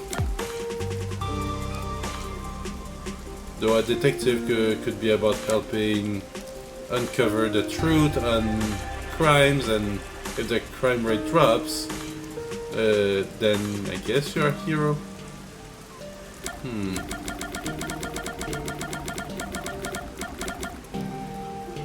I got creator. What does that mean? This person really wants to be a hero? Then... What if you tried becoming a creator, like a comic book artist? Oh, that's a writer. No. I'm sure. Oh well. Becoming an ally of justice is what you really want, right? Yeah. To give people hope and help them dream. That's why... Isn't that what you really want? At least that's how I see it. Yeah, sure. Well? In that case, you could try creating work like those that inspired you. You'd be able to bring people joy and give them hope through your art. How about? Yeah. Yeah, that just might be the kind of thing I've been yearning to do. Thank you. You helped me see things clearly. Even if a difficult road lies ahead, I'll make it happen. Yes. Good luck. I look forward to seeing your work when it's finished.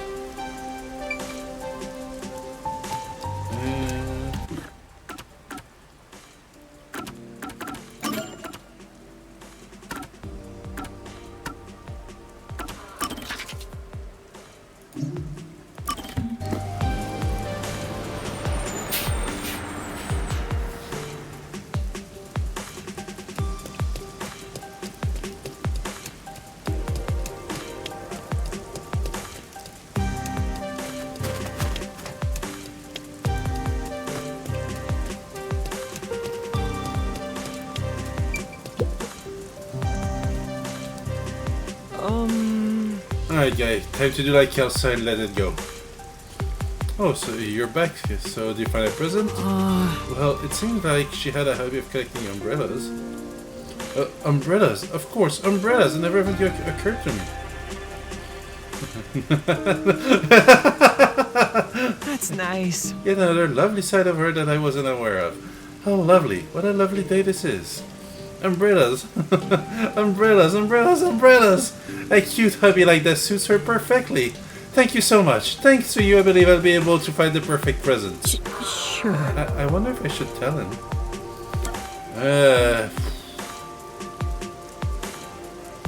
Now there's a hard part. He should know the truth.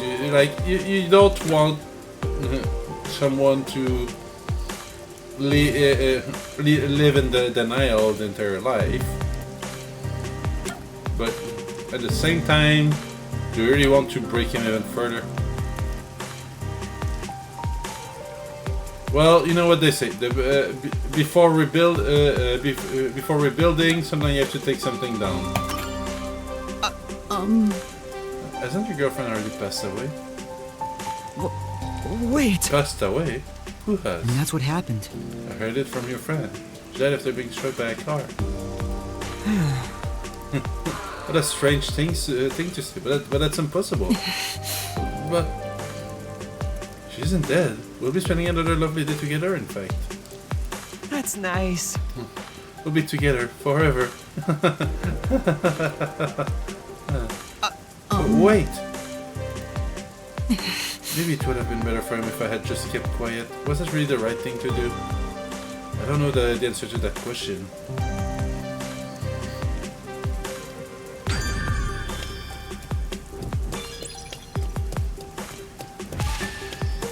But yeah, you will never reach closure if you just live in denial. It sucks. I've been in similar cases before. But at some point you have to choose to let go yourself and not let it anchor you down forever. Like in the case of my ex, she left me, but she would still say that she was in love with me and that she wanted to work on herself before committing fully to the relationship. So, you know, I kept trying to hang out and stuff. And when I was starting to lose hope, she would be the one reaching out, being worried that I was no longer interested. So it would rekindle the hope that I had that thing could work eventually. But no matter how much support I was trying to give, it felt like I was the only one trying to reach out. I was the only one trying to even just hang out. Like I was not flirting or anything like that, just trying to spend time together. And yeah, after roughly 4 years, I just gave up. And I used the fund I had saved up to visit her because it was a long distance relationship. I used the fund I had put aside for you know, hotel, train, and all of that to instead buy my current model. Wait, that was roughly 5 years ago, 5 to 6 years ago. Yeah, but I understand that things were not easy because she went through a lot of rough stuff. Like she was a lot younger than I was, but yeah, of course, both adults. It wasn't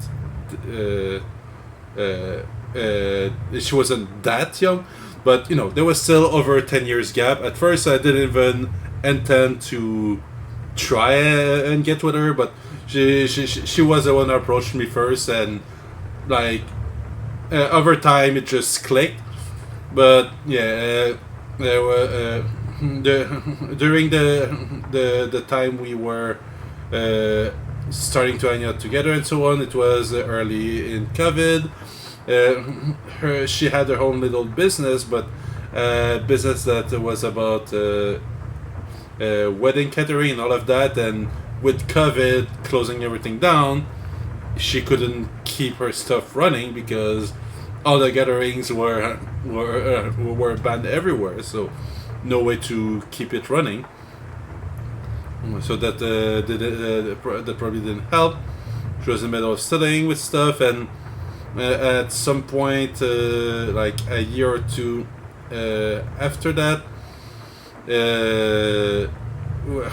she found the body of her mom, who seemingly self-inflicted. So yeah.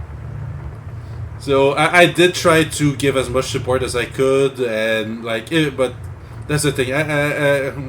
After 4 years, I can't just be waiting for something to happen. Like, if she doesn't tell me what I can do to help her, I can't help her. And you know what you say. You can't help someone who doesn't want to be helped. So I offered all I could. She was not asking for any of the help or taking it. And while I was reaching out regularly, she wasn't on her end. And yeah, I think the last message I sent her was wishing her a happy birthday about 2.5 years ago. And it sucked a little because maybe there were a few times where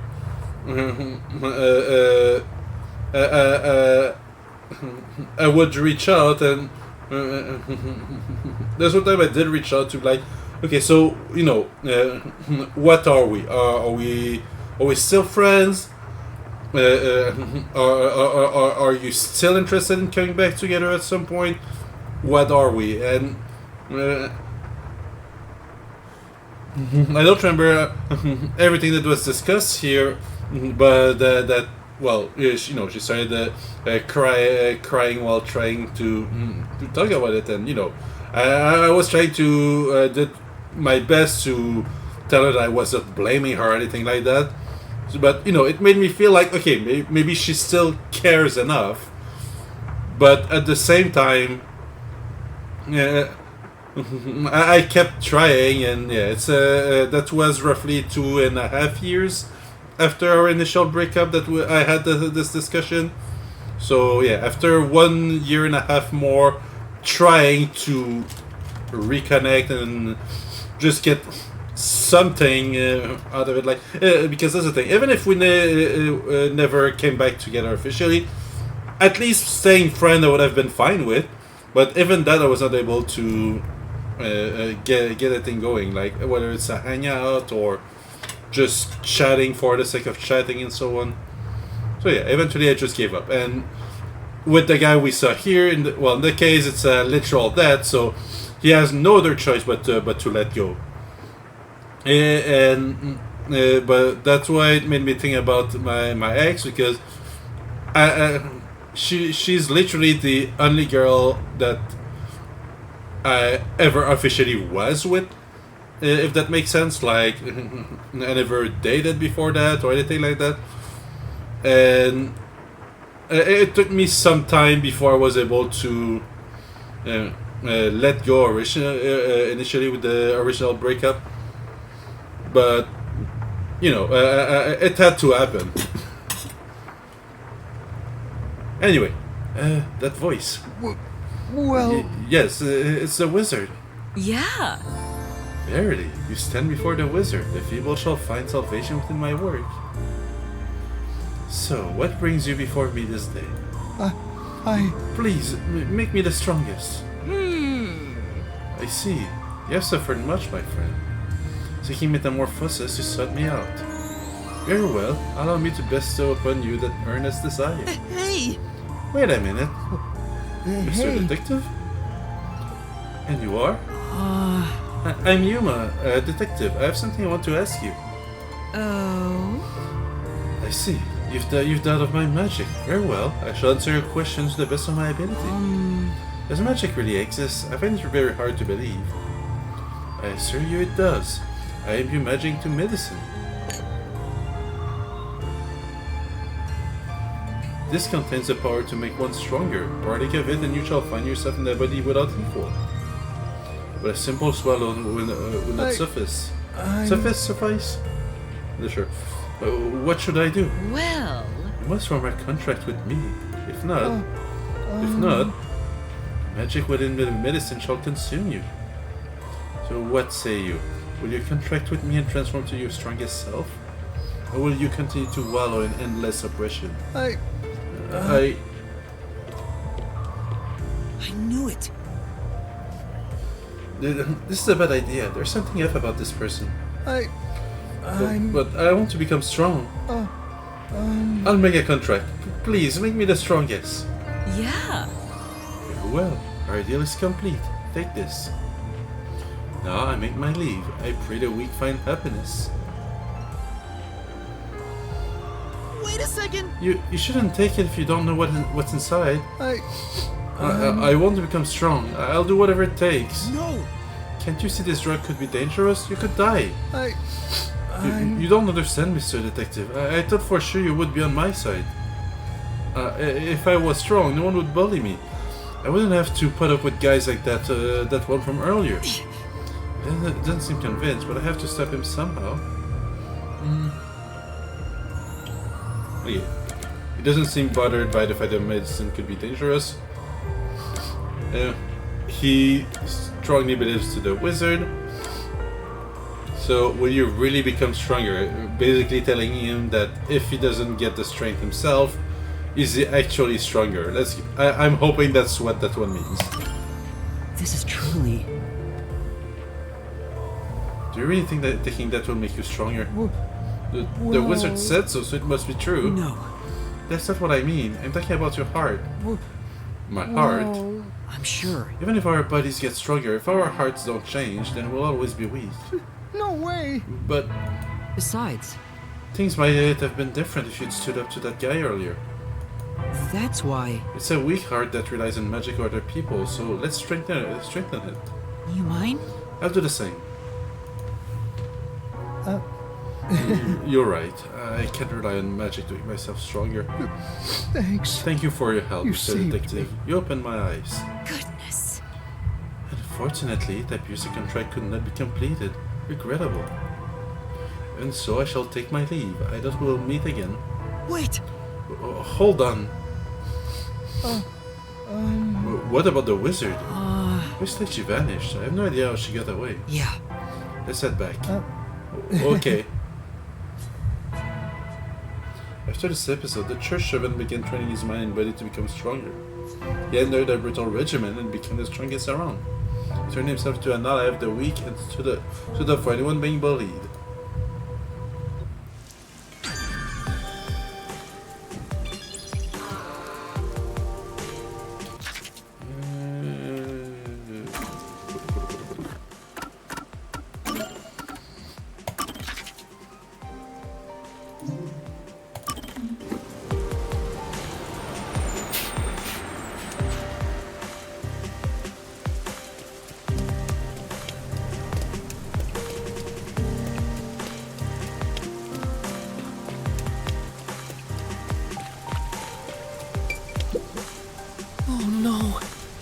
This is bad. What do I do?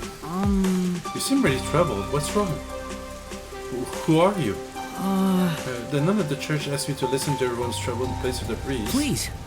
Is that true? Then please, hear me out. I work for Amaterasu Corporation, but there's a problem at work. What happened? I was supposed to meet with a shop owner today, but I don't know what shop I'm supposed to go to. Oh, right. My coworker gave me a memo, but it only has the number 6137 written on it. I get hold of my coworker right now. What do I do? I wouldn't just write random number. There's no shop called 6137. What am I supposed to do? What shop should I go to? Please tell me. In that case... Isn't the information I can decipher from the memo? what if I... So... yeah, lane 9 is probably that. Maybe... What if we turn the menu upside down? Oh, it looks like lane 9. Lane 9? Nice! Yes, that's it, I remember now. Thank you. Thank you so much. I just know my meeting will go well now. Hooray! Nice, so I was able to help him out. Yeah. That should be everyone for now. Let's report back to the nun. Well, we only had one wrong, so I think we'll be fine.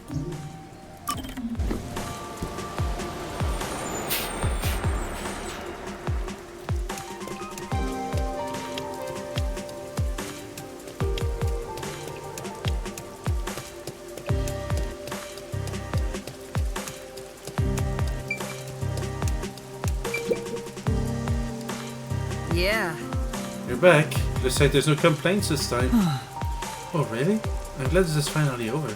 The hell are you getting relaxed for? This won't cut it. What? But you said there were no complaints. That doesn't mean they were satisfied. Don't think you can replace the priest with just this little effort. Oh no! Easier said than done. This is new to me. Right, so next time the real deal. Learn from your mistakes today and be better. What do you mean?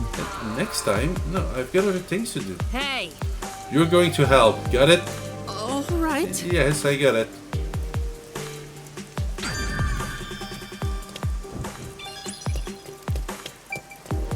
Just gonna check that one. Yes. To see if it increases my investigation level. Yep. Is there anything behind the church I can access?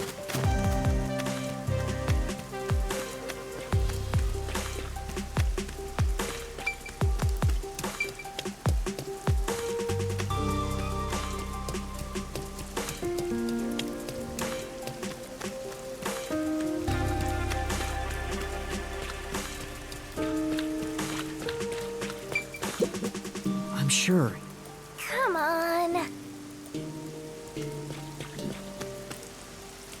What's up with you? You're just hiding in there going hey hey hey. Hey!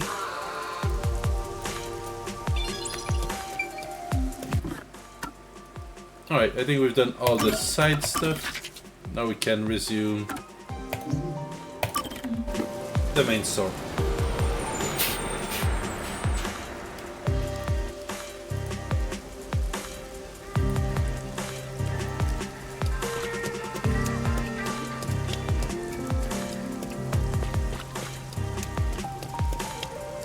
There's a meat bun stall. There are no customers right now, so I should get this over with. What about your share, Master? Aren't you buying some for yourself? I'm a bit hungry, so I should eat too. It's been a while since I've had meat buns.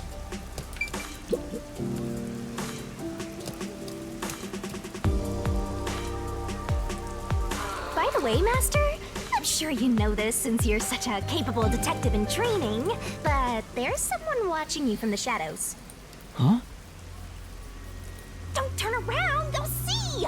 You're so clumsy, stupid amateur, filthy human! Filthy? Is it the Peacekeepers? Something doesn't feel right. The guy is sneaking around, kinda restless. A peacekeeper would be much more direct. How are they dressed? Well, they're in a raincoat and their heads covered by the hood. I don't think that's an Amaterasu Corporation uniform. So it's not Amaterasu Corp? Then who? Let's find out. How? Listen, Master. I've got an awesome plan. Plan? What plan? I call it Operation Stalker Hunter. Go into a secluded location and catch whoever is tailing you. I'll give you advice along the way, so just relax and enjoy the ride. Anyway, let's head to the underground area. Sure. So we're not getting the buns? Guess not. That one.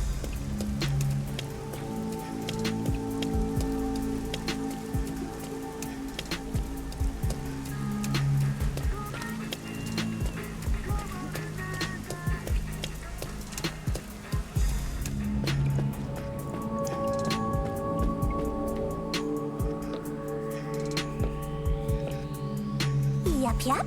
I spy our stalker. Keep going, Master.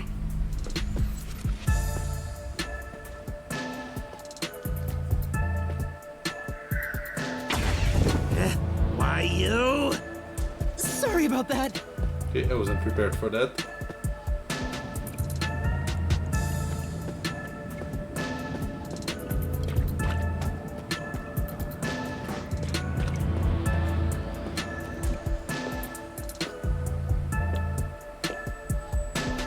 We're being tailed again, just as I thought.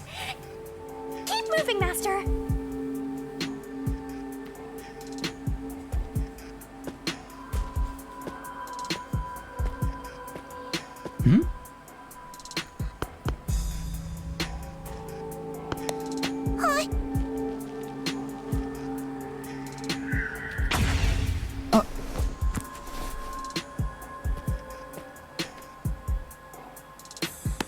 Here, be careful.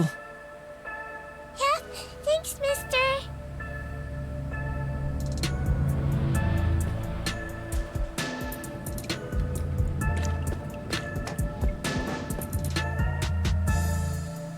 Here's our spot. I'll give you the signal once the stalker is close. That's when you nab them, Master. Wait. The baseball blowing up. Okay. It reminds me of an old music video. Now. All right. Let's go. Have you ever heard of Zoku by Kishidan? I caught you. Who are you? Reveal yourself. Oh, you caught me. But I'm not surprised. A girl? I'm sorry for sneaking behind you. Didn't we come across her at the very beginning of the My name game? is Kurumi Wendy. I'm from Etheria Academy. Pardon me, but that's a uniform from the World Detective Organization. I believe you isn't do it? play some rhythm games. Have you ever played the wait, what was it? Oh, I'm so happy Was right it from now. Oendan or Talking to a real master detective in the flesh. fuck, what's that 3DS game? What's with this little shrimp? Acting all friendly after getting caught. What's her deal? Look at her! Every part of her is as flat as a board. What? Can I shake your hand? You already are. You're right. Sorry. I'm partly distracted by the cutscene, but fuck, what's the name of that franchise again? Is actually shaking hands with me. But I'm... What are you blushing for? Shinigami, what do I say? You're on your own. Yes, Watching this rhythm airheaded exchange is making me game. stupider by the minute. Oh, fill each other's Oh, empty Elite skulls Beat with cotton Agents candy or something. or Rhythm Heaven. So I'm really sorry for sneaking behind you. or it could have been Oendan, but one of those games has the song in it. So if you've played either of these three, you might have heard it. But the music video is like post-apocalyptic baseball, and yes, there's an exploding baseball at some point in there. I've always admired detectives. So it's actually a pretty good I'm music a huge video. fan of the World Detective Organization. A fan? The WDO has fans? Of course. You eliminate unsolved mysteries. You are the greatest of detectives, saving people in need. To me, detectives are champions of justice. Here, give me a minute.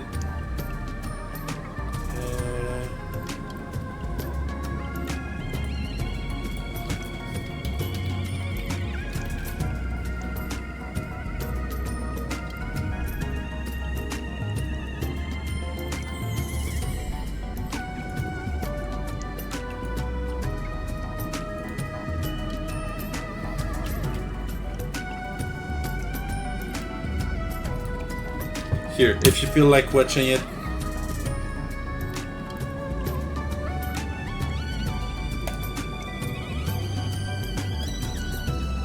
Oh, I'm sorry. I got a little carried away. I just happened to catch a glimpse of your uniform. I was shocked to see a master detective. I couldn't bring myself to talk to you.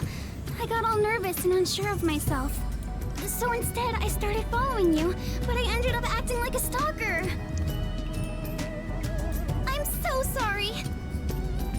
It's alright. It was just a misunderstanding. Still, Master Detectives really are amazing. I'm fairly confident in my stealth skills, yet you caught me so easily. I didn't do much. Although I'm wearing a WDO uniform, I'm just a... Oh, don't be so modest. So what is a Master Detective doing in Kanai Ward? Are you investigating something? Oh, yes. It's about the city. The city? I'm searching for Kanai Ward's ultimate secret. Hey, Blabbermouth Detective! You sure you should reveal your mission? I'm not revealing anything. She lives here, right? Maybe she knows something. I figured I should ask while I'm at it. It's just good legwork. Yeah. You think this flat airhead knows anything? Kanai Ward's ultimate secret? Do you mean that secret research Amaterasu Corporation is conducting? Huh? You know something? Yeah, but it's mostly hearsay. No way! Seriously? Can you tell me about it? Anything will help. Yes, gladly. Anything to help out a Master Detective. Oh, but... What's wrong? This may sound pushy of me, but in return, I'd like to ask for a favor. A favor? What do you mean? I have a formal request I'd like to make to you, Detective. There's something I need to find out no matter what. What is it? I know Master Detectives cost a lot of money to hire. It may be presumptuous of me to propose a trade instead, but can I offer you this information in place of money? Oh, so she's trying to make a deal with a detective. This cheeky brat totally needs to be boom-killed. I just need you to help me a bit with my investigation. If you decide to take on this job for me, I'll tell you everything I know about Kanai Ward's ultimate secret, including secret research that Amaterasu Corporation is doing in the shadows. What should I do? Chief Yako told me to keep my head down. Don't tell me you're gonna accept a job from Flatty McFlatchest here. Like, come on, she's not that flat. She's trying to bargain with you like some big shot, but she's probably got nothing. That may be true. I know this is brazen of me, but I really want to know the truth. Will you please hear me out? Sure. At the very least, I want to hear... Really? Thank you! Hey! What are you thinking? There's no time to waste on this munchkin! We're just going to talk a little. If she really is in trouble, I'd like to help. I don't know if detectives are champions of justice, like she said, but I don't want to ruin her image of us either. You're just a trainee, and you think you represent all detectives? You always rely on others for help when you're in trouble, and you think you represent all detectives? You're a closet perv always staring at women's breasts, and you think you represent all detectives? I don't stare that often! What's wrong? Are you okay? It's because you're staring at her chest. What kind of power is that? Oh, sorry. I'm fine. I just got a little nervous and my heart rate went up. I haven't felt this nervous since I was chased by those peacekeepers. You were chased by the peacekeepers? Why? It's embarrassing. Not something serious enough to tell you about. So, about my request. It's about a certain incident that happened at my school. What happened? If you don't mind, think you could come to the school with me? It'll be easier to explain if you see it for yourself. It's just 10 minutes away on the bus. Is that alright with you? Well, if it's only 10 minutes, sure. Let's go. Thank you so much! It's this way. Sheesh! All it takes is a high school girl batting her eyes at you, and you get all carried away. That's not my intention. Besides, remember what you're always telling me? That it's pathetic to flee from a case? I don't want to seem pathetic. To who? That flat-chested uggo? Oh, come on, she's cute. What? I don't think she's ugly at all. Why are you jealous? Whatever! You're on your own! What are you so mad about? I'll have you know that I refuse to use my powers to fulfill your vulgar desires. But earlier in the game, you did offer to fulfill his more naughty desires. I don't know what she wants you to do, but you're on your own dealing with it. Fine, no need to tell me twice. I'll take care of it myself. I'm sure you'll be begging for my help in no time. Go ahead and play detective with that flat-chested Uggo while you still can. What's your problem? Master Detective? What's wrong? It's this way. Coming!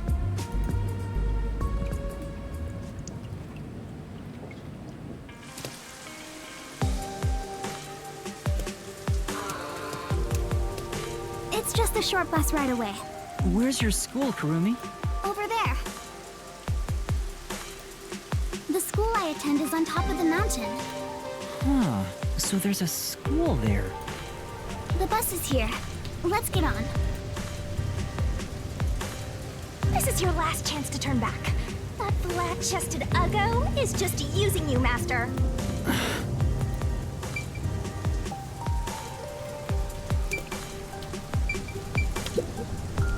You're so stubborn.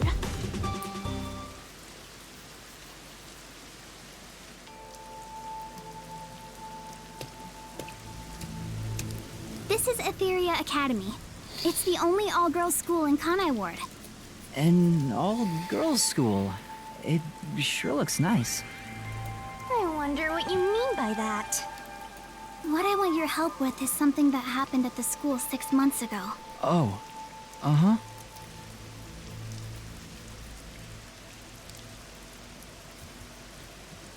What kind of incident would take place at a school this pristine? There's no time to Anything hesitate. investigate. I know what I have to do. Of course, no exploration.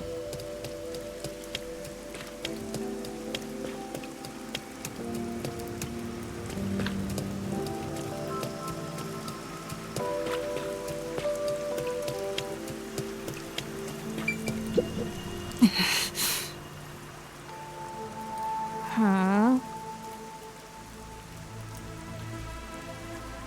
I mean, he's at the correct age, so there's anything wrong with it.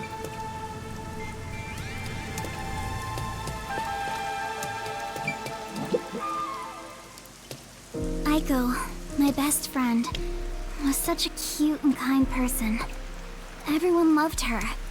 But one day, she was found collapsed behind the school. Her head was bleeding, and she was already dead by the time they found her. Soon after, her shoes were found on the school's rooftop. The peacekeepers and teachers all decided she'd committed suicide by jumping. But she never would have done that. We'd made plans to watch a movie together on our next day off. If it wasn't suicide, then that means someone made it look that way. Do you have any idea who would do that? Yes. I think the theater club may have something to do with it.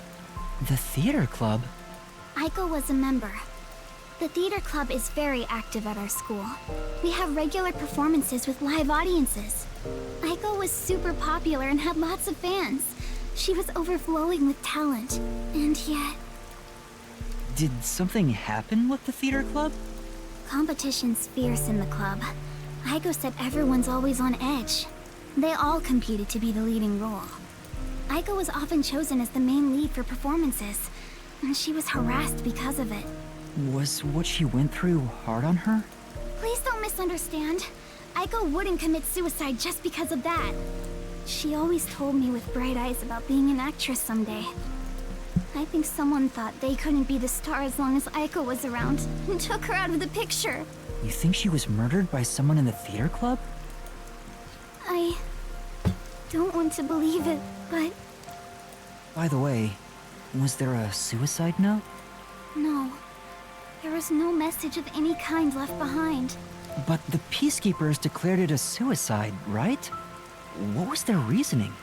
I mean, their basic reasoning makes sense. It's pretty rare that you would have someone leave their shoes at the top of the roof before jumping down. Like, I think it's something that I've heard happened before, but yeah, like, assuming someone is being pushed off the roof of a building right away would be the less likely outcome. Just that her shoes were placed together neatly on the roof. They spoke to a few theater members and called it a day. Huh? That's it? The Peacekeepers were eager to remove the body. They said it would rot quickly in the rain. They didn't want to draw too much attention because a lot of families from Amaterasu send their kids to this school. It's obvious they treated it as an ordinary suicide to close the case as quickly as possible. They're trying to make what happened to Aiko disappear. Are the Peacekeepers covering up the incident? But if that's the case, then it's more likely that it was a murder. I still don't have enough information, so I can't say anything for sure yet. Please find out the truth about Aiko's death. If you do, I'll give you all the information I have. Everything I know about Kanai Ward. So please, lend me your help. I have to know the truth. She's just a high school girl, so I don't expect her to have much crucial information. But after hearing this, I can't ignore her. The Peacekeepers obviously didn't investigate the case at all. I can't allow her friend's death to be swept under the rug. Someone has to take this seriously.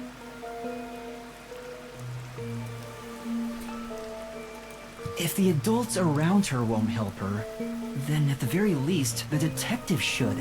And I have a feeling that a lot of the corruption involve the Peacekeeper doing shady business with the other stuff.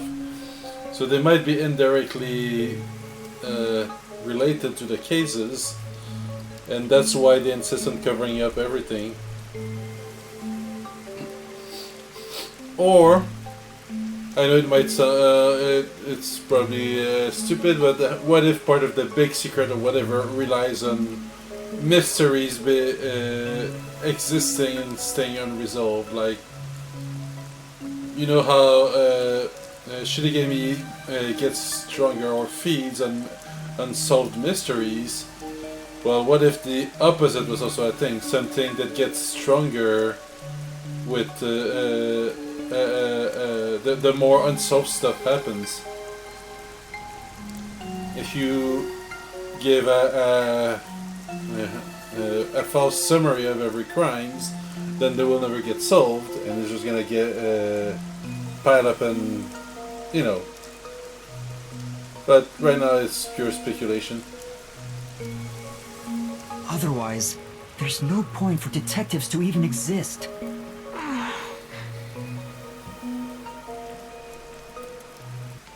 You're really gonna accept this request? It sounds like a waste of time to me. And yeah, the fact that it's always raining likely has something to do with all of it. Like, I don't know, maybe a machine that collects all the bad vibe and that also influence the weather. All right, I'll investigate it. Thank you. Thank you so much. No problem. Oh, lunchtime is almost over. I better get to class. Wait, you did all of this during lunchtime? How long is your lunchtime? Can we meet again here after school to do the investigation together? Because, okay, let's say they have an hour of lunch. It takes 10 minutes from here to wherever we took the bus initially. So the fact that we did both trips, there's already 20 minutes gone from the tower. So we have 40 minutes left. During that time, she had to randomly bump into us. Well, not directly into us, but you know, Sin notices and tail us. And there was also the discussion. And it's not as if buses always arrive at the exact same time. I mean, at the ideal times. So they might have to have waited for the bus to get to the station before they were able to come back here. They did all of that within 1 hour? Sure, sounds good. Okay, I'll head back to class for now. Oh, I almost forgot about something super important. If you don't mind, could you tell me your name? Oh, I'm Yuma Coco Head. I still can't get over the name Coco Head. It sounds so dumb.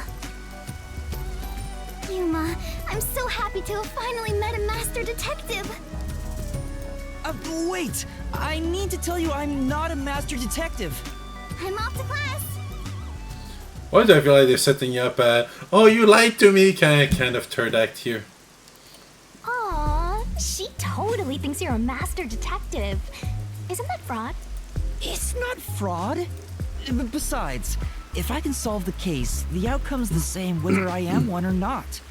So now you're gonna have to meet the conflict that if you solve the case, you're gonna kill a teenager this time. Because I have a feeling he's gonna be a teenager who's gonna be guilty.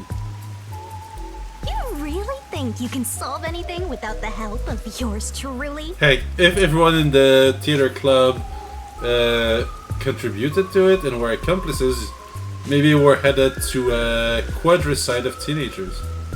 Besides, this is an all-girls school. How do you plan to investigate anything here? Well... Are we gonna dress as a girl? See? You're at a dead end already. Just like your entire life. Or we're gonna use, forget his name, electric guy costume ability, and we'll be disguised as a girl to investigate freely. You aren't gonna accomplish much at this rate. Except maybe making that ugly girl cry so much she gets even uglier. Why are you being so mean? Yeah, well, what do you have against just her? Leave me alone. I can do this without your help. I'll leave you alone, all right? You're not getting my help here. I hope you get cursed. Technically, he's already cursed, but... She's right. It'll be hard to investigate inside a school. An all-girls school, no less. Even with Kurumi's help, I doubt I'll get permission to conduct an investigation. Plus, the incident was 6 months ago. There'd be nothing left at the crime scene. Oh, wait! Hilara's Forte could help! But then again, even post-cognition can't be used unless we're right at the crime scene. And to get Hilara's help, I'd go even further into debt. I can't afford to do that. What do I do? Is there anyone else I can ask?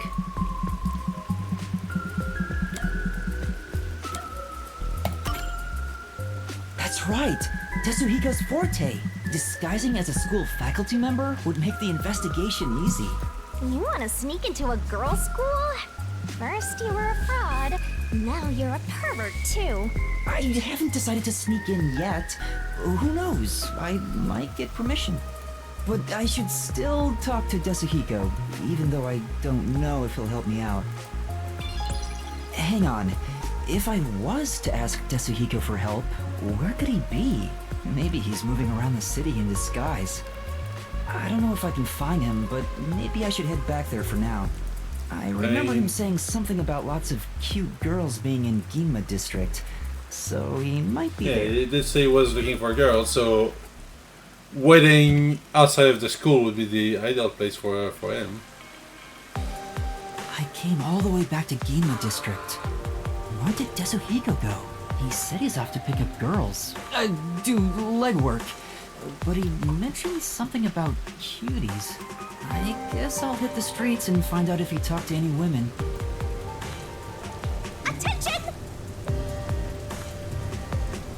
Well, might as well give it a go. Where did Tetsuhiko go? Maybe I should ask around and see if anyone's seen him. You want to sneak into an all-girls school that badly?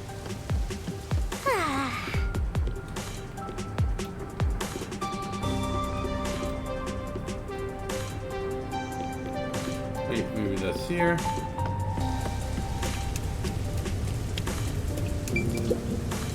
Excuse me, I'd like to ask you something. Did some guy around here hit on you? Yeah? So what? Do you know him or something? Yes, something like that. I've been trying to find him.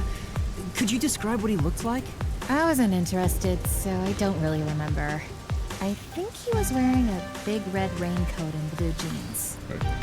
After I rejected him, he crossed the street. He's probably hitting on someone else. A red raincoat and blue jeans. Now that you mention it, the coat had a white line on the back. I see. I don't know how else to phrase this, but I think you should choose better friends. Right. I'll think about it. Shady crossed the street. So let's go see the other side. I might not mind helping you here and there if you came running to me once in a while.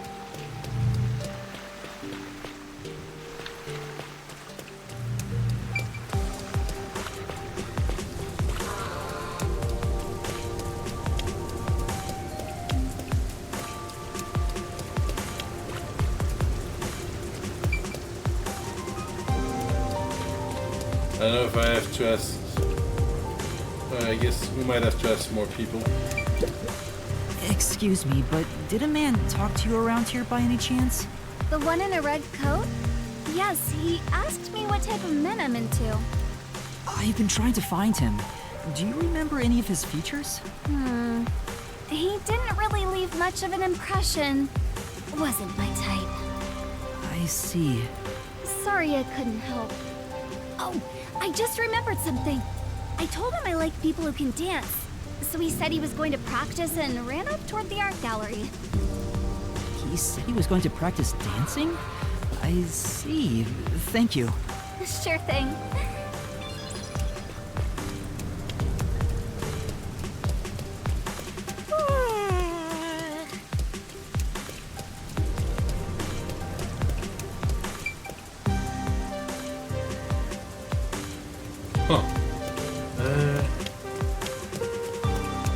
Blue pants, red coat, white line. 1, 2, 3, 4. Huh?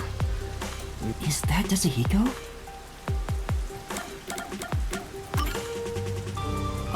Desuhiko. Desuhiko? Sorry, Whoops.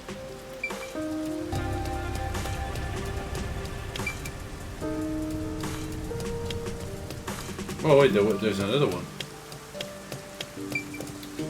Also with the white line. Mister! What are you? Is that Desuhiko? Desuhiko? Huh? Desuhiko, you say? Did I get the wrong person? Damn. The rookie, of all people, saw through my disguise. Thank goodness. It was Desuhiko after all.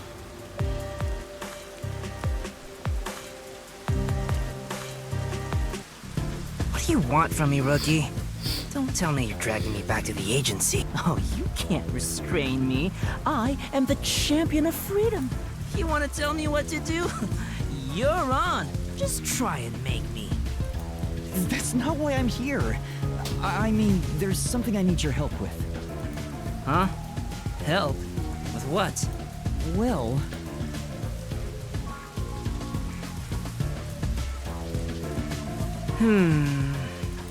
So, what do you think? Would it be too difficult? Great job, rookie. That's awesome. Huh? An all-girl school, huh? Just hearing that divine phrase can purify my soul, transforming me into a saint. All right, I'll gladly help you out. I, the superstar detective, am at your service. Huh? You'll really help? Oh, come on, we're pals, aren't we? Oh, man, let's talk like the old buddies we are. Uh-huh. Anyway, there's still time before class is out. All right, let's go eat. My treat? No way! I mean, are you sure? Don't be shy. Just follow me, rookie.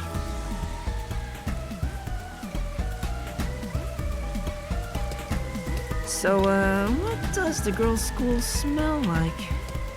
Come on, tell me, man. This guy's ulterior motives aren't so ulterior. Gross. I wish all humans would just die. Now that I've found Yasuhiko, all that's left is to head for Etheria Academy. Once we enter the school, we'll be there for a while. I'd better wrap up any other business I have now.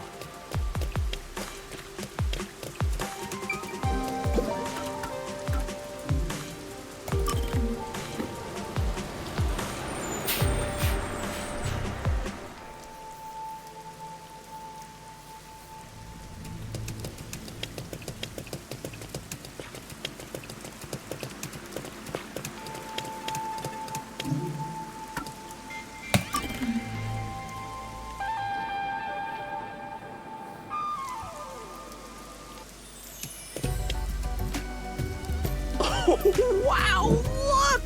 They're everywhere. High school girls so young and cute! This is heaven.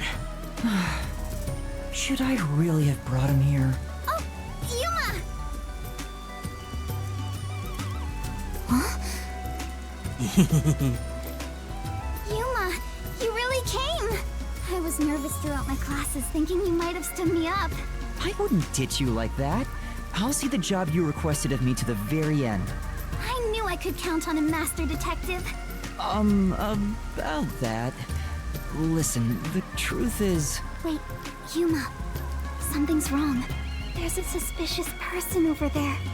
Oh, that's my senior. Or a friend, I guess. Huh? Is he also a master detective? He's not what I expected. Why is he staring at the other students? He's preparing to use his forte? Huh? Oh, what's up? Are you talking about me? You must be Kurumi. I heard all about you from Yuma. I'm the superstar detective Yasuhiko Thunderbolt. Whoa! Nice to meet you. Sure. Now about the details of the job. If possible, I'd like to see where it happened in person. Do you think we can get inside? So you're starting the investigation. It may be hard for an outsider to get in the school. Even family members can't enter without a teacher's permission. Wow. Looks like you're in trouble already. But I've come fully prepared to save my lost little kittens. Just watch.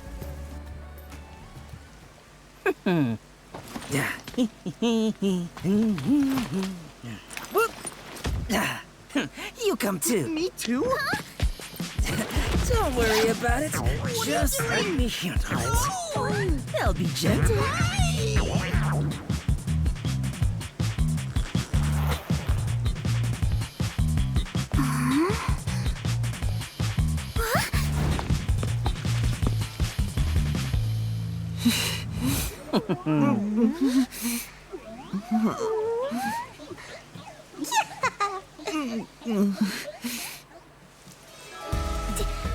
Teacher?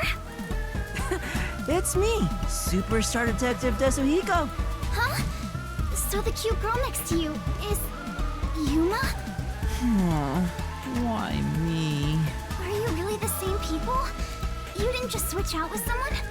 Kurumi, if someone talks to you on your way home, don't follow them, okay? Just kidding. This is my forte, disguise. I seared the image of this lady teacher into my mind as I passed her by earlier. That's amazing! So this is the forte of a master detective! I know, right? Isn't my voice just irresistible? I'll let you be my fan. If you join the after party, I'll even whisper in your ear if you want. Yuma, you're so cute! Now we'll just look like friends when we're together. Yeah. Hey! Oh, wait for me! I don't want some flat-chested uggo as a friend! We should be good now. Let's go inside. Yeah, like an undercover investigation.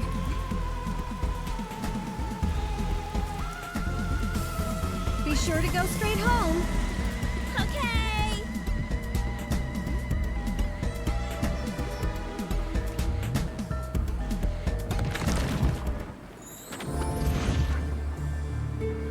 jumped off the roof of this school building. Yeah, I don't get why she hates that girl so much. Like, am I missing something, or is it just supposed to be a quirky trait where she hates quote-unquote flat-chested girls?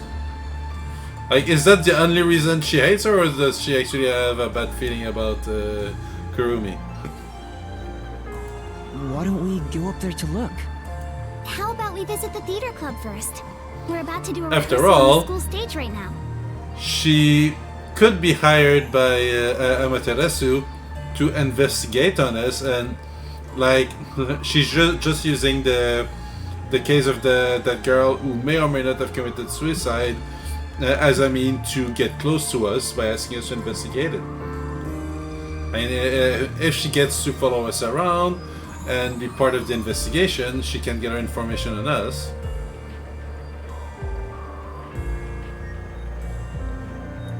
This school even has its own theater, huh? That's right. If we go there, you can see what it's like at the club Aiko attended. Let's take a look while we still can. You take care of that. I'll go check another spot. Another spot? You're not coming with us? I stand out when I carry the backpack. I need to hide it someplace safe first. Don't worry about me and, do what you gotta do. I've set up your shot, so you better not miss. See you later, my man.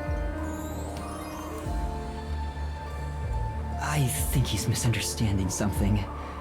Is it really okay for him to go off on his own? Let's go, Yuma. Oh, wait. Do you have a girl name now? Yuma's fine. And Yume is a common girl name. You could just switch to that. The theater hall is this way. Follow me, Yuma.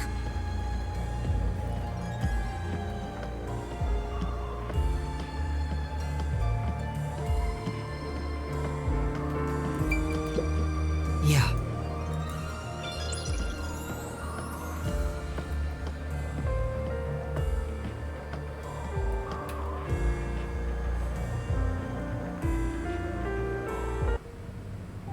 I have no idea what Yuma is. I know Yume is dreams. Wow. Wait, I know that very music. proper, like a real theater. Right? Public the domain whole that school gives a was. lot of attention to the theater club. There are 4 performances throughout the year, and people outside of the school sometimes come to watch. Kanai Ward doesn't have many options for entertainment, so our school's theater is very popular. That's why the battle to be the main lead is so intense. The star of the theater club becomes the star of Kanai Ward. So it's seen as much more than a club activity. Yes, this isn't just a single page of our youth. Everyone's competing as if their lives depend on it. A lot of them come from affluent or powerful families and take pride in being members of the elite. Sounds like everyone's always on edge. They're very graceful and don't show their true feelings while on stage, though. Shall we go in?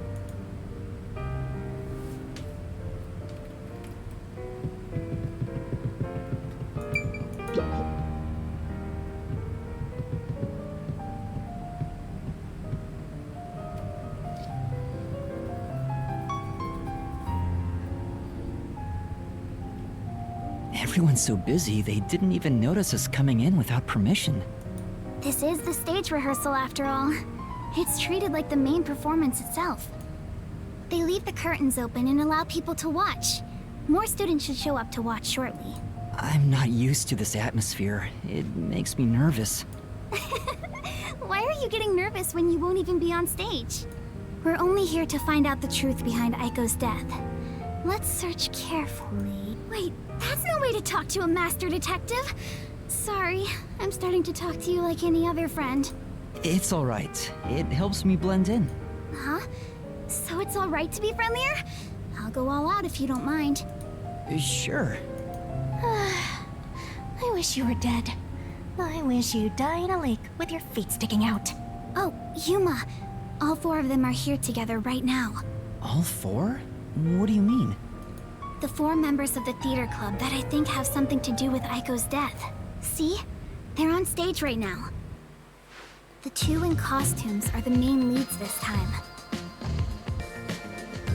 The blonde, high-class-looking girl on the right is Karin.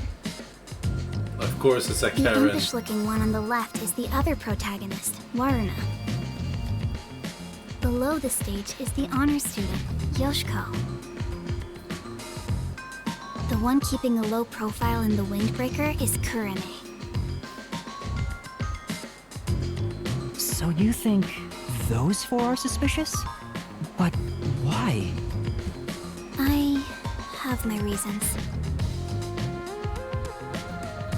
Look at Karin, the classy one. Her beauty is unbelievable for a high schooler. The moment Aiko was gone, she had no problem climbing to the top. She has a strong fervor for acting, and seems to have no interest in making friends with others. I suppose you could say she's the uncooperative type who only thinks about herself. Her father has a lot of influence in real estate, so he applies lots of pressure too. So you think that's why she took down Aiko to become the main lead? I hate to say it, but I think it's possible. It's true that this Karin does have an extraordinary grace to her, but I think that dour look on her face reveals her inner thoughts. Am I really walking down the right path? Did I wind up somewhere I'm not meant to be? I can almost hear her thinking that. In some ways, she's a lot like me. Huh? How are you alike? You sure don't look classy yourself. I'll ignore that. The other lead, Waruna, is the kind that only does what she wants on her own terms. But she can play any role like she's a true genius. She's still rough around the edges according to critics, but she doesn't seem to care about what others think of her. Why do you suspect her? She's the kind who doesn't hold back when it comes to getting what she wants, and doesn't care what anyone thinks. As you can imagine, she's always butting heads with someone. Waruna would never admit defeat, ever. That's why everyone else is afraid of her. And she only talks to a few girls who follow her around. You know what's a plot twist that wouldn't surprise me? After seeing what the creators of this game have done in Danganronpa and stuff, what if Kurumi is the actual culprit? And you know how they make us introduced to her? We have Shinigami always on her ass, maybe to make us sympathize with her, just so that by the time we grow attached to her, we're gonna have to choose to kill her in the Mystery Labyrinth. Part of me expect that. If someone with that kind of pushy personality got into an argument with Aiko... You're saying it's not out of character for her to take more drastic measures. Yes. It's a bit of a stretch, but considering how she did become one of the main leads, she could be considered suspicious. That's Yoshiko below the stage. She's an actress, but she's managing the stagehands as production assistant this time. Everyone is talking about how Karin will be the next big star. But within the theater club, Yoshiko is more popular by an overwhelming degree. She prioritizes the team over the individual. She's a kind, mild-mannered honor student. The only reason the theater club is able to function is thanks to her leadership. And you think someone like her could have killed Aiko? I don't personally suspect her that much, but Aiko used to be the club's leader. After she died, Yoshiko picked up right where she left off. I believe she's the only one who could ever take over Aiko's role. So Yoshiko maybe felt Aiko had what she thought was rightfully hers. But would she resort to murder to change that? I don't want to believe she would, but I can't say it's impossible. Kurane, the one in the wings wearing the Windbreaker, manages the light since she wasn't chosen for a lead role. But when it comes to pure acting ability, she's one of the best. I guess you could say her acting method is distinct. Like, she's the only one who can do what she does. She's kind of gloomy. Or it's more like no one really knows what she's thinking. She's often alone in class too. Do you think she's also a suspect? She always aims for the lead role. Besides, who knows what she's thinking? So you're saying maybe she actually despised Aiko and tried to take out her competition? Maybe. It's why I consider her another suspect. I see. All right then. The main leads are Karen and Waruna. There's also Yoshiko, the group leader, and Kurane, the distinctive one. And in your eyes, Kurumi, you find them all suspicious? I'm sure they'd be mad if they heard me, but yes, I do. Though the four of them are rivals, they weren't particularly hostile to each other before. However, after Aiko passed away, they started fighting for the main role. They all rarely speak to each other now. That's intense. It's true that it does seem suspicious. So did you gather all that information yourself, Kurumi? To tell you the truth, I joined the theater club after Aiko's death in hopes of finding out what really happened. You're really determined, huh? I am. I won't give up until I discover the truth behind Aiko's death. She must have been devastated by the loss of her friend. But she still found a way to push herself forward. All this to find the truth. I see. Sometimes the truth can be a goal that helps you press onward. Then I need to do what I can to help her. I have to find the truth behind this case. On the other hand, some truths make you want to die when you discover them. Be quiet. Besides, even if that were the case, if I let the truth be buried like this, more bad things could happen. That's why I'm going to help her find the truth. It's my duty as a detective. Will you stop confusing detectives with heroes? Regardless, I have nothing to do with this, so whatever. For someone who has nothing to do with it, you sure have some strong opinions. Hey, Kurumi! You came at the right time! We're short-handed right now. We could use some help in the wings. You mind lending a hand? Huh? But I'm... Oh, don't mind me. I'll watch the stage from here. Then I'll go help. Let's meet back here once I'm done. Who's the cutie? A classmate? Yeah, something like that. Where have you been hiding such a cute girl? Why don't you invite her to the theater club? Right.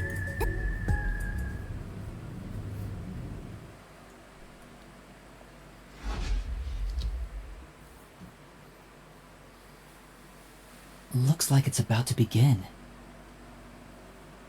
She said this would be just like the actual performance. I wonder what what if it's one like. of the four will die on stage? Basically, they all keep... Hello, everyone! Well. Thank you for coming by after school when everything's so busy. Tetsuhiko? What is he doing? Before the theater club starts their performance, there's something I want everyone to hear. It's my debut song! I've practiced so much for this big day! Here it goes! Give me the spotlight! Hey! He's so dumb. Now we will begin Etheria Academy's Theater Club rehearsal performance.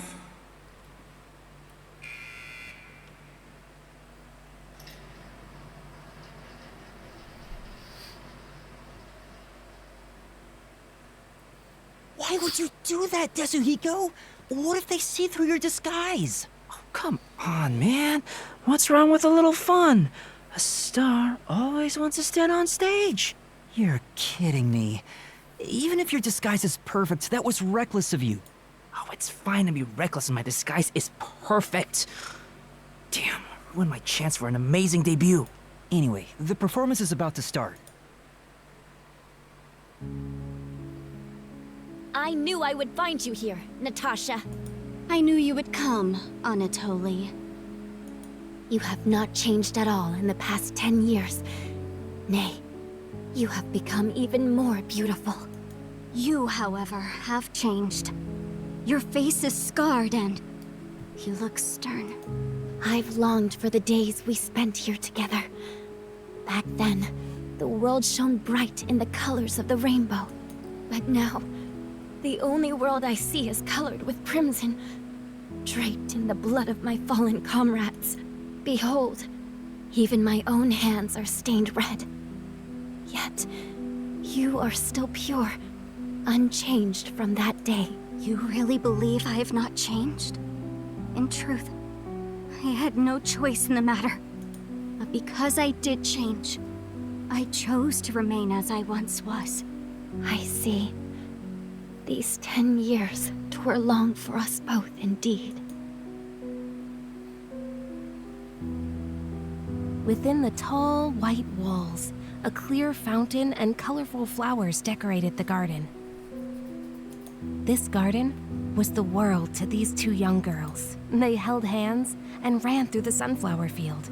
They sang to the blue sky and wore white clover crowns they had given one another. The sunset was ever golden. Even the rare rain glittered brightly. The world was perfect. Everything shone like the shimmer in a rainbow. At the very least, that was how it was within these walls. The two sisters, Anatoly and Natasha, were princesses of a 300-year-old kingdom to the far west. Since birth, they had never gone beyond the castle walls. Their youths were spent together alone. Sisters by birth, they had a happy life together.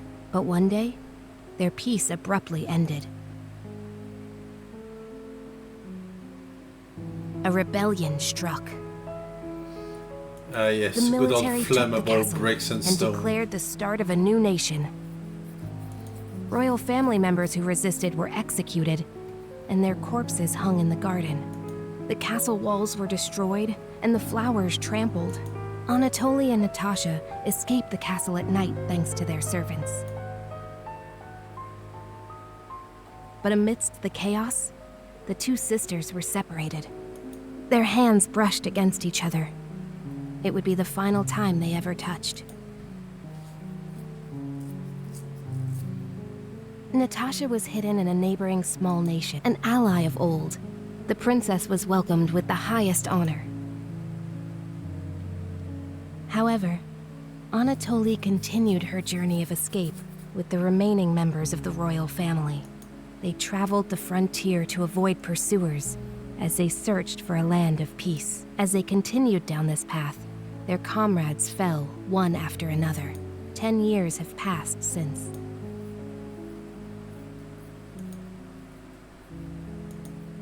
Their performance is so intense in person, I can't take my eyes off the stage. Oh. Oh.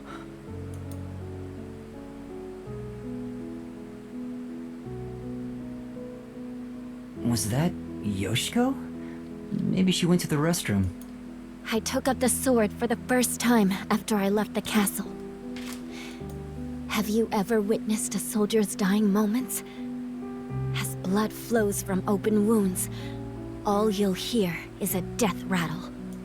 Men speak proudly of honor and pride, but those vanish when you're on the battlefield.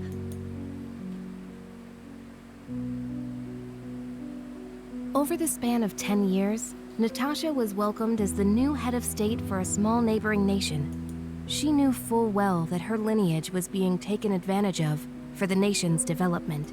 However, she had no choice but to allow this to happen. Meanwhile, Anatoly traveled the land. She had grown to become a leader of the wandering warrior tribes in the region. The sword she had mastered to survive had become the hope for many. The fight to regain their homeland had begun for these two princesses. It all began when the former kingdom, now a military dictatorship, invaded the nation protecting Natasha. Natasha declared war, promising to regain control of her former castle. Seeing an opportunity, Anatoly rallied the people of the land to mount an invasion. They rode for the kingdom. At first, Natasha was disadvantaged, but the balance shifted upon uniting with Anatoly's forces. The enemy commanders saw the forces surrounding the castle. They knew there was no way to escape. and quickly surrendered. The war ended in a single day, and yet, people do not know of the 10 years of strife these two girls endured.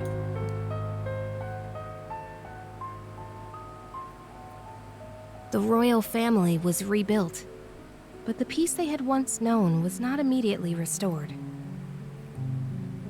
Natasha's forces desired control over the conquered kingdom. However, Anatoly's camp also sought control, having achieved many merits in battle. Though the two girls reached out to one another, their hands would never touch again. They were fated to strike each other down.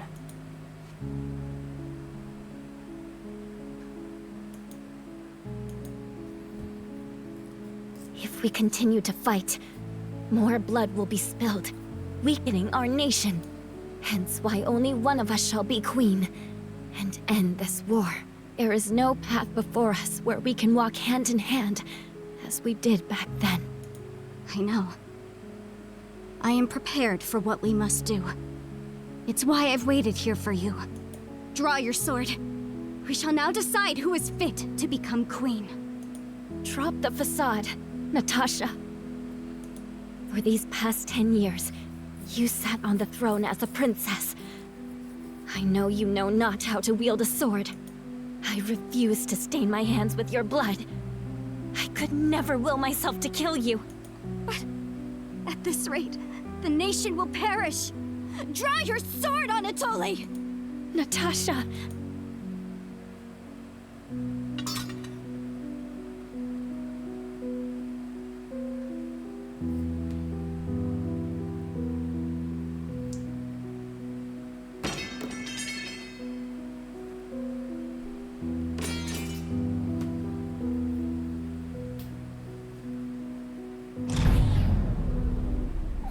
Who turned out the light? Well, I was asleep the whole time, so it was already dark anyway. And let me guess, one of them will be dead by the time the light comes back. Is she talking in her sleep? That was weird. Wait, why am I wasting time thinking about it? The lights are on again. Back to the show. Now, let us eat. Yes, allow me to pass the plate. Thank you, Anatoly. The two spent time together again, for the first time in years. However, they could not run through the garden like they used to. Together, they carried the lives of tens of thousands on their shoulders. What was expected of the girls was no longer a crown of flowers, but a real crown instead.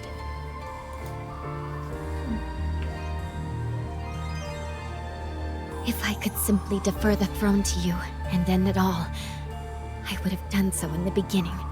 A queen's crown would fit you better, Natasha. However, the war would not simply end there. How did it end up this way? What are we supposed to do? Natasha wept in anguish as Anatoly gently embraced her.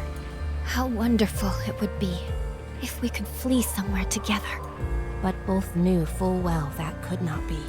After a long silence and much internal strife, Natasha rose.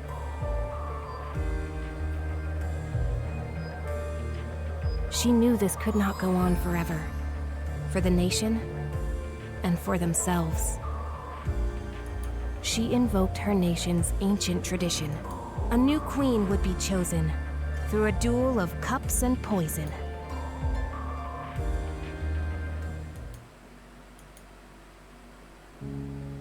Let us end this, Anatoly. Natasha, what do you intend to do?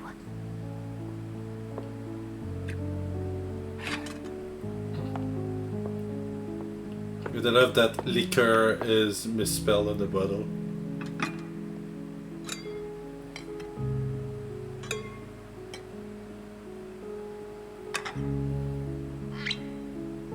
I leave it for the heavens to decide who will survive.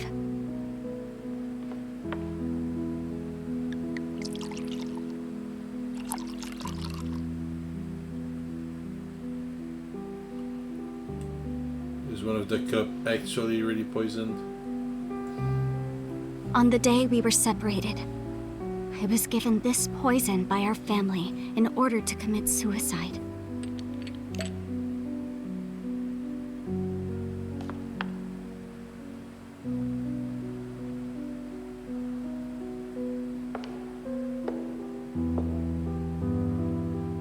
Switch the glasses around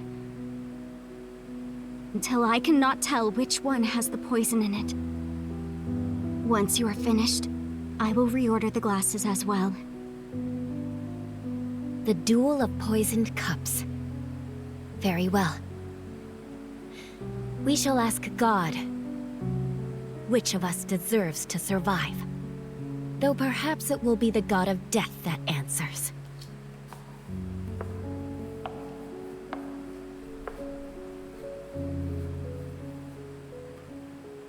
And it's at that time that someone could be an asshole and just mix both the content of both cup. Finished. Like It pour a is my little turn, bit of then. one in the other and vice versa a couple times until they are even. And are both poisoned.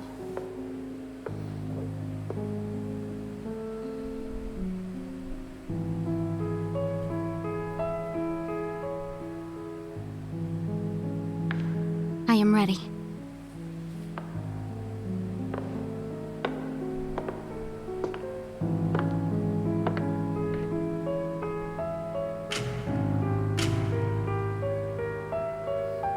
I grant you the right to select a glass. I shall take the remaining one. Very well.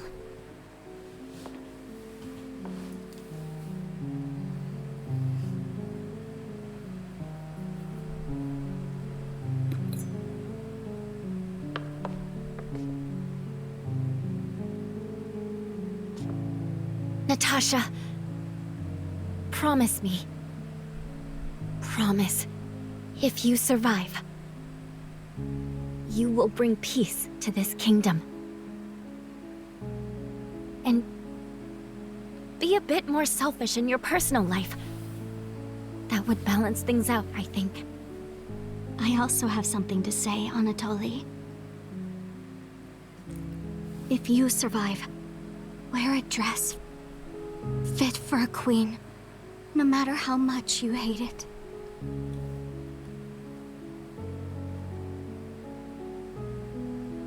Well then, to the new queen. Cheers.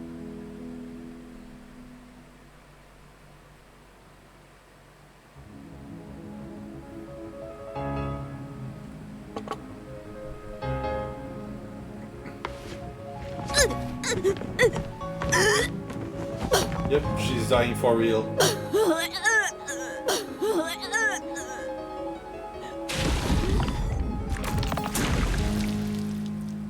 Called it. Huh?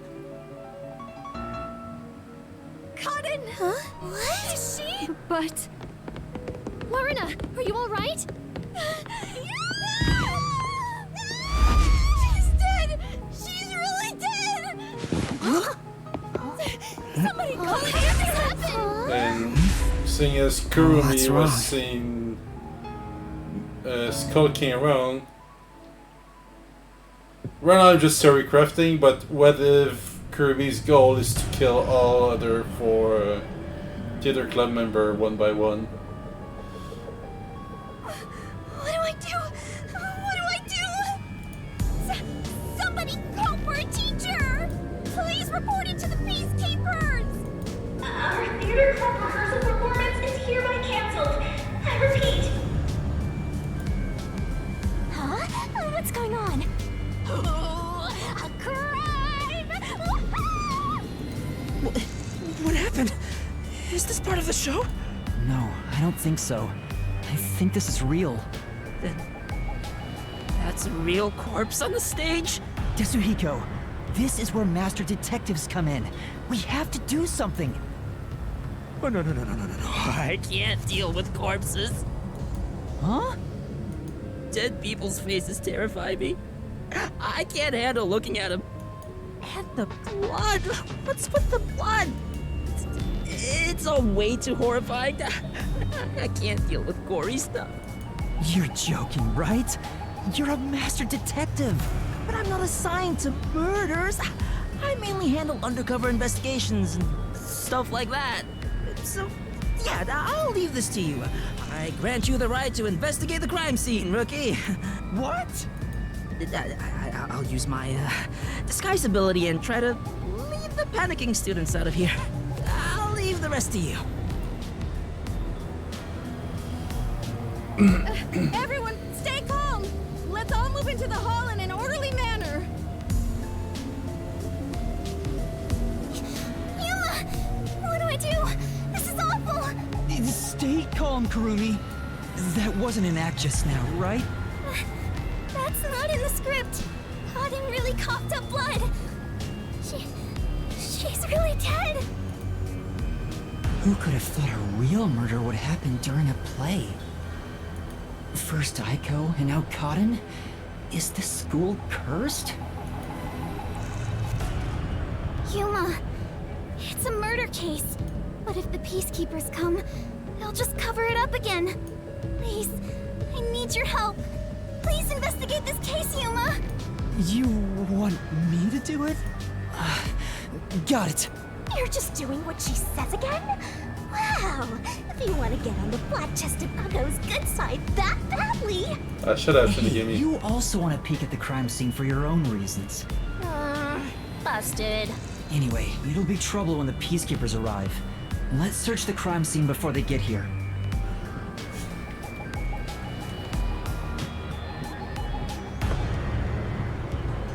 All right.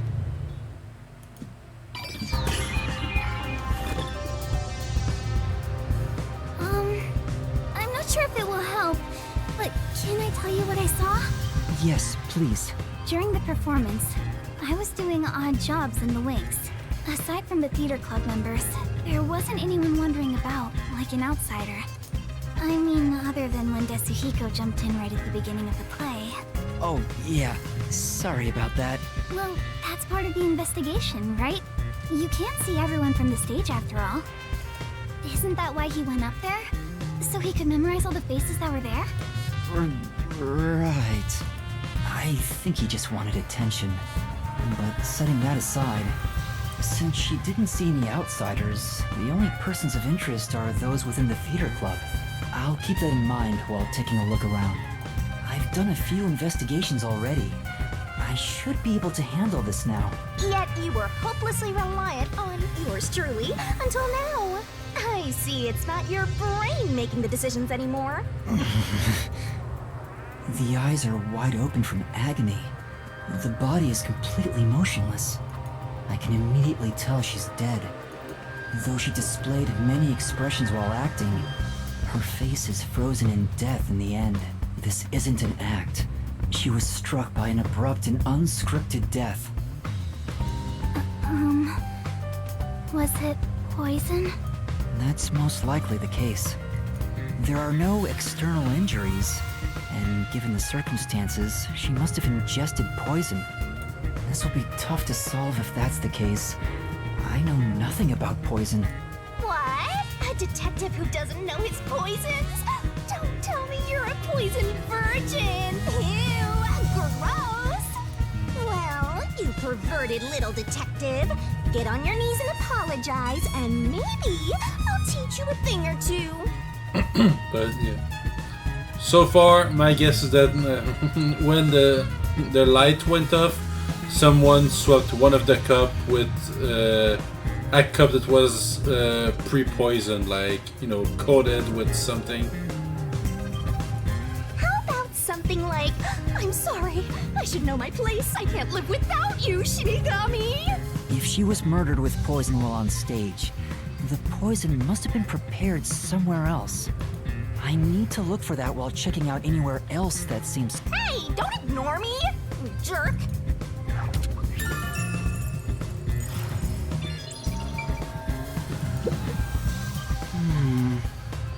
No external injuries, so given the circumstances, I'm certain she ingested poison. Come on! You don't know for sure yet. Is there anything I can check, like in the backstage? I can. We're gonna start here.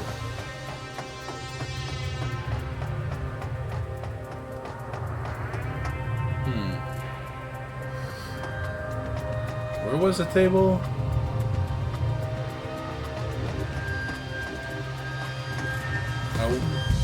No, I think it's too off. I was about to say maybe someone dropped the poison in the cups from here.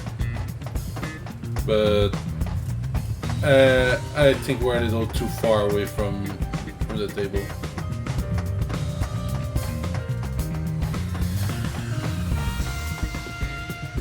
There's no point in going that way.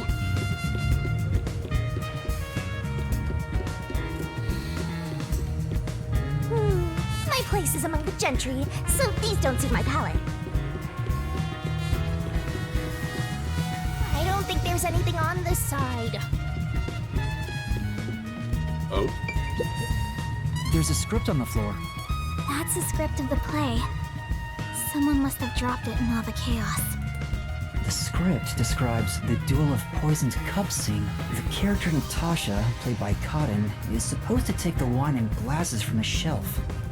After that, the glasses are shuffled on stage. According to the script...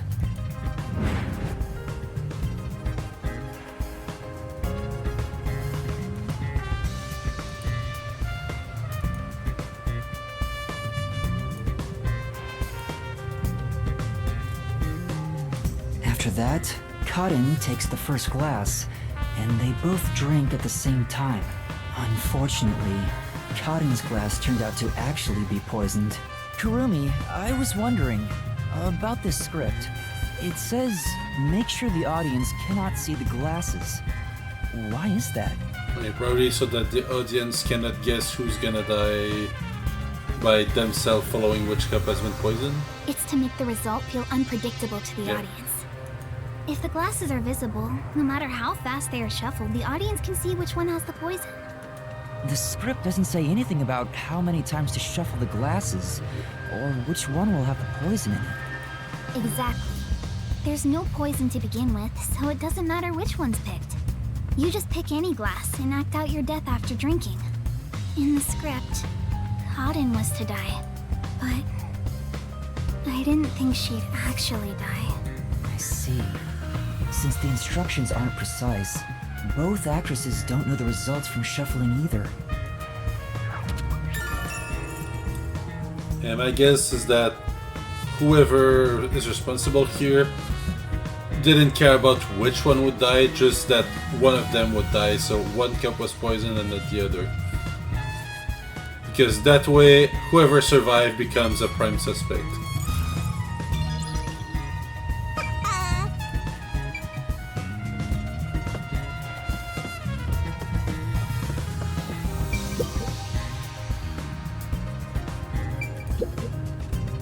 There's a wine bottle on the table. Cotton poured the liquid from this bottle and started to suffer after drinking it. Then that means there's a chance the poison was mixed into this bottle. Oh no, because if it was mixed with the bottle, they both would have died. This isn't wine in here, right? Of course not. It's just grape juice. I poured out the bottle and replaced what was inside. Huh? You, Kurumi? After class, I was asked to help out before I went to get you. I'm still a theater club member after all. Were both the wine and grape juice sealed before you swapped them out? Yes. I received the unopened wine bottle from a club member. I uncorked the bottle and poured the wine down the sink. It's a waste, but we can't drink it anyway. After that, I went to the cafeteria and bought a can of grape juice. Of course, this was also unopened. I poured the juice into the bottle, then put the cork back. I passed the bottle to a club member and my job was done.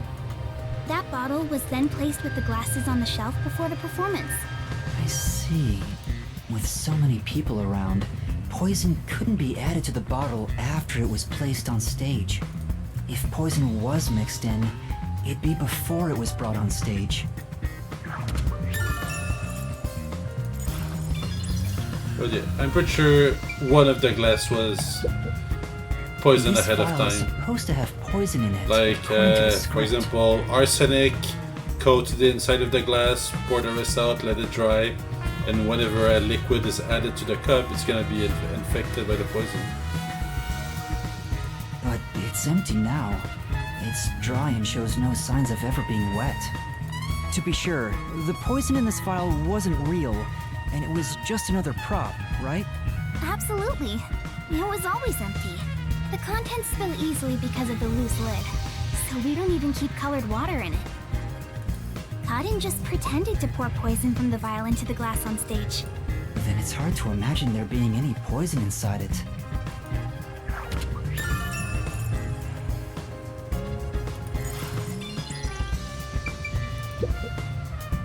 There are 2 glasses on the table. The props used for the duel of poisoned cups. I think this glass was supposed to be stored upside down on the shelf in the back. Cotton was the victim, but she's also the one who set it on the table. Maybe poison was already applied to the glass beforehand. Hey, do you know who prepared these Oh, it's the girls on prop duty. The freshmen are handling them this time. Do you know where this glass was before it was placed on stage? Props are kept in the theater club storage. This glass should have been in there too. The theater club storage? In that case, any club member would have access. Was real poison applied to the glass? I just thought it could be possible. But there's the risk of being caught by applying the poison after it was moved to the set. If poison was applied, it would have been before being brought to the set. But on days like this, when there's an open rehearsal, props are brought out of storage right after school. The glass should have stayed on that shelf the whole time. After school... which means it'd be even harder to apply poison before then. Yes. At the very least, the props in the set were fully prepared at least 1 hour before the performance.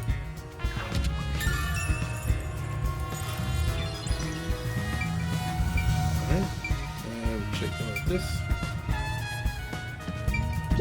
Not only is Aiko gone, but now Cotton too. Could this also be a fight for the lead role? If so, those most suspicious are Cotton's rivals. Yoshiko, Waruna, and Kurane. Is the culprit one of those 3? I need to find out if there was anything suspicious about them during the performance. Kurumi was in the wings the whole time, so perhaps she knows something about the others. Before the incident occurred, do you know where Yoshiko was and what she was doing? I didn't see Yoshiko in the wings. She may have been watching from the audience. Oh, right. Speaking of which, during the performance, I noticed Yoshiko walking down the aisle. It was I Yoshiko. thought she was coming back from the restroom, but I didn't see her take her seat. What if she wasn't part of the audience? Where could she have been?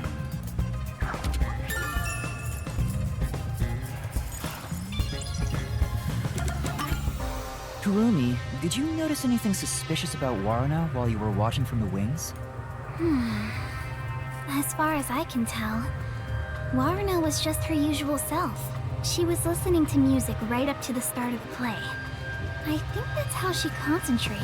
Did she go near the glasses or bottle before the performance? I wasn't watching her the entire time, but if she did go near the set, I think I would have noticed. I see. Waruna was the closest to the victim. That's ample opportunity to commit the crime. But still, how did she add the poison? It couldn't have been during the performance, right? Wait, now that I think about it, right after the lights went dark in that one scene, she went near the shelf to pick up a plate. Her back was toward the audience, so I couldn't see her hands. But she only had 2 or 3 seconds max. Could she have poured hidden poison in the glass in that time? Did she have any other opportunities after? The next time she touched the glasses was during the shuffling scene. But it was Cotton who moved the glasses and bottle. She also prepared the poison vial. And plus, after shuffling, Cotton was the one who chose the first glass. Given the situation, it'd be difficult for Waruna to poison Cotton specifically.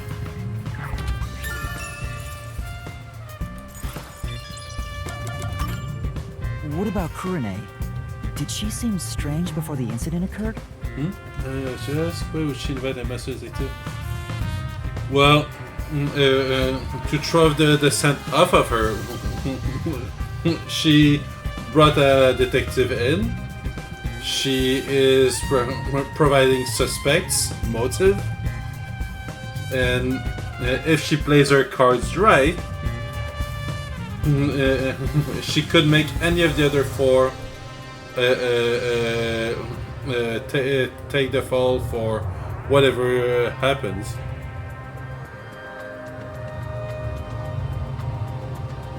Like, right now she might be using Yuma for her own purpose. Of course, she might be innocent, but I don't think it's impossible knowing the creator of that game. I've seen much more twisted stuff from them. I haven't seen Kurane. She was working up above the whole time. Above? Oh, she was managing the lights then. There's a catwalk above to adjust the lights, and that's where Kurane was supposed to be. So I didn't see her in the wings. There's another girl handling the lights, so it would be helpful to speak to her.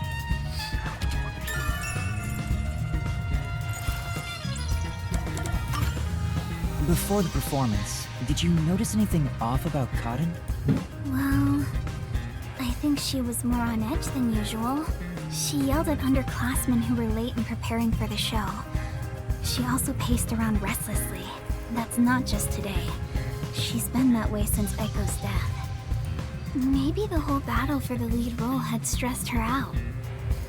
But since she was murdered after Echo, she should be considered another victim, right? If she knew someone was out to get her, then it's not strange for her to be mentally unstable. The ones fighting for the lead role are Yoshiko, Waruna, and Kurane. None of them seem particularly suspicious so far. Hey, how long are you gonna keep this up? I'm so over playing 20 questions with this ugly chick. That reminds me, the lights went dark during the performance, right? The entire hall was blacked out.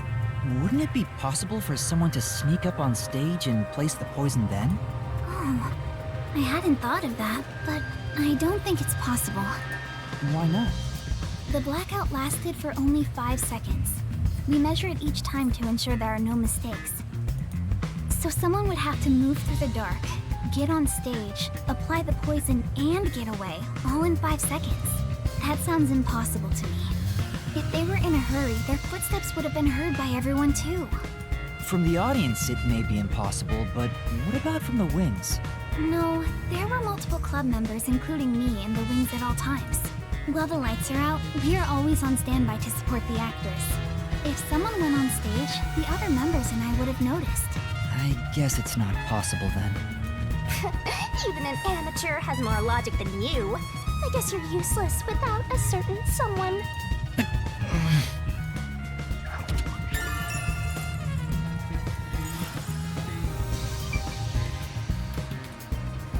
Wait, have I observed everything that was observable?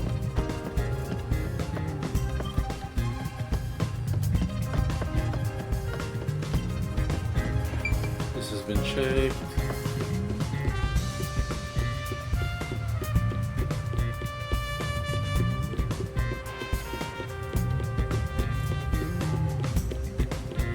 She mentioned that the catwalk for adjusting the lights is up above. Are those the stairs to reach them? Would you like to go check up there? Yeah, I would. The spotlights for the stage are set over there. It's a lot narrower than I thought. It's pretty high up. Yeah. It'd be hard on anyone with the fear of heights. So you can move the lights as needed for the play. The table is directly below, which means you can't see the glasses getting shuffled from the audience seats, but they could have been visible from up here. I could find out for sure if I could talk to someone that was up here.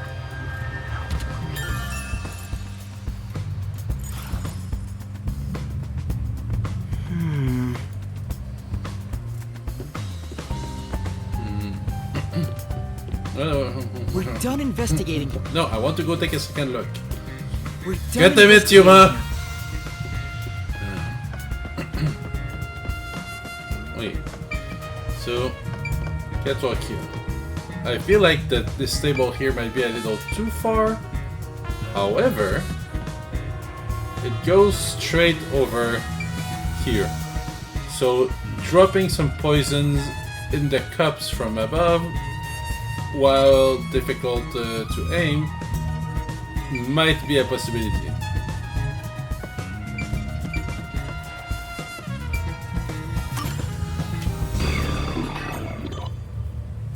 Well, I think I've checked all that I can for now.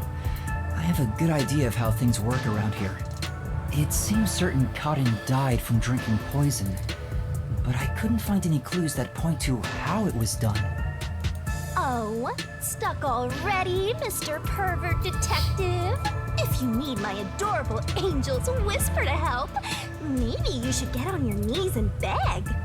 What angel? You're a death god. I shouldn't even pay attention to her. But she's right.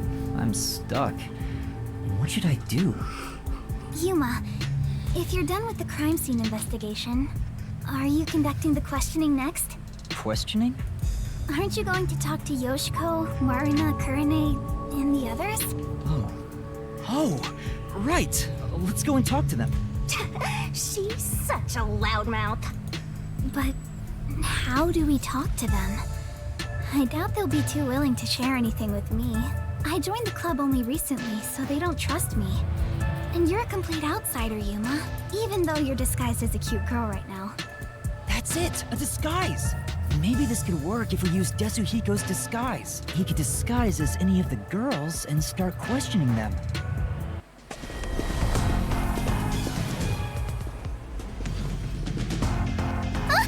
The Peacekeepers? Aw, they're here already. That woman, she was the one with that Yomi guy.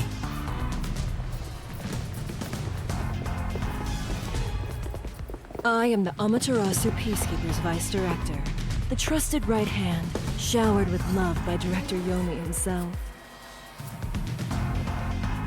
Martina Electro. Goodness me, you've surely done something reckless this time around. Whoops, looks like she found out you snuck into a girls' school. I think this deserves the death penalty, don't you? There's a reason why I'm dressed this way. What are you doing? Hurry up and make the arrest. Wait, I can explain! What? You have no right to remain silent. You have no right to talk to a lawyer, either. You only possess two rights. Confess the truth, and beg Amaterasu Corporation for mercy. Take her away. Hey! What's going on? Please, wait! Are you sure you want to try and stop Amaterasu Peacekeeper Vice Director Martina? Yeah. Tell me, why are you taking Kurumi? To arrest her, naturally. On the suspicion of murdering Karin. Huh? What? Why would I do that? We've reached this conclusion following an interrogation with a person of interest. According to them, you were responsible for handling the contents of the wine bottle prior to the start of the play. It's clear you took the opportunity to pour poison inside. But then both actresses would have died. It was only grape juice. I didn't add any poison. Besides, where would she even get poison from? Ms. Martina. That's not a question to ask. They both drank. Oh, it appears my deduction was correct. The poison was right under our noses.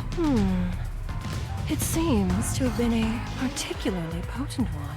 The label warns that even a small amount ingested can result in death. The bottle is unsealed, and some of the liquid is missing. There's no mistake. You secretly stole this from the chemistry lab and used it for murder, didn't you? I don't know anything about it. That bottle is way too big to be stolen without anyone noticing. What a worthless comment. One could simply unseal it in the chemistry lab and put the substance in a smaller container to take wherever desired. which could then be directly poured into the wine bottle. Like, and you could literally just test the bottle for poison right now. There would be the traces left. If you're gonna pick a fight, you better have sound logic backing you up. This is the last time I'll do this for you. There's a warning on the bottle. This chemical will react to oxygen in open air, rendering it harmless 30 minutes after the bottle is unsealed. Huh? After 30 minutes, it becomes harmless? If you think that's important, go for broke and try pointing it out.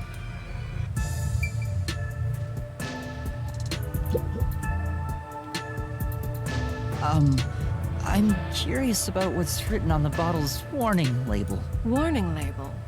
This chemical will react to oxygen in open air, rendering it harmless 30 minutes after the bottle is unsealed. It has been 30 minutes since the murder occurred. If this chemical was unsealed at the time of the crime, it will have already lost its potency. Let us check.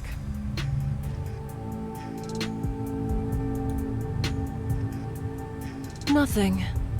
It seems likely that this poison was used as the murder weapon. Which means the crime was possible it could have been only for open someone at literally any other access to the time. chemistry lab. However, this fact does not contradict her being the killer. Wait, no! I am well aware that many of Etheria Academy students are children of those affiliated with Amaterasu Corporation. However, that cannot be used as an excuse to bend the truth. Criminals must be punished as criminals. For that is justice. Now be gone. Any additional interference, and you'll be arrested as well. Take her away, and dispose of the corpse on stage before it rots. Corpses spoil so quickly due to the rain and humidity in this town. Why? There must be a mistake. It wasn't me. That's right, she's not the killer. Please, listen to me. I warned you not to interfere any further. She swapped out the contents of the bottle before the play began. And the incident occurred more than 30 minutes into the play. If the chemical use in the crime becomes harmless after 30 minutes, then it's impossible for her to be the culprit. I see. How logical and beautiful. There is beauty in being logical with all things, much like the golden ratio. Leafy potential of this. Like gazing upon a flawless art piece, and the more delicate it appears, the more excited I become envisioning the moment I pulverize it! Huh? Logic is meaningless in the face of ultimate power! It is nothing but a glass ornament beneath an iron hammer! No! I'm so excited! What's with her? I guess all the Peacekeeper higher-ups are perverts without exception. Now, my soft and fragile-looking student, your play acting as a detective is over. Play acting? If you intend to continue interfering with our justice, then you will be pulverized. Help me, Hmm? Yuma! Yuma? I've heard that name somewhere. No, never mind. I don't know a little girl like you. Play acting as a detective? She's right. What am I doing? I've mistaken detectives for superheroes. Justice is a matter of opinion. With enough conviction, anything can be considered justice. It's only an assumption, completely worthless and completely powerless. Hey, I told you all students must wait on the lower level. Stop wandering around and go join the others.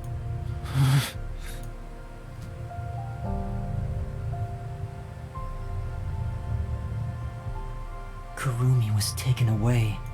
What should I do? Do I just walk away as if nothing happened? No, I can't do that. Kurumi believed in me. She said that detectives are heroes. I'm no hero, but I'm the only one who can save her right now. I have to do something. The truth is still hidden. To discover the truth behind this case, And to find out who the real killer is, I need Desuhiko's help. I need his disguise ability to get information from the club members.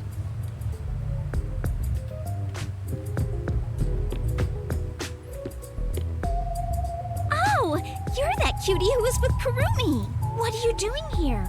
If you don't go underground, they'll be mad at you. Yeah.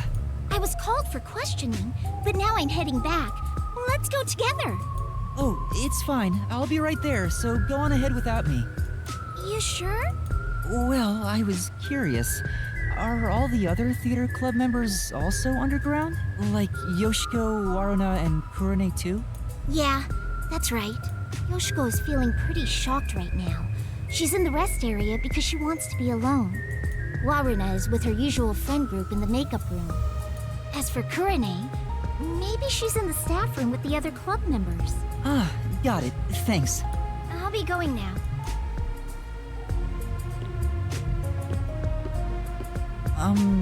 Teacher? I'm sorry. My student is distressed, so please excuse us for a moment. You okay, Yuma? I'm fine, but Kurumi got caught by the Peacekeepers. Are you serious? What are you gonna do? Desuhiko, can you lend me a hand investigating this case? Don't tell me you want to keep investigating behind the Peacekeepers' backs. I know it's reckless. The chief even told me not to, but this is something I have to do. You gotta save the woman you love, right? I totally get it. No, it's not like I love... My man, usually I'd help you out of sheer respect alone. But those bastards questioned me already, so I can't move from this spot. Couldn't you make up an excuse to leave? Aren't you good at that? Yeah, I probably could, but I couldn't stay away for too long. Maybe I could slip out in disguise, but that'd put them on high alert and make the investigation tougher. Then what should I do? There's another solution. I'll disguise you, so you can keep on investigating. You want me to keep investigating in disguise? Yeah, I'll give you a voice changer too. I'll leave this to you. But if this goes on for much longer, we'll both be in trouble. My disguises can't last forever. What? Really? It puts a huge strain on my body. I'm already starting to feel dizzy. Are you okay? Not really. But I gotta do this. It's all to save the love of your life. I mean, saying I love her is a bit extreme, but... Besides, I'm a master detective of the WDO. I've seen plenty of dangerous situations. So, who do you want to disguise as? Tell me.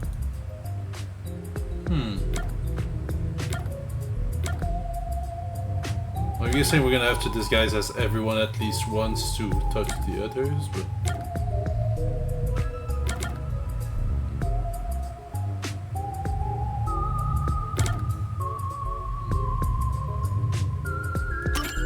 Let's do that I one. want to disguise as Kurone. Can you do it? Kurone? Hold on. I'm reviewing my mental high school girl album right now. Oh, found her. She's the one everyone calls distinctive. I don't know how society sees her, but she's right on the border of my strike zone. I bet he'd be happy with just about anyone. He'd probably enjoy getting hit by a dead ball if the pitcher was a girl. Okay, let's start.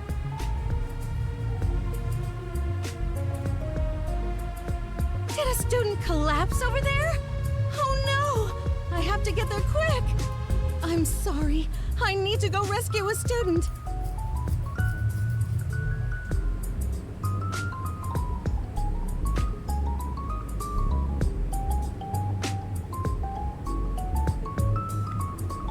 Alright, that was perfect. I slipped a voice changer under your clothes, so be sure to use it. Oh, also, just a heads up, touching your own boobs won't feel good or anything. I'm not gonna touch them. We'll see about that. Perverted detective. I'm heading back now. Get going. Kurone is often alone. I wonder if I can get any information from the others. Anyway, I better make sure I don't run into the real Kurone. Yoshiko is in the rest area, Waruna the makeup room, and Kurane the staff room, right?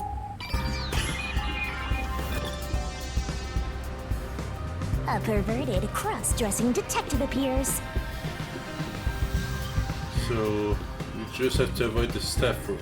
The theater hall is currently closed off. All students who are at the scene are to remain in the lower level.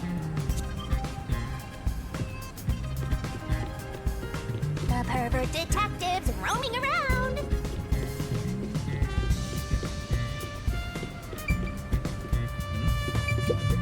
What is it?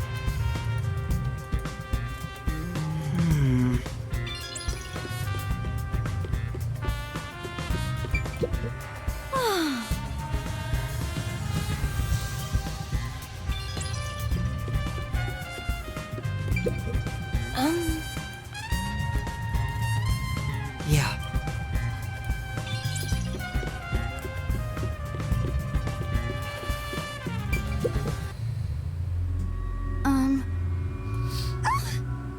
No, sorry if I scared you. I want to talk about what happened. Yoshiko? She won't even look at me. Maybe she's still in shock from the incident? Or does she treat Kurane like this all the time? Hey, Yoshiko. Can we talk? Absolutely not. I will not speak to you. I told you it'd be this way. Huh? As I've said before, I refuse to even look at you. Please, go away. She really hates Kurane. Is there a reason why? I better leave for now. I mean, well, there's always a chance that Kurane was a culprit, and what's her face here knows of it and doesn't want to be affiliated with it, whatever happened. I don't know.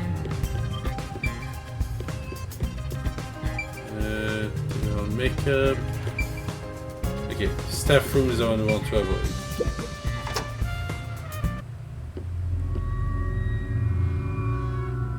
What are you doing here? Go away! Hold on. I just wanted to... Just by being here, you're a nuisance! Don't you get that? Fine. She really hates Kurane. Kurumi was right. These two really don't get along. So far, everyone hates Kurane. It's draining just pretending to be Kurane. I wonder if she's not affected by all this.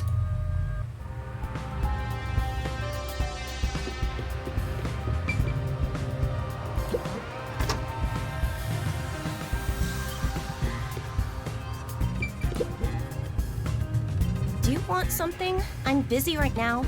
She's so cold. She refuses to speak to Kurane. Even if I figure anything out, I'm not... Oh, hello, Kurane. Is something the matter? Huh. She's actually willing to talk. Maybe she's on good terms with Kurane. Oh, great timing. I was investigating what just happened. You mean to practice for a role? You did say you wish to play a detective someday. That's amazing, Kurane. You truly are a thespian. Right. So, there's something that's bothering me. What is it? I just handle the costumes, but is there something you want to know about them? Maybe you think the actors on stage could have hidden poison in their costumes. No, sorry. That'd be impossible. Why do you say that? Because I reviewed both costumes in the wings right before the performance started. If they were carrying anything, I would have noticed then. But what about after you checked? Like if they'd gone to the restroom or somewhere else? Then I would check again. Besides, both of them were in the wings the whole time. Oh, really? Though they were performing the whole time, so I haven't checked their costumes since the play began. Well, if they were here the whole time, they couldn't go grab the poison. If that's the case, it would have been difficult for Waruna or Cotton to bring poison on stage. By the way, Kurane, I still need to organize the costumes here. If you're free, could you help me out? It's hard to do it alone. Sorry. I'm a little busy right now, so I'll come back after I'm free.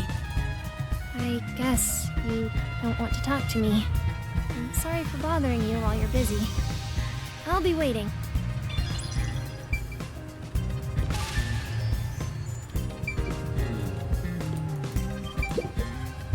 I'm still in the middle of cleaning up. Can you not touch anything? Oh, sorry. Though, with a water gun, if it were to be loaded with liquid poison, you could shoot at a cup from somewhere fairly accurately.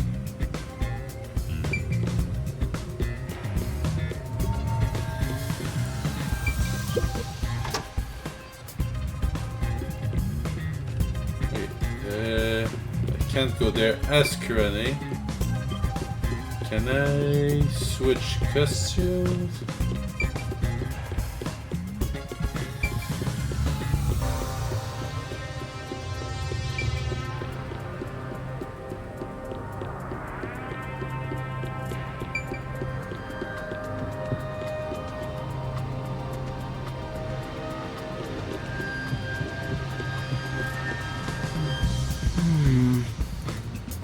I guess I have no choice to go into the Kurane room.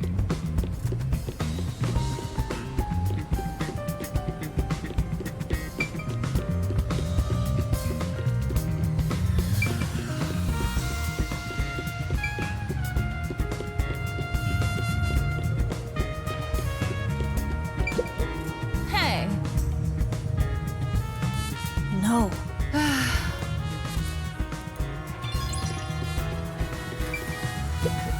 For now.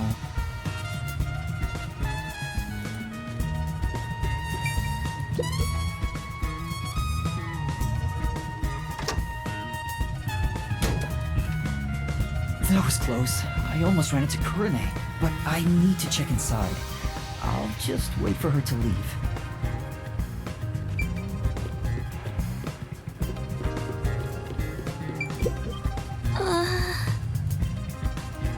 That's true.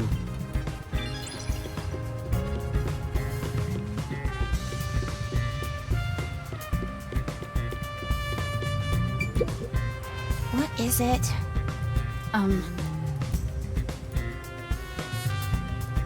Yes. The theater hall is current. All Can't students. go that way either.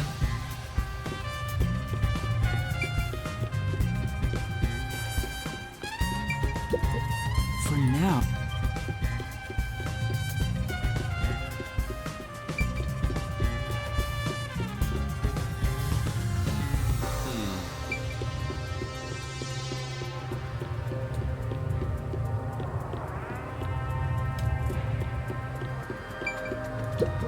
Stop talking to What am I supposed to do?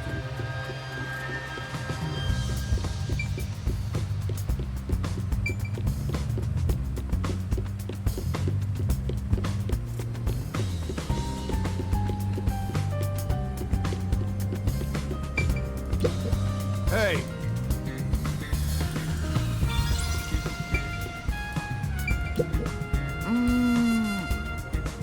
You know,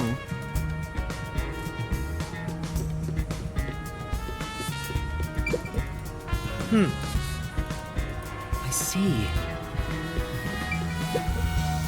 Oh no!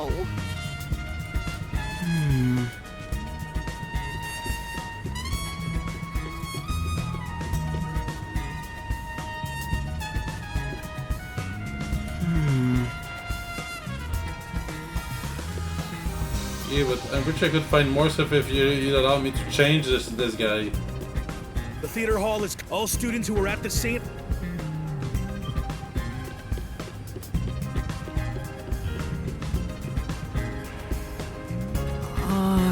No.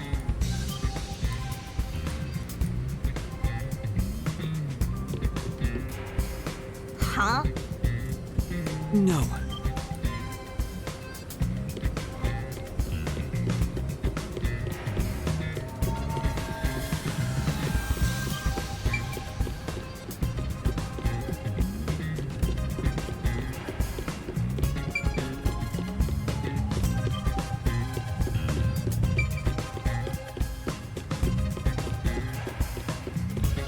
What if I just try to investigate the door again with the trigger element where I wait somewhere Kurune else? should be here. I have to... Okay, but how do I do that?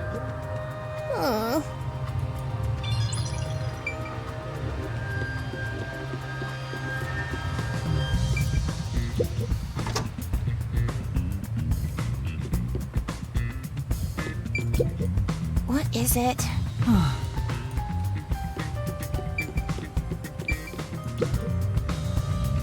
Kurine, you... Help organize the... Wait, if I can... Taking advantage of a high school girl. You've really hit rock bottom. Well, will you help me? I wanted to have a little chat with you, too. Sure.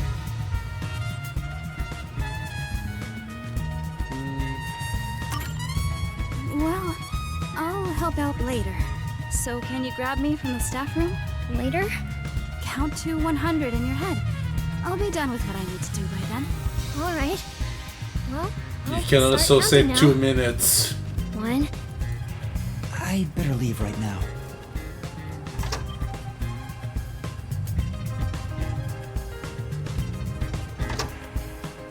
I counted to 100, Kurine. Huh? What? What's going on?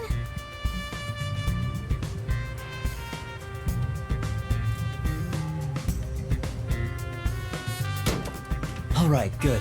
I'd better check the staff room while I can.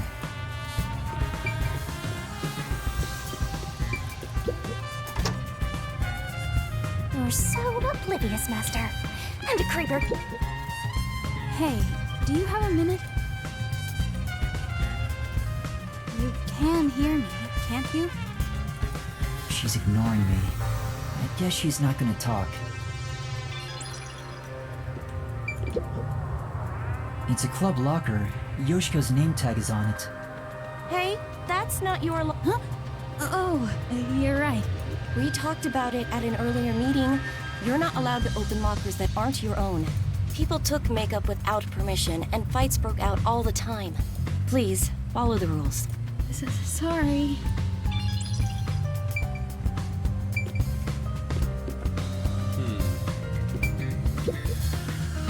It's a club locker. Kurine's name tag is on it. It's completely beat up compared to the others. It doesn't seem to be locked. This Kurine gal seems the type who'd booby trap her locker.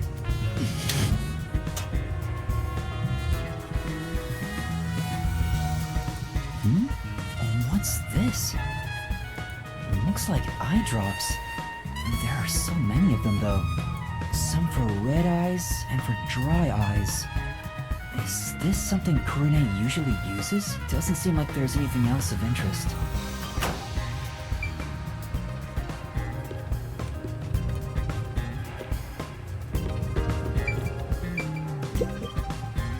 Oh, Kurine! When did you get here? This reminds me. Thank you for what you did. For what again? You know, how you inspired me with the presentation on stage. Oh, for that one scene, right? You are such a good amnesiac. You have a knack for playing along with no memory. Yeah, the part with the overlapping spotlights after the glasses get shuffled. It expresses how the two characters' fates are intertwined. It was all thanks to you that we decided to go with this presentation. Kurine, why don't you take over stage direction for our next performance? Yeah, that might be a good idea. Just to confirm, I was the one who suggested the lighting presentation on the glasses? Yeah? What's wrong? You're acting kind of strange today. No, I'm not.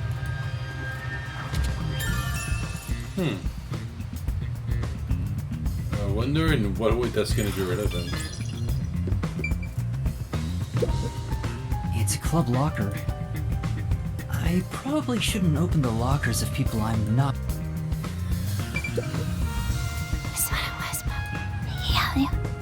Two theater club members are whispering to each other. They haven't noticed me. They Maybe this Kurine disguise has made me less conspicuous. So, who do you think killed Cotton? It has to be Waruna, right? Totally. It's gotta be her. She can never read the room, you know? Like, she doesn't see the other members as people. We're all just stepping stones to her. She thinks she's the main protagonist or something. She basically treats everyone like side characters. I know what you mean. She wouldn't think twice about killing people. They're talking about Waruna behind her back. The theater club really is on edge all the time. But even if Waruna was the culprit, how did she get Cotton to drink the poison? Well, it's gotta be at that one part. The part in the script where Waruna gets closer to the shelf. Oh, right after the blackout. It's the scene where she gets the plate, right? She could have secretly snuck in some real poison and added it to the glass or wine bottle. That's it. Waruna is totally the culprit. The scene where Waruna approaches the shelf. I guess it is pretty suspicious. Could she have added the poison then? In the upside-down glass on the shelf?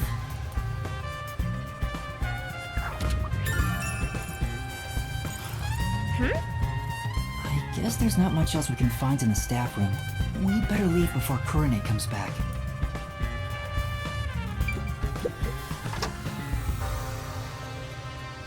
That should be enough.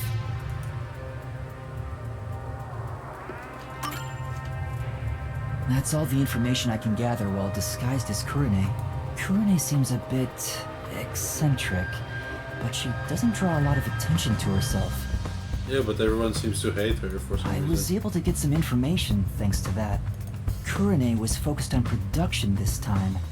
She was thinking about the lights presentation. The lights were managed properly during the play.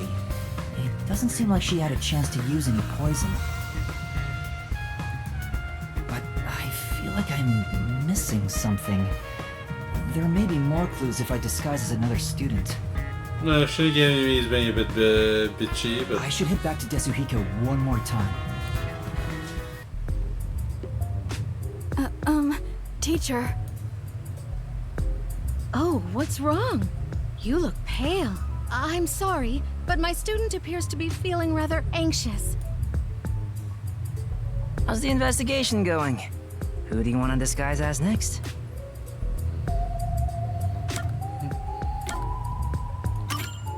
I want to disguise as Yoshiko. So, you want to be the star candidate of the theater club. She's known for being an honor student, right? So, you know all about her. Why do you think I wanted her on the school? Once I've seen the face, I never forget it. Just leave it to me.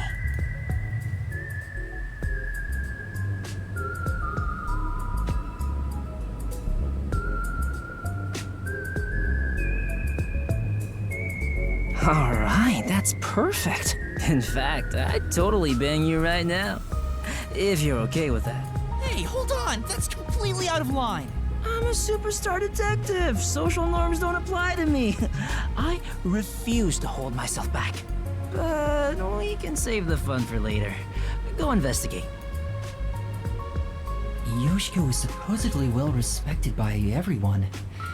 I hope I can extract information from different theater members. But I better be careful and avoid the real Yoshiko. I think Yoshiko is in the rest area, and Waruna's the makeup room. Kurine should be in the staff room.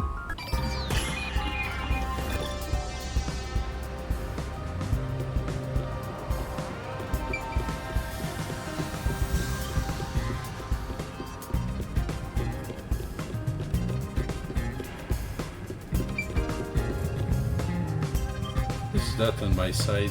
Is that like some kind of belt handbag?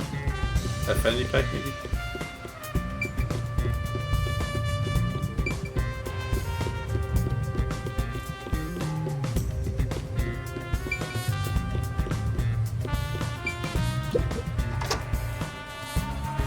Which should I pick? It's a club locker. I should open it and search inside. You're opening a young girl's locker? What you're doing is totally psycho. It's for the investigation. Give me a break. Yeah, whatever. I hope it doesn't turn into a hobby. The script and makeup items are neatly placed. Huh? There's a glass in the back. It's the same kind that was used for the play. What is this doing here?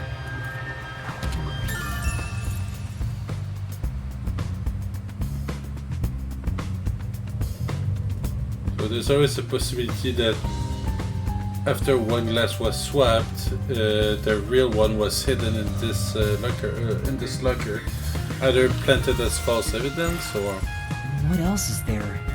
Oh, there's a photo on the back of the door. It's a two-shot photo of Yoshiko and another girl wearing this school's uniform. Probably Aiko. Who is she? That's about it for the things of note in this locker.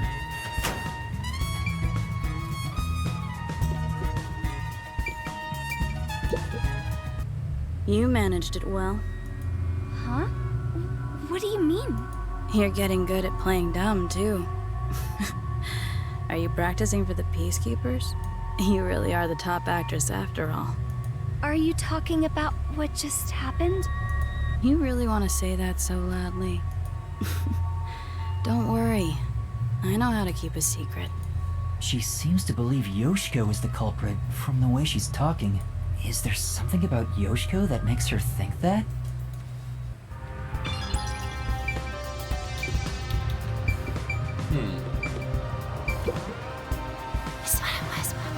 Hey! What's wrong? Oh, it's nothing. What's going on? Is there something they don't want Yoshiko to hear? You know what's a plot twist that would actually kind of surprise me? Is if none of the four girls are actually culprit, and it's literally all the random unnamed club member were just tired of the elite and tried to get rid of them. Hey, do you have a moment? I want to talk about what happened. Yoshiko? What's wrong? I'm sorry. It's nothing. Excuse me. She suddenly fell quiet. I guess I shouldn't question her anymore. She looked like she wanted to say something, but maybe it's something she can't say to Yoshiko. Maybe she'll talk if I'm disguised as someone else.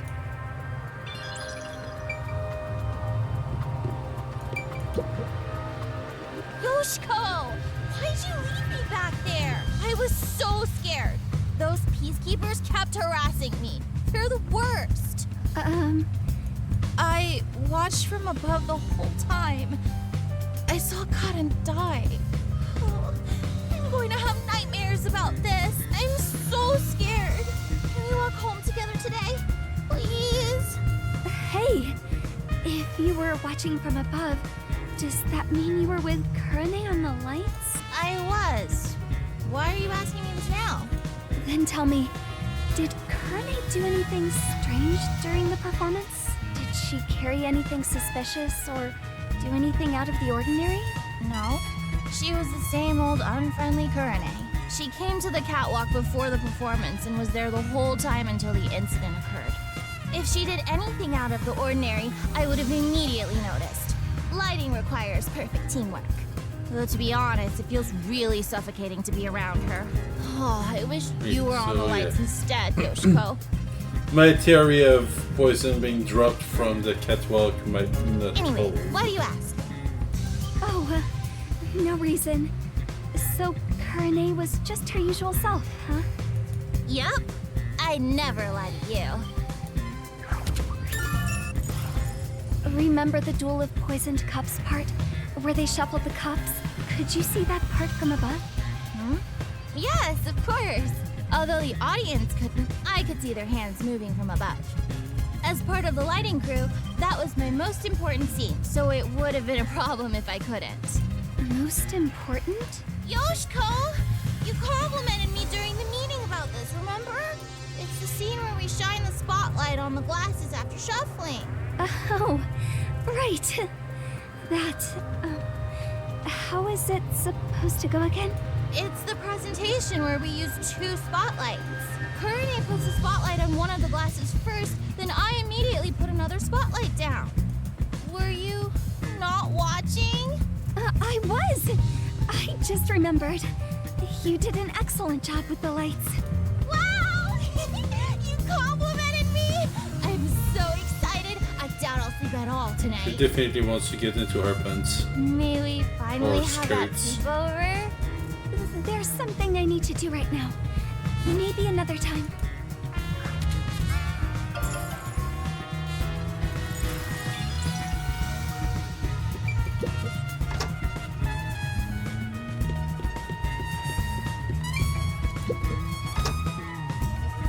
Aww, I wish this would end. You were in charge of costumes? You're acting like this is the first time we've met. Do you not remember me? Well, people call me the ghost member all the time. I'm here every day, but no one notices me. Well, at least I'm not as bad as Kurane. But she stands out a lot when she's on stage. Could it be she acts a certain way so she doesn't stand out on purpose? What do you think, Yoshiko? I'm not so sure. She's quiet. Maybe she's not on good terms with Yoshiko. Aww. Oh, what should I do? I'm gonna get yelled at. What's wrong? Yoshiko, I'm so glad you're here. Is there a problem? Yes. Well, we're missing a prop glass. A glass? You mean for the stage? Yes. You're the one who prepared it for our play today. Oh, did I do that? Huh? Did you? We originally planned to use wine glasses, but their thin stems break so easily.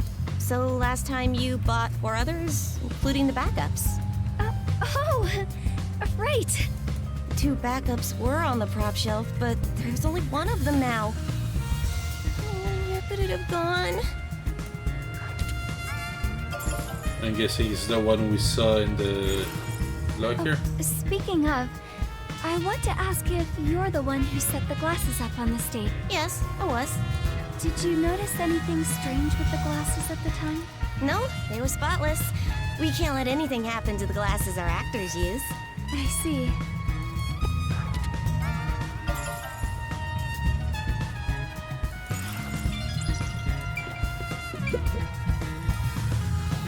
Gun? Oh, it's just a water gun. There's a hole on top for adding water. That's the prop we used in our previous performance. You did a wonderful job. Thanks.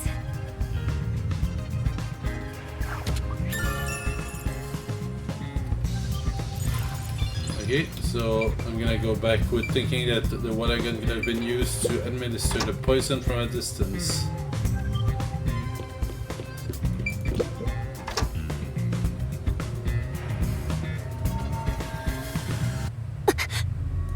Can we have some time alone for a bit?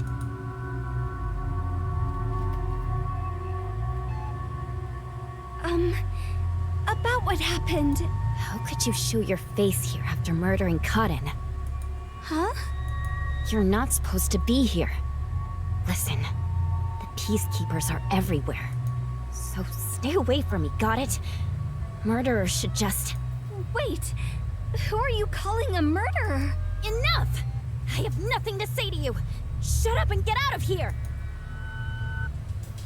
That was intense. I heard they were on bad terms, but maybe she's more on edge because of what happened? On top of that, Warren thinks Yoshiko is the killer. Maybe there's a reason why she thinks that. Yeah, like, so far my suspicion of Warrena is slightly dropping because she seemed extremely suspicious of the others, but not like in just, oh, I hate them because they're my rivals, but more like I think she actually believes that one of the others is responsible.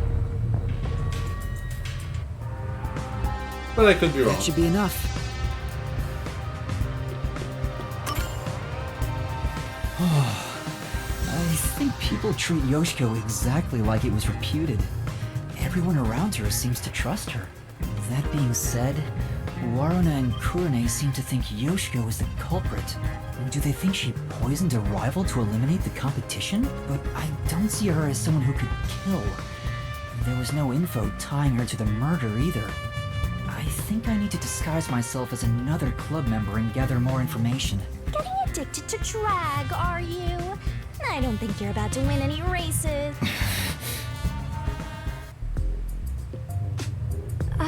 Teacher. Oh, what's wrong? Are you feeling unwell? Excuse me for a minute. This student doesn't seem to be feeling well. How's the investigation going? Who do you want to disguise as next? I want to disguise as Waruna. Waruna, the other lead actress on stage. No, I kinda dig chicks who seem hard to get. Alrighty, time to turn you into just the kind of girl I like. So creepy. Perverts of a feather flock together.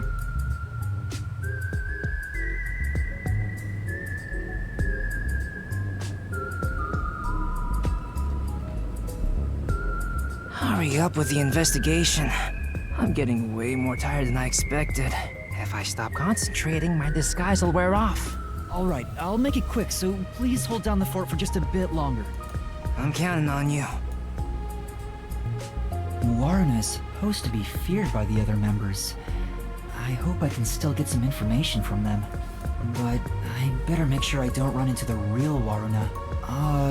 Yoshiko is in the rest area, Waruna the makeup room, and Kurane the staff room, right?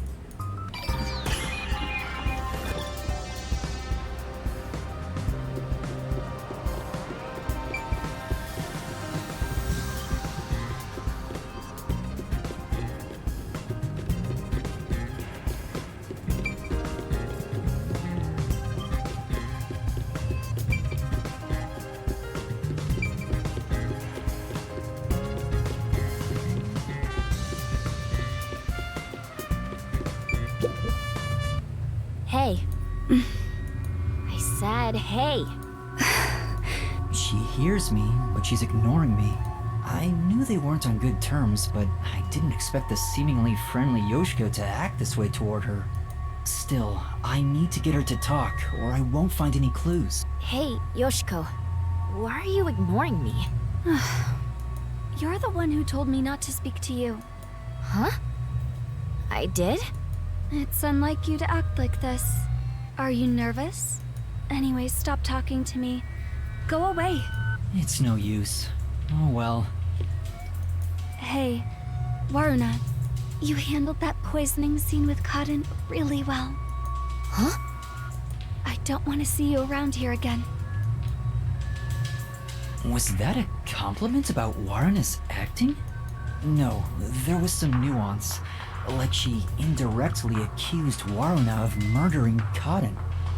So Yoshiko believes Waruna killed Cotton during the duel of poisoned cups.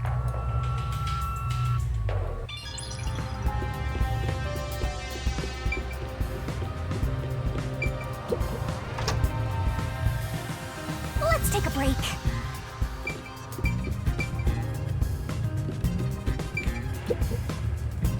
This locker has Waruna's name on it. It doesn't seem to be locked. Going through a high school girl's locker while claiming it's for an investigation is what a criminal would do. I'm not a criminal. I'm a detective. Well, a trainee. It's crammed with music and theater magazines. Huh? Is this a diary? But it's locked. I can't open it. I don't see a key. Then again, I don't really want to peek into a diary. Let's put it back for now. I don't think there are any other clues.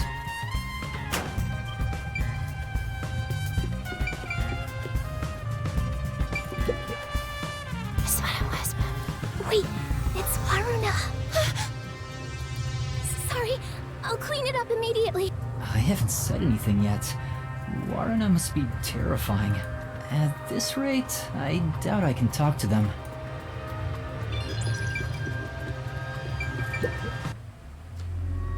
What do you want? Can't you tell I'm trying to blend into the wall as best I can right now? Don't talk to me. It's about what happened.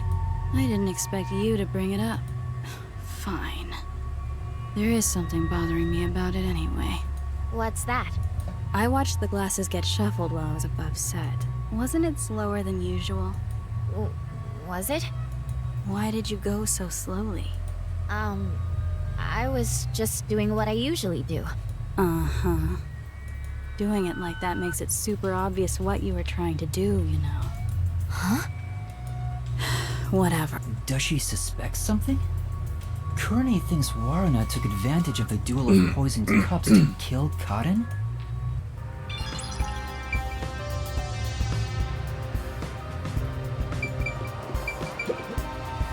Hey, can you talk right now? Oh, Waruna. I'm sorry. I'm a bit busy right now. It's no use. She won't talk to me. She seems really afraid of Waruna. Hey, could we talk for a bit? Waruna! What's wrong? She's really nervous around Waruna. Maybe I can push her a little to talk. You should tell me if you notice something. Otherwise, I might get upset. Sorry. There was one thing I noticed. What was it? It's about Yoshiko. I wonder if she wasn't feeling well. Huh? Why do you say that? I watched from the audience and noticed Yoshiko arrived to the theater hall late. Yeah, I saw that too. Yoshiko always watches from beginning to end, even for the rehearsal performances. I wonder what could have changed that. What did she do after arriving late? Well, she sat near the right edge of the front row before the blackout. She was still there after the lights came on. She didn't leave her seat once. She looked rather restless throughout the play. Right edge in the front row, and she looked restless. I mean, that would be a position where she'd be able to use the water gun to shoot at one of the glasses. Like, well, during the blackout, aim quickly, 1 or 2 spritz, and hide the gun again.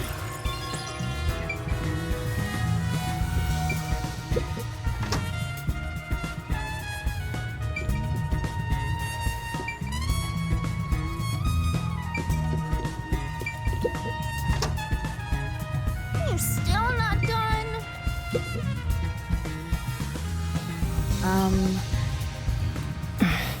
She's ignoring me. Looks like they're not on good terms. Oh, Waruna. What brings you here? Sorry, I'm busy cleaning up right now. She's obviously afraid. Oh, Waruna, I'm cleaning that right now. You'll get dirty. I'd appreciate it if you could leave that alone. Oh, got it.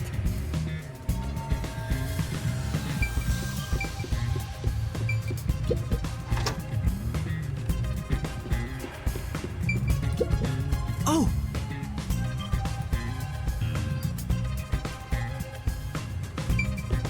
Okay, how do I lure her out?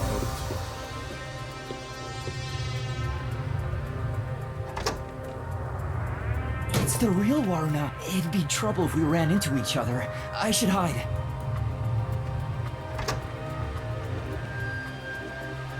Is she heading to the restroom? Ahem.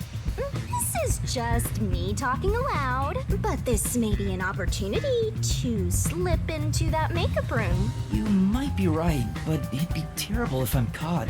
I'm just talking to myself, but if you don't grow a pair, you'll never become a full-fledged detective. Shut up! I'm just considering my options.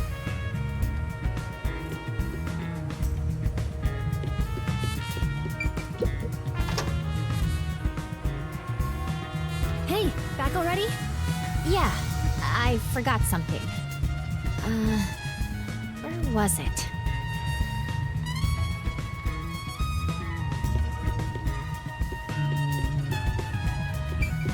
I'm grooming my tail. Cleanliness is next to godliness.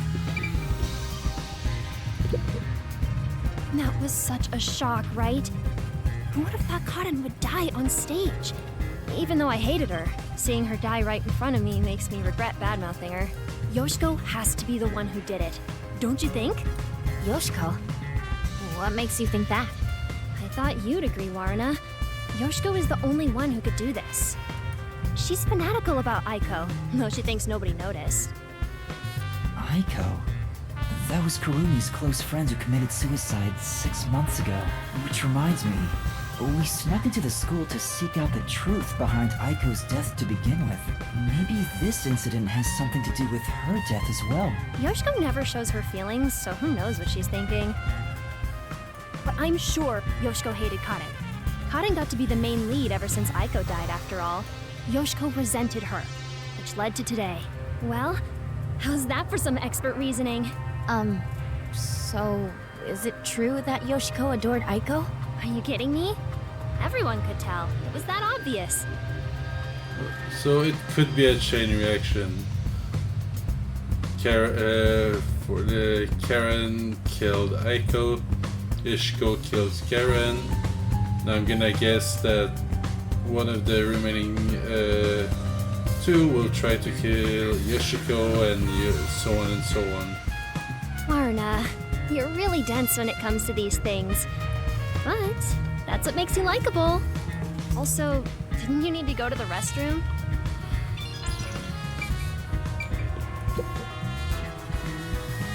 I'm scared. I can't believe I watched someone die. I wonder, where did Karen's soul go? The true culprit's soul is deep inside the mystery labyrinth. Only Kurane could do something this scary. Kurane? What makes you think it's her? Because I saw it. Kurane stole Karen's script when it was left in the wings. Huh? She ran off somewhere with the script. Isn't that suspicious? Kurane took Karen's script? What does it mean? Is there a secret involving her script? Waruna, please stay by my side today. I'm so scared I could die. Oh, I'll think about it. I better get out of here. The real Waruna might come back any second.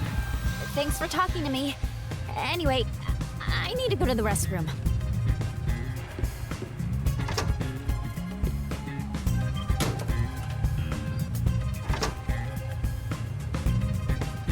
That was super quick, Waruna. Huh?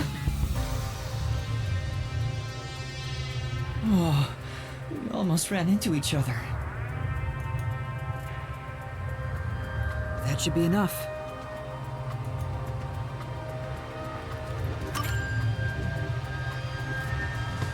I think that's all the info I could get as Waruna. People are afraid of her, so they don't really talk to her. But Yoshiko and Kurane both seem to suspect Waruna. On the other hand, Waruna's group of friends suspect Yoshiko and Kurane. Everyone suspects each other. Maybe everyone was on edge even before today's incident. But there's still no information that could lead me to the culprit yet. I was able to gather more intel by disguising myself as those three, but I still don't have any definitive evidence that proves who the culprit is. I won't get much further just thinking about it, so I should go to Desuhiko for now.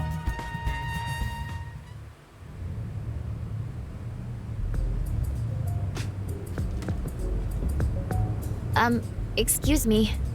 Where's the teacher who was here earlier? Oh, she wasn't feeling well and went to the administrative office. The same teacher keeps going back to the restroom, too. Maybe it's food poisoning. I see. Thanks. The office? Why at a time like this?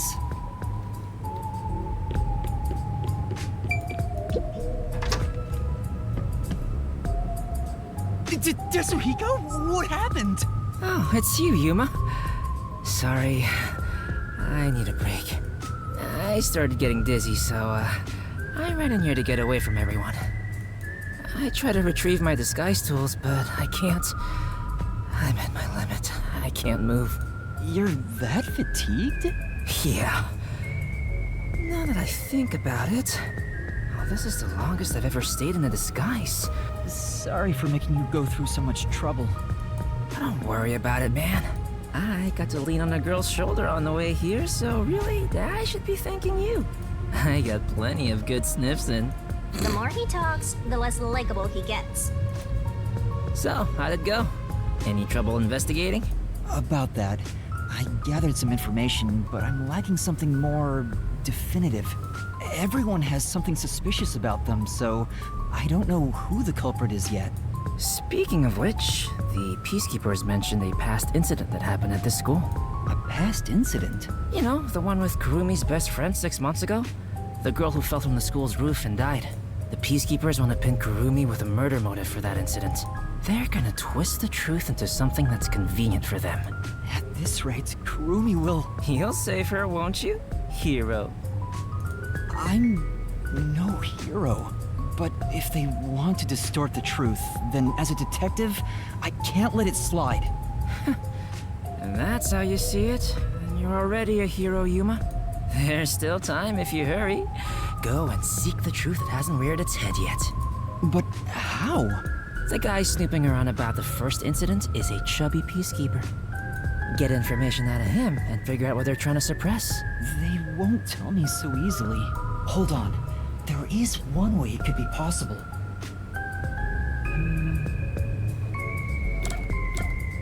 It would be risky, but... That's it! I can get that information if I'm disguised as Martina, the vice director of the Peacekeepers. Looks like you now understand the power of disguises. Well then, let's get started. On second thought... Sorry. I don't have any energy left to disguise you. Huh? I think I'll recover if I take a nap. What do I do? There's no time to wait for Desuhiko. I need to find Kurumi immediately. It'll be too late if I wait until the Peacekeepers end their investigation. But I can't force Desuhiko to do a half-hearted disguise. It'd be way too dangerous with the Peacekeepers. What am I supposed to do? Aren't you forgetting about a certain ability? Oh, that's right! What? Don't yell out of nowhere, the Peacekeepers will find us! Hey, Desuhiko, can you lend me a hand for a little while? Lend a hand? Yeah, I just need you to hold my hand for a bit. Are you serious? But right now, you're disguised like a girl. What if I start to have feelings? Now's not the time for jokes! Hurry, please! Jeez, what's going on? What is this weird feeling? Is it love? No! It's a long story, but it's the forte I gained in exchange for my memories. Just holding hands will allow me to use another person's forte. Are you serious? You actually have a forte? Let me borrow your disguise tools. How does it look? Wow! That's the perfect disguise! Did you really do this, Yuma? You never told me you had such an amazing power. I'm surprised there was a Peacekeeper uniform in your bag. You're so well prepared, Desuhiko. Wait, but we're holding hands. How'd you put your arm through the sleeve? Anyway, the disguise is over, so we can let go now. Part of me was wondering the same thing, but you said I was just like, video game was logic. investigating the past incident? I'm going to go talk to him. And with that perfect disguise, there's so much more you can do. Right. You stay here and rest. I'll resume the investigation.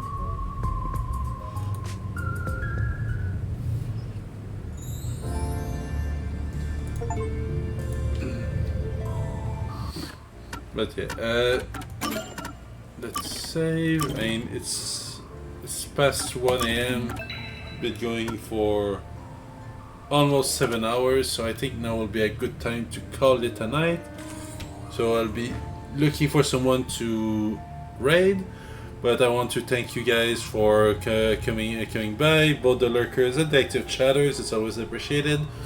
I don't know when I'll continue the game, but we're pretty far in that investigation, I believe, so I'm pretty sure that next time we'll be able to finish the investigation part and start the actual labyrinth. So yeah, I'll see you guys soon, and have a good night. See ya. Bye bye.